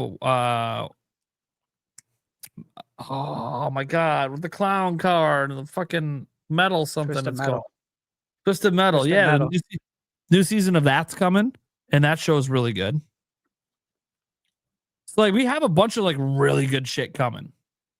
Zelda movie, but like this year just didn't.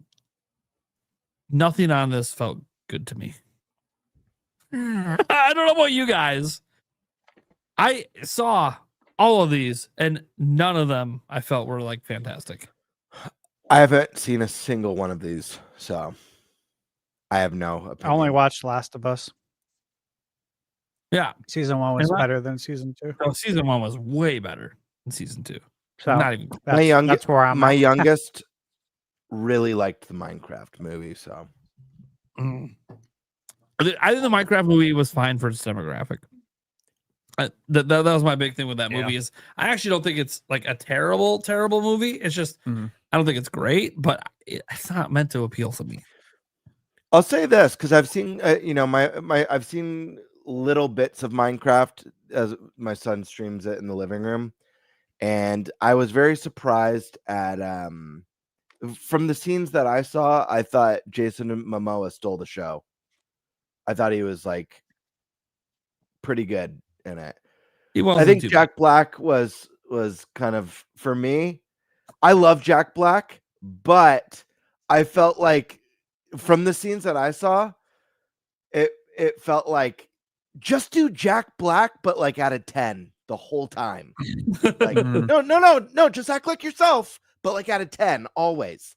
Yep. So I felt like he was just doing like extreme Jack Blackisms. You know? Yes, what children love. Yeah, what children love. That's why they went nuts in the theater. Yeah, I believe it. Yeah. All right. Let's see here. Let's get to most anticipated game. I like this category. It's one of the few that I actually usually are like, you know what? This is described well. It's very obvious what it is. You know, recognizing an announced game that has demonstrably illustrated potential to push the gaming medium forward. I don't really care about that last part of it. Again, every one of their definitions, of course, has to have some sort of stupid language. Like, has to push the medium forward, or it could just be something I'm stupidly excited for.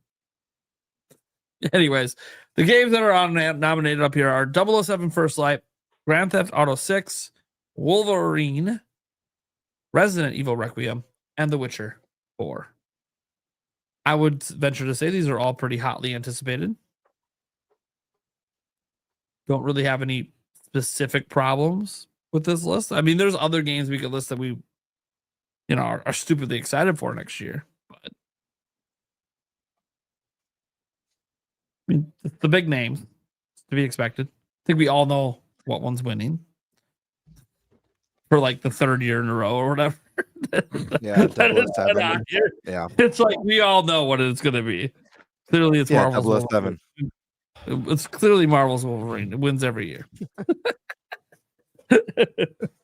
All right. Then content creator of the year. They need to rename this to streamer. Dude, as a content creator, it's offensive.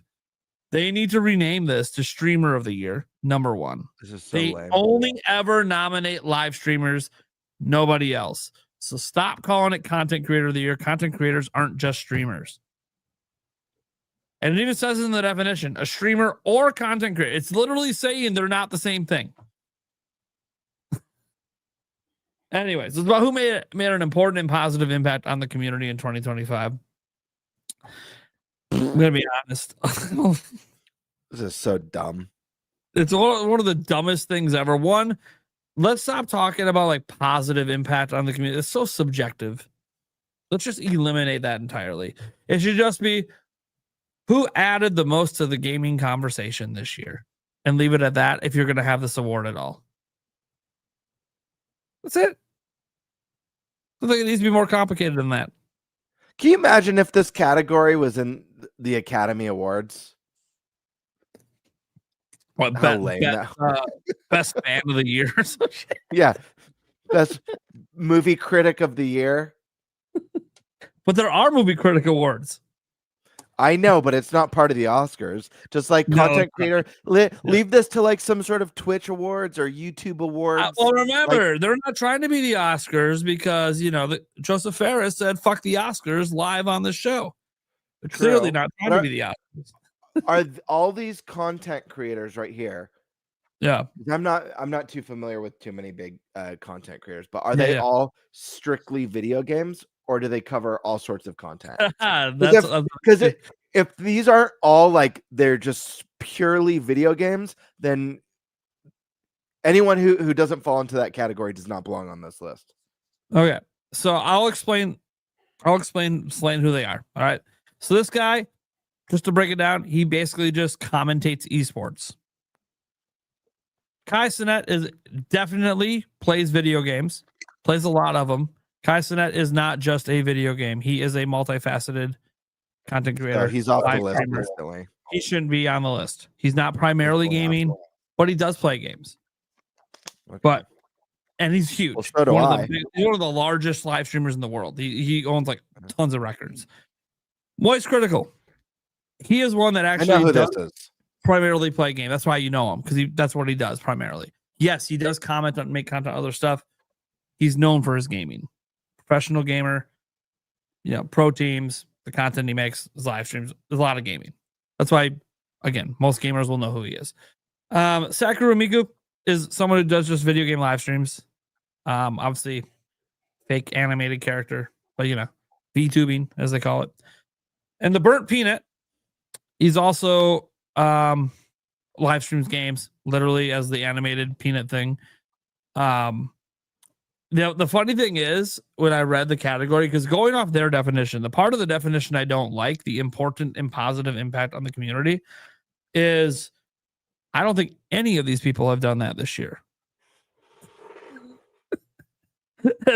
Like, you go watch a Burnt Peanut live stream, dude. His audience is literally, you can see in the chat, just tons of children, and he's just saying edgy, inappropriate bullshit that kids find to be cool. And it doesn't go so far as to if your parent overhears it, they're going to scream, but goes far enough that, you know, your kid's being heavily influenced to be a dumbass right now. And you should probably do something about that. It is not a positive impact. Okay. It's an impact, not in the positive direction. And I'm not going to say that these other content creators haven't had positive directions with their stuff, but yeah, it's a shitty category. And it sucks because, like, we are content creators. Like, this is our category. And look how they treat this category. It makes us not care.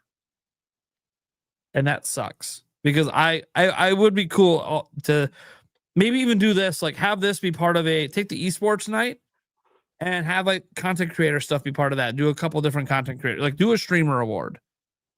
Do a best like shorts TikTok creator award. You know, like has a couple categories there. Do your esports, throw it in one night. I think that'd be fine. But not what they do. That category is there to be in a different market. Yeah. That's exactly why it's there, and that's why none of them apparently they don't make sense based on the category, but it's solely to bring in all of those subscribers and followers to the Game Awards. Yeah, obviously. Esports, I don't really have to spend a lot of time on this. I know a lot of us don't talk about or play a lot of esports games. But yeah, they have all the esports categories, which will be part of our betting special, of course. But we don't have to really go over and do too much discussion on it. They get the player's voice, which has it begun yet? No, it hasn't begun yet. So this is the award that some people care about the most, because this is literally just fan vote. Tournament style, they narrowed down the vote, and then there's a game of the year based on player voice. So some people think this is the most important one because there's no media influence here. It's just straight up, here's a massive list of games. Go vote for ones you think should be among the best. And it just narrows down through a couple of rounds. All right. That's good on that. The only thing to talk about here, I think we'll just skip over to the super chatted questions in next. What I wanted to just talk briefly here about is the betting special. And I want to talk about it briefly because I've been so damn busy lately. I don't know if I'm going to get this conversation in privately. So, what episode do we think is the best episode to do it on? Remember, it is on December 11th is the Game Awards, so it has to be done before then. Now, I brought up earlier, I think December 10th in our private chat, because I was like, it's the day before the awards. So it's like there's like the immediate payoff for the audience. Like you tune in to watch us and watch what we're going to say and what we're going to vote for. And then you get an immediate payoff right away the next day. So there's something to say about that. There's also something to say that, I don't know, maybe one of us four, and I don't know about this dumbass. He keeps walking away like he's taking a shit 20 times. Like, seriously. No, I know what he's doing. He took my dog to go out to the bathroom right now. He's actually being a friend. But yeah, like, if one of us can be at that one, well, then that's not a good one to do. So what are you guys' thoughts? Like, what episode should we do it on? I think the closest to the Game Awards, the best, to be honest. Stash, what do you think? Like I mentioned, I'm out of town that day. Yep. The 10th. I'll be in LA, down the street from the Game Awards. Are you going, Stash? No, I fly home on the day of the Game Awards. Oh, what are you doing in LA? Bandai Namco has me coming out there to play a game that isn't out yet, to do a preview of that. Ooh, very cool. I Sorry if know, that was confidential. Yeah, I actually asked them about the Game Awards. You're one of them now, Stash. It should be fun. I actually told him, I mentioned about the Game Awards, and I thought about maybe staying out longer. Michaela thought about coming out. Ultimately, we are like, it sounded like a good opportunity, but we're like super, super busy. You guys know I have a ton of embargoes. I have a bunch right around then. And I had asked to fly back. I think set me up with a flight that is early Wednesday, so I could be, or not Wednesday, but early Thursday, so I could be back in time to stream the Game Awards with you guys. Well, with Nate and Eric, you'll be at the awards, right? I'll be there. Yeah. Yeah, we could text them for on the ground intel. Yeah, please do. So I thought about going. I asked them if they had like any company tickets, but they don't have any. So yeah. So anyways, my point is that I will be like in a hotel room on Wednesday night. You never know, obviously, how service is going to be. And I do have to be up early on Thursday to fly back. I think my flight's at like 7:30 a.m., which means obviously I have to be up early. But again, I'm like, I think 1 mile down the road from where the Game Awards are at. That's where my hotel is. So that's very close to the airport. So I don't have to be up like crazy early. But then again, the airport might be really busy because of the Game Awards. Dude. Yeah. Actually, right? LAX. Yeah. Traveling to LAX is hell. Oh my God. In the morning. Yeah. So, at any rate, if I have to go to bed early, I have to go to bed early. If I have to tune out early, I have to. So I'm good doing it on that day. I just might have to go to bed early. Okay. Well, cool. Yeah, we just make it the first topic. Don't want to miss the flight. Yeah, we just make it the first topic. Not a big deal. Yeah. Or we just do a shorter show, and that's like the only topic. That'll be all right. Cool. Make it happen. That's dude. That is rad though. That you get to do that with Bandai. Is that your first? Is that your first time? I know you got to do the Switch event, but that was more of like a raffle for general consumers. Is this your 1st time being invited to like a company event like that? Yeah. That's so cool, man. That's exciting thanks, stuff. dude. I'm happy for you. Appreciate it. Yeah, I am really excited. So yeah, it should be cool. There it is. All right. Let's get to the super chatting questions. Remember, guys, we are still live at the moment, so you can super chat your questions in right now if you want to ask us anything here. Let's go ahead and get to Cartcun here. He said, I only want Samus to be a badass. That's my Metroid. Wouldn't that be your Samus? Anyways, yeah. That's all anyone, like, I don't know if it's all we care about, but I think it's a foregone conclusion. She's a badass. Have you seen the way Miles McKenzie reacted to seeing her? Even he knew. Yeah. She's a badass. Yeah, I just hope this time Metroid can crawl, I refuse to watch it. I haven't watched the Miles McKenzie stuff. Good.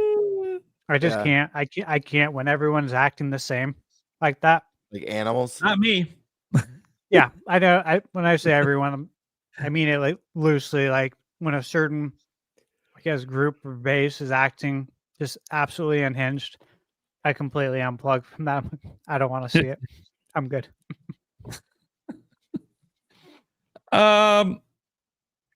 I mean, I don't know. Are you sure you don't want to? Because you know who Miles McKenzie is, and he's kind of marketing for Metroid.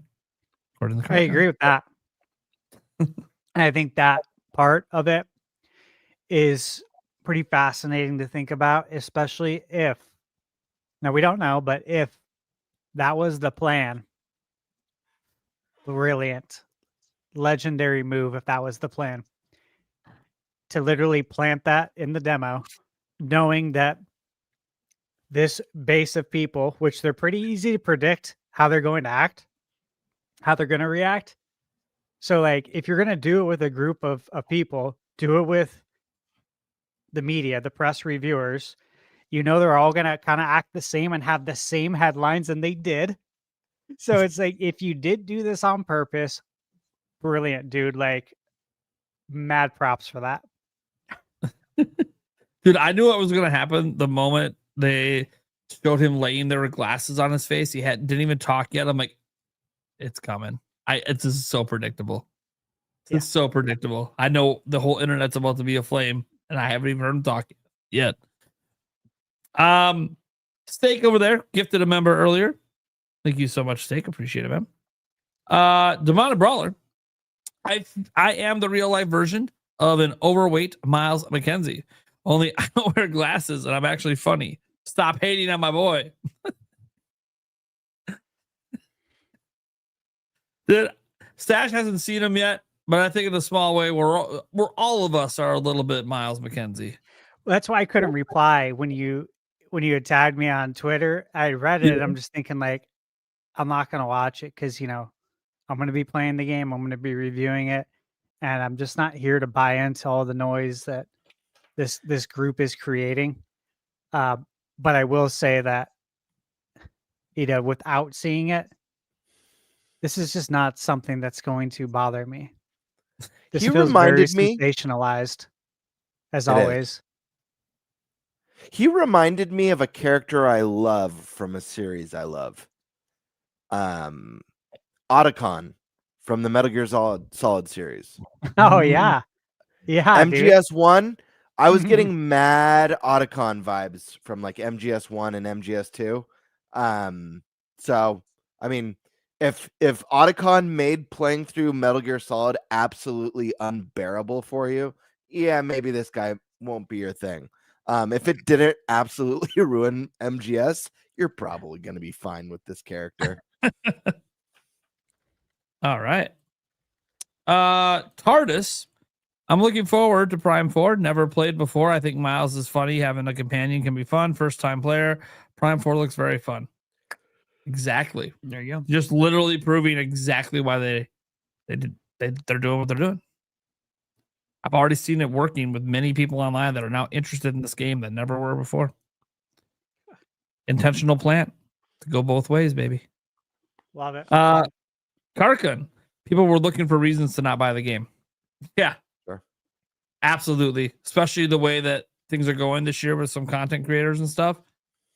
Definitely searching for anything to get mad about. Of course, Brawler had to keep the tradition alive. Bring back NFL hits, blitz, NBA jam, NHL hits, all the hits, tits, jams, and bits. Yep. All right. I like that. There we go. Demonic Brawler then says Sony did this with God of War, Horizon, and The Last of Us, but let Nintendo make a tutorial character with corny jokes. It's the end of the world. It's true. Mm-hmm. Yeah, it's only so wrong if weird. it's only wrong if Nintendo does it. Yeah, it's very bizarre. Well, Well, it's a. Go ahead. the point a lot of people made, which I do want to just say that I understand and I respect your opinion on this. And you can feel that way. I don't feel that way, but I respect that you do. And that's that, Metroid is about the isolation. Okay. And I get that. My thing is that before the whole world jumps to conclusion, play the game. Okay. Just play the game. Find out. Because again, not having played the game yet, outside of the demo, again, my mind is that this character is going to be in the game for a short amount of time. They could be in the game to the end, okay? But if the game's 20 hours and they have 30 or 40 minutes of screen time, what percentage of that, right? 4%? It's like, you're going to let a character ruin a game for you that's in it for 4%. What does that say for the rest of your life? Honestly, like, what does it say for everything else in life? How Are much you do you just a chronic complainer? just hate everything, no matter That's what I'm what? saying now. Do you just complain about everything and you focus on the negative? Or are you able to enjoy the positive and look past some of the things that you don't like? Like, Oh, dude, yeah, that's I mean, life. an Bro. actual That's team. life. It's just wild to me that so many Great. people had the same take. And then also wild to me that, I mean, it's wild and it isn't, because I'm not surprised at all with the media, which is why I try to make it very clear that I don't want anything to do with that because of the way you act. Dude, this is like, I just think the discourse is awful. is why I stay far away from it. I mean, come on. Do you guys think any of this makes sense? No. This is just to get clicks, man. It's sensationalism. That's what they do. It sells. Let's see here. Oh, this was from Demonic Brawler as well. I want to know what game could reach the WTF levels of surprise to get a Switch 2 port like Kiwi Talkz hinted at, if it isn't GTA 6. Yeah, I mean, that's the big question. Obviously, he was not going to give us a remote. I even tried to ask him Western or Eastern. He wouldn't even give me that. Yep. Like, he literally will not reveal anything on it because, doesn't have permission to do so. But it's obviously something that's going to be exciting. So when I see him get excited, because he's a self-stated, he only really plays games rated 85 or higher. I'm betting he plays a lot of AAA games. He interviews a lot of AAA developers. So I would venture to guess it's probably at least a AAA game that most people are not expecting to come to Switch 2 next year. So then you can go look at the AAA game lineup that it's already announced. You can see it's one of those games. What if it's like a Witcher 4 or a because that would be one that some people might not expect. Could be maybe the new Fable that was supposed to come out this year but got pushed to next year. Maybe It's on my list, but I expect so. that. I'm trying to think of like games that like people would be shocked are running out, but I'm like, dude, what are we shocked by anymore, man? Well, I'll tell you. What did I ask him? That he said he can't answer. PlayStation IP. Something that would shock people would be like God of War. Yeah. Even if it's like the older ones and not even like the newer version. Or The Last of Us. The Last of Us is bigger than just PlayStation now. It's a part of everyone now. It's a show. It's a massive hit. Yeah. I also think Horizon is one you gotta consider because we didn't get the Horizon Lego game. And it's the right audience for Horizon to sell well. Yep. For sure. Like I would look at some of those bigger PlayStation IPs. There wouldn't be a new 3D Zelda coming out for like 3 years. Like dropping Horizon right now on Switch 2 in 2026. That sounds brilliant to me. I platinum both games. That's like how much I enjoyed both games. Very good. Nintendo would love it. Uncharted, it's another one. There's some games. I don't know if Uncharted would hit as hard. I think to really shock people, because even Horizon wouldn't shock people, because we got the Horizon Lego. It would have to be something, big. Like people expect Expedition to come to Switch 2 at some point. They should. It'd have to be something crazy, like a God of War, Last of Us. Yeah, I mean, one that I think would be shocking, maybe not as shocking as God of War or Last of Us, but I think would just find such a perfect home on Nintendo would be Ratchet and Clank. Ratchet, yeah. I knew you were going to say that. I agree with you too. It would be perfect. Get Rift Apart on Switch 2, dude. That'd be Are we missing the obvious? Astrobot. Well, yes, Astrobot would be a big one.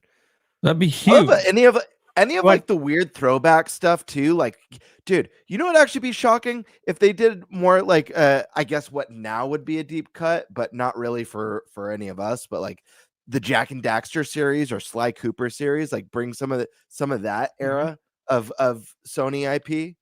That would be sick. And again, those games would do well. Dude, if the floodgates get open to get Sony games, that would be a shock. Especially after reportedly Sony's starting to view Nintendo as competition again. If they're like, yeah, but we like money. We're going to put our games on Nintendo anyways.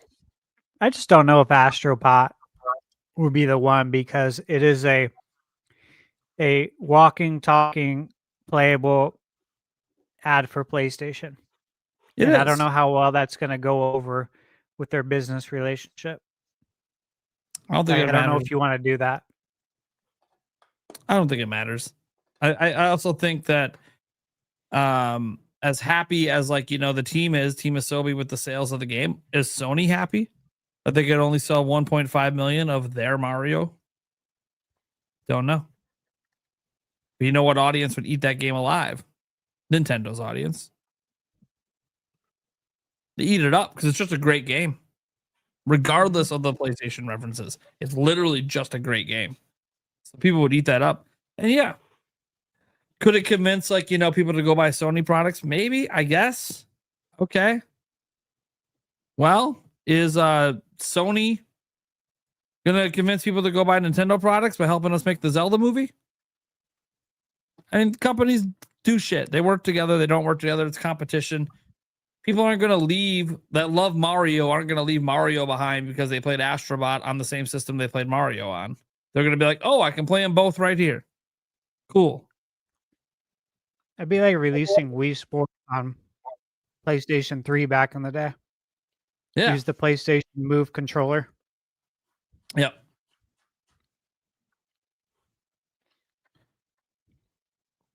At that point, does it matter? I mean, it didn't happen. I know, but even if they did at that point, at that point in the Wii's life, would it even matter? No, at that point, whatever. But anyways, next question we got here about Kirby Air Riders. Good to get that question in because launches right now, live for digital. Pick up your physical copy or get it sent to your house soon. Horati said, just want to say in advance, glad Nintendo proposed to Sakurai to return to the cult classic and make it better for a new generation. That is nice. This is a classic example of a game that's probably not going to sell very well. And this just exists as a passion project. And Nintendo's wanting it to exist. I think also it might have to go, I know it was Nintendo proposed the idea, but I think they proposed it because they pay attention to Sakurai very closely. They want him to be happy and not just slamming his head against the wall, making smash all the time. And they wanted to present a project to him that he would be excited for. And maybe they remembered that he had regrets with the original. Maybe it wasn't the complete vision. So they brought it up. And of course, he's like, hell yeah, let's do it. So who knows? But I am glad it exists. All right. Venatus. Oh, wait, we did that one, I think. We did. Yep. I'm going to go next here. J Views. I believe GTA, was that 4? Remaster. Could come to Switch 2 to test the waters in 2026. Considering what they're doing for Red Dead. Sure. I think the reason it won't be 5, a lot of people have been like, why won't it be 5? I'm like, well, because they're releasing 6. And so a lot of the audience that when you first get it are there to play online are going to start vanishing. And it's going to be a ghost town release on Switch too. So I kind of feel like at this point, if you're going to release a newer one, you got to go with the actual new one. Just because so much of GTA 5 is focused on online. There's an entire single player campaign and everything, but the reason that people aren't even talking about it to this day, the reason it sold 200 million is the online mode. Let's see here. Yeah, I think you just release it and it will sell. Yeah, exactly. Free Metroid Hat. Do we think Red Dead Redemption 2 will have multiplayer on Switch 2? I mean, it has to, right? I mean, it doesn't have to, but I feel like it has to. I don't know why it won. So why not? Yeah, that should be fine running on Switch 2. Just a random Aussie dollar. Appreciate the support, guys. But not just against the same Mr. P. You skipped my question. Yeah, I know. Got featured twice. That's how bad I skipped it, huh? Stake 1024. Get to Gamer Classic membership. Thank you. Keeping it in the fam, apparently. Legend. Let's go, baby. Right, you know what? Hmon said Bloodborne on Switch too. It's that would be a game that would make a really big splash. Especially if with- it was like people- 60 frames. If it Yeah. were, dude, people would lose it. Yeah. But the PS5 version would get it. Like Yeah. they would release it at the same time. What if they didn't release it at the same time? Or if they didn't, it would be all hell. Dude, all That'd hell be would nuts. be fucking. They'd be like, 60 frames only "Traitor, on Switch 2. bullshit. We better find out there's been a private deal where From Software bought the IP back. What? Yeah. That would be- Bloodborne 2, Switch 2 The exclusive. PlayStation never getting a new version of that game when there's so many new versions of every fucking game they put out. People Yeah. would be so pissed if Nintendo got the new version and the PlayStation fans never did. Or even if we do get a day and date, like you originally suggested, they'd still be pissed that you had to wait until Nintendo gets the game for us to finally get That'd a be new. amazing. It's like a social experiment. Just view it from like the outside, because it's like I got both consoles. I don't care. You know, Right. It's That's just cool. view Isn't it it cool from- we have this game at all? Isn't this nice? Like, why are we bitching? so funny. Yeah. That would be because of very the amusing console- social because experiment. of the only reason that you can be mad is console war. That's why we're bitching. This is factually good. Great. We've all wanted it, but because someone else also has it, well, fuck them. Yeah. Like, what the fuck? Nothing bad happened. I'm confused. Steak also gets a member over on ThunderStash's channel, making the rounds. Always appreciate the universal support. The Bonnet Brother, who remembers using a pencil to rewind cassettes? Oh, dude. Yeah. That was the speed No trick. doubt. Dude. When someone showed me that, I was like, what the fuck? Dude, I've been sitting there like fucking twisting with my finger. What the fuck? Why did no one teach me this? Yeah. It was like life changing. You're right. I didn't mind I used to stop like playing my music cassette tape sometimes 'cause I didn't want to fucking manually rewind it when the rewind wasn't working. And then as soon as someone showed me the pencil trick, I'm like, oh, fuck yeah, dude. This is like 5 seconds. Did you guys ever do it? It's like so fast and hard you just ripped it off from the other side that you had to go try to put it back on? Yeah. Oh yeah. For sure. Sometimes the repair would work, sometimes not so much. Yeah. Should be simple. It sounds like it should be simple. It looks simple. Dude, you like get like one little fucking piece of dust in the wrong spot or a scratch in the wrong place, your whole fucking tape's ruined. Yeah. It's so dumb. I know. But yeah, shit happens. I have lots of stories like that, dude. The stories when we brought up VCRs earlier on the show, dude, I got so many VCR tales. Mm-hmm. Pre-Metroid app. I love Metroid Zero Mission, even though it's short. You replay it all the time. Hell yeah. Great It's a game. good one. Good one. Wink Demand. We need to get Reggie here on the podcast. I agree. That'd be wild. But would be obviously, awesome. we have to be a much bigger podcast. I don't even know that, like, the Nintendo podcast, which is the biggest in the Nintendo space, I don't even think they're big enough to get someone like Reggie. I mean, look, I'll be honest. I don't think he's Spawn Wave has never pulled him. So until that podcast can pull him, none of us have a shot. Let's just be honest. Like, they're like the biggest gaming podcast in the world. If they can't pull him, Unless we know a guy who knows a guy who knows a guy whose uncle works at Nintendo. yeah. Unless you have like a personal friend, Yeah. that you can call in a favor. But Maybe Paul can help. maybe we do have a personal friend who does know him. He seemingly knows everyone. Get right. I called in a favor on Paul one time ever. And he said it was the one time and the only time that the favor didn't work. I'm like, of course, it's when I asked for it. It's when I asked for it. I'm the asshole. Should have never asked for a favor. Fuck, I'm a bad friend. Yep. Eric, 1982. The fact that Trails that scored significantly higher than Avowed and Outer Worlds shows an anti-Japan bias by Jeff and the Game Awards panel. I think a lot of it's the Game Awards panel. Yeah. Because you look at who's on the panel, and there definitely are some like people on there that do expand out and play other games. Like Kind of Funny's on the panel, the voting panel, and like I know they do play a pretty wide variety of games, but I'm not quite sure how they combine it all together for their final vote. And they're just one out of the many, right? And so I think a lot of the outlets involved, they don't play a really wide spread of games.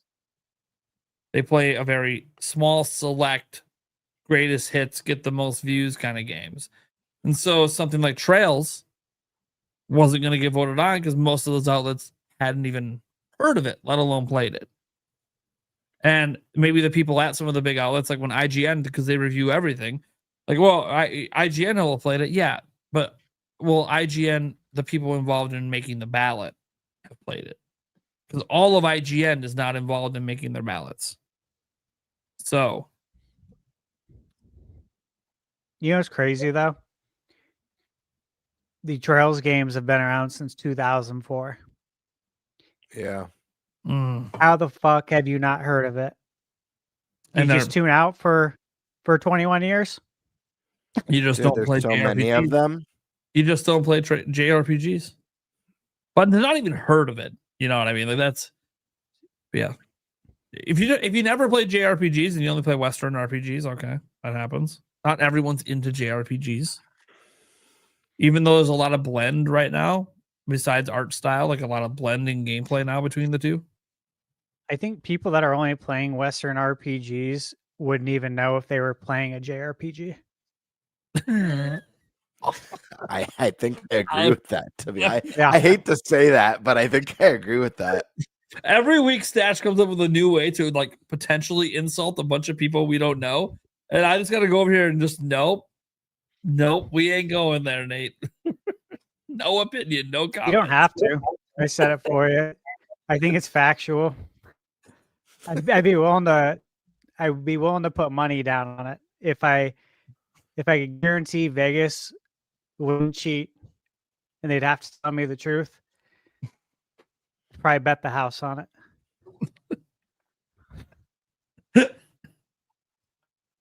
Oh, the can of worms I'm unopening over here. All right. This super chat just came in from Michael Parker 2678. Since it's been confirmed that a time travel event element will be in Metroid Prime 4, what are the chances that we'll encounter Mother Brain asking for a friend? I mean, it's always More than possible. 50. More than 50, you think? I'm going to go 35% chance. Eric, got a percent? 69 just for the memes. There it is. Damn, Beautiful. even higher than me. Beautiful. He doesn't know jack shit about what we're talking No, about. no, I do He not. doesn't play Metroid. That's a solid guess, dude. Oh, you know what? I do have a question for you, though. Well, we haven't got Stash's comment on this yet, but question for you, Eric. Yeah.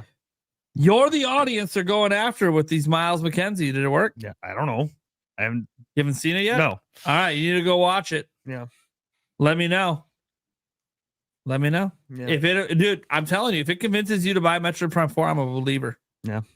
You know, I've been wanting Eric to play Metroid, guys, for like 30 years, and he hasn't done it. I'm like, nothing's going to make him do it. No appeal, no interest. I'm telling you, it's Miles McKenzie. Yeah. That's the hook. It's going to get him. Yep. Telling you guys, as soon as he looks into it and actually watches, I'm going to find out, cha-ching, there's 2 pre-orders in 2 weeks, not 1. I'm telling you.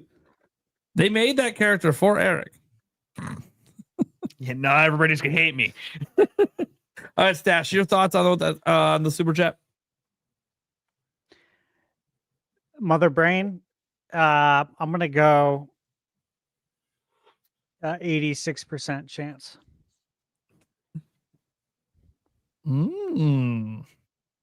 Okay. All right. Well, that's gonna do it. I don't think there's any more right now. Nope, we're good. All right. Well, first off, shout out to our guest from the past, Kiwi Talkz. Really appreciate him being on. You can check him out in the link down in the description. I'm assuming he had a good time and will probably be back on again at some point in the future. Maybe after he interviews some Japanese people. Perhaps. Maybe. That's what he wants to do, anyways. All right. I'm excited for that. Yeah, I am, because like especially like coming interviews on the English side for that just never happens. Exactly. All right, let's go with Game Bird. Tell the people what you got going on, where they can find you. You guys know where to find me. I'm here on YouTube at GameBird Classic. Also on Twitter at _Birdmaster. Bunch of stuff going on right now. I've got a skit fully written that I just got to shoot and edit. Shouldn't be too hard to edit either. I'm not going as bonkers as the intro. Have a new show that I'm working on in the background, Super Game and Tell. Just need to get the logistics down of guests for that one, because it is a guest related show. And then I have a review. I should be done with the game by tomorrow. But I actually have a number of reviews I'm working on. The first game is going to be for Gigasword. So look forward to that. I've been doing notes. I've drafted up most of my script. I think I'm nearing the very, very end of the game. So hopefully by tomorrow, I'll be finished and ready to record for that. I just got a review code. I was going to tell Stash, because Stash kind of got me the hookup for Neon Inferno. So I got a code for that today. Super stoked to jump into that one and give it a shot. And then I picked out a couple just to build up. I talked to Stash a little bit about it because I have had a hard time reaching out to devs, getting some responses back. And I know my channel's small, but kind of like building up a portfolio of some indie reviews. So I went onto the eShop. There's a great sale. I'm not sure if it ended today or tomorrow. And I grabbed a couple more games that I want to review. Demon School, which is a new one. And then Bloom. Yes, it looks awesome. And then one that I missed from a year ago that I really want to check out, called Bloomtown, which is a pixel RPG indie game. So look forward. I'm gonna try and knock out some reviews, and the bigger projects are gonna kind of happen around those reviews. Ooh, I just read the description for that. That's it from the Birdman for Bloomtown. I'm not gonna look into it at all. I'm gonna wait for your review, but just based on what I just saw, I'm interested. You. All right, Eric. Yeah. I really want to say to Game Bird, too bad you cannot see my mouse cursor on the screen, because I was really going to put like the mouse behind you and say there was a mouse behind you. He was. But it scared him so much. Yeah, right. No, but you can find me here and on our Clips channel. That's pretty much it. Which we may have a surprise for you next week. Nate and I are talking about something. Yeah. So yes. All right. ThunderStash. Okay. So if you haven't, check out my most recent reviews on the channel. Kingdoms of the Dump. This game is insane. Yes, it is so cool.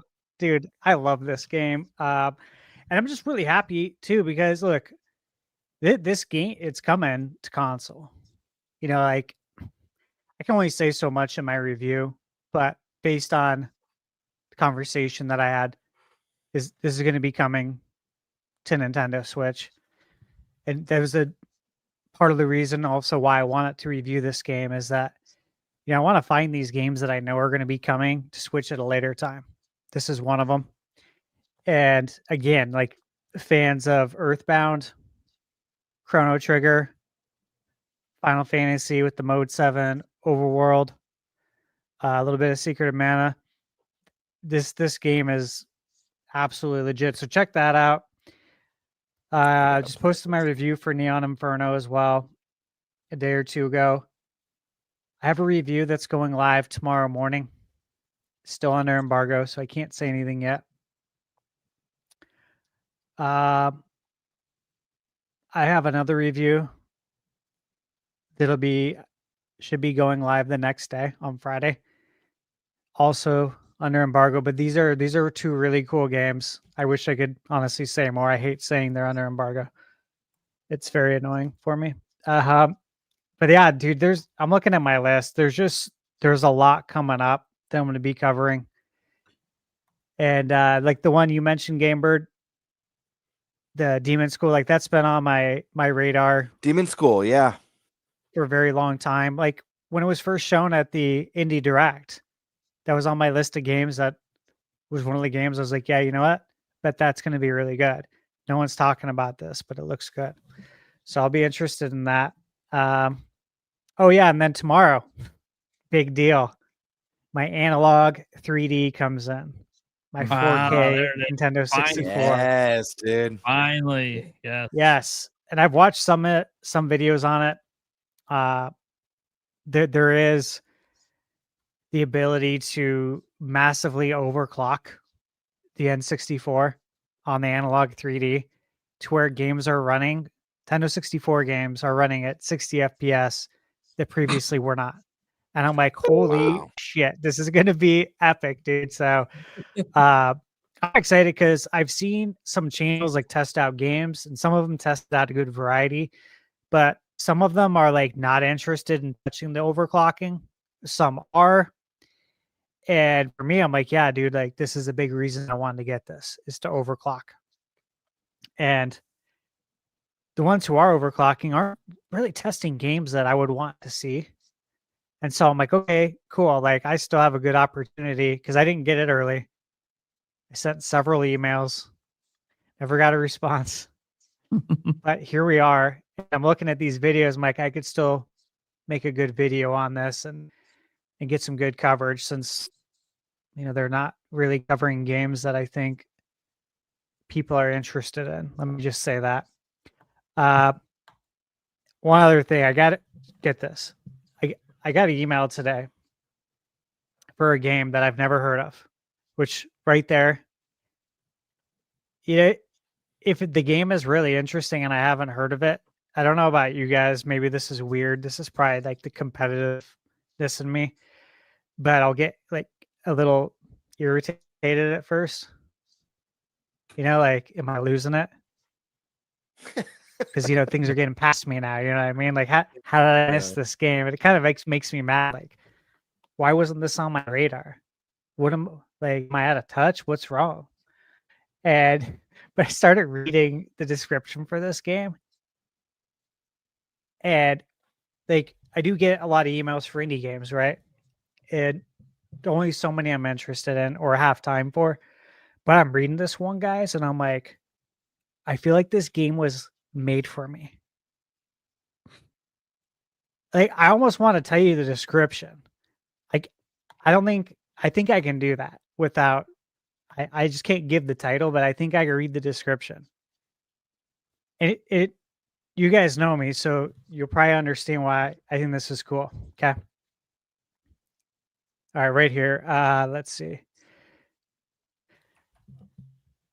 Set in an alternate 1987 in the quiet desert town of Miami, Arizona, which is a town here. Okay.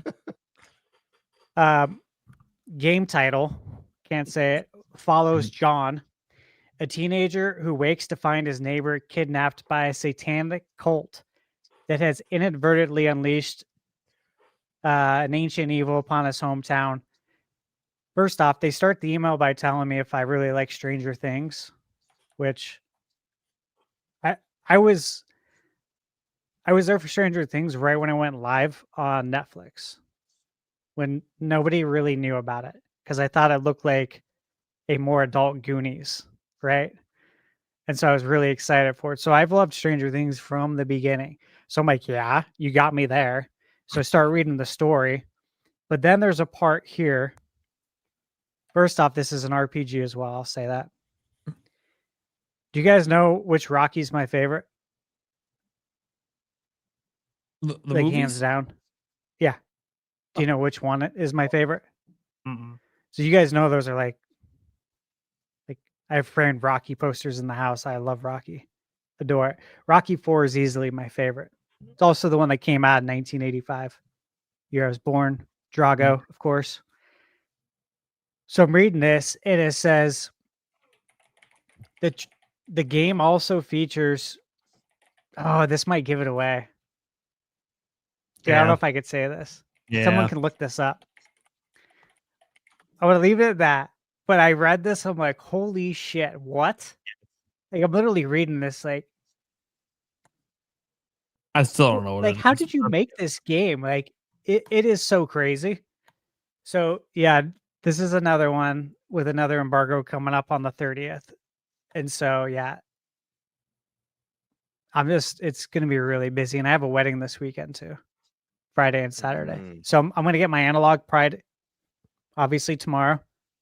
As long as on track, stays on track. They usually go off track a lot. And like my deliveries are pretty consistently delayed, so I'm a little worried. But man, with all the games and a wedding, and I'm just like, I know I'm going to get my analog, and I have these 2 embargoes, and I'm not going to be able to touch this thing until Sunday probably. Michaela's like, "Are you going to bring it to the hotel?" I'm like, "Oh man, I can't be bringing the analog 3D to hook up on a hotel TV.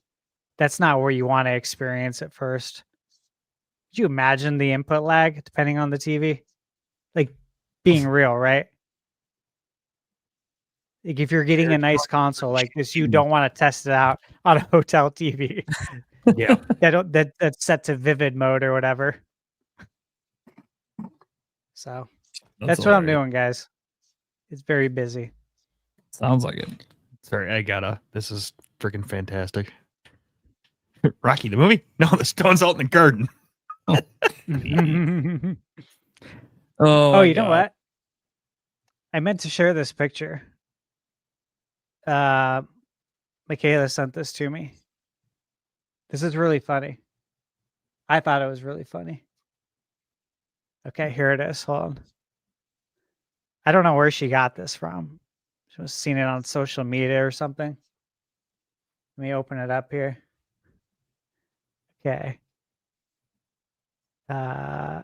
Share screen. And window. There it is.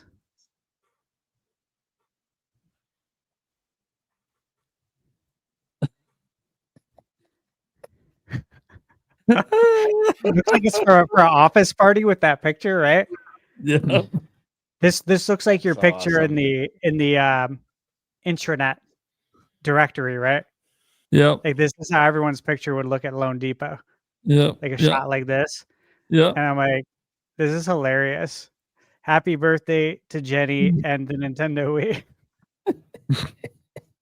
Oh, look, they even got a Nintendo tablecloth. Oh, nice. Yep. There you go. Dude, that's awesome. Respect for whoever did that. Great. Great. All right, guys. Well, I'm Nintendo Prime. You know what's up. You can find me on YouTube. That's primarily where I'm at. Also over on X. Maybe be expanding to TikTok in a little bit. You can also go follow our podcast clips channel and all that stuff. Make sure you guys go over there. We'll be probably debuting something new over there next week once we get it all set up. And besides that, you can get the podcast everywhere the podcast is heard.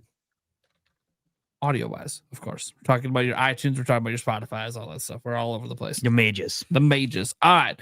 That being said, folks, thank you so much for being here. And who knows? I might be in uncharted territory next week. I might have entered a new digit into my life. Stay tuned to find out. See you next week, everyone.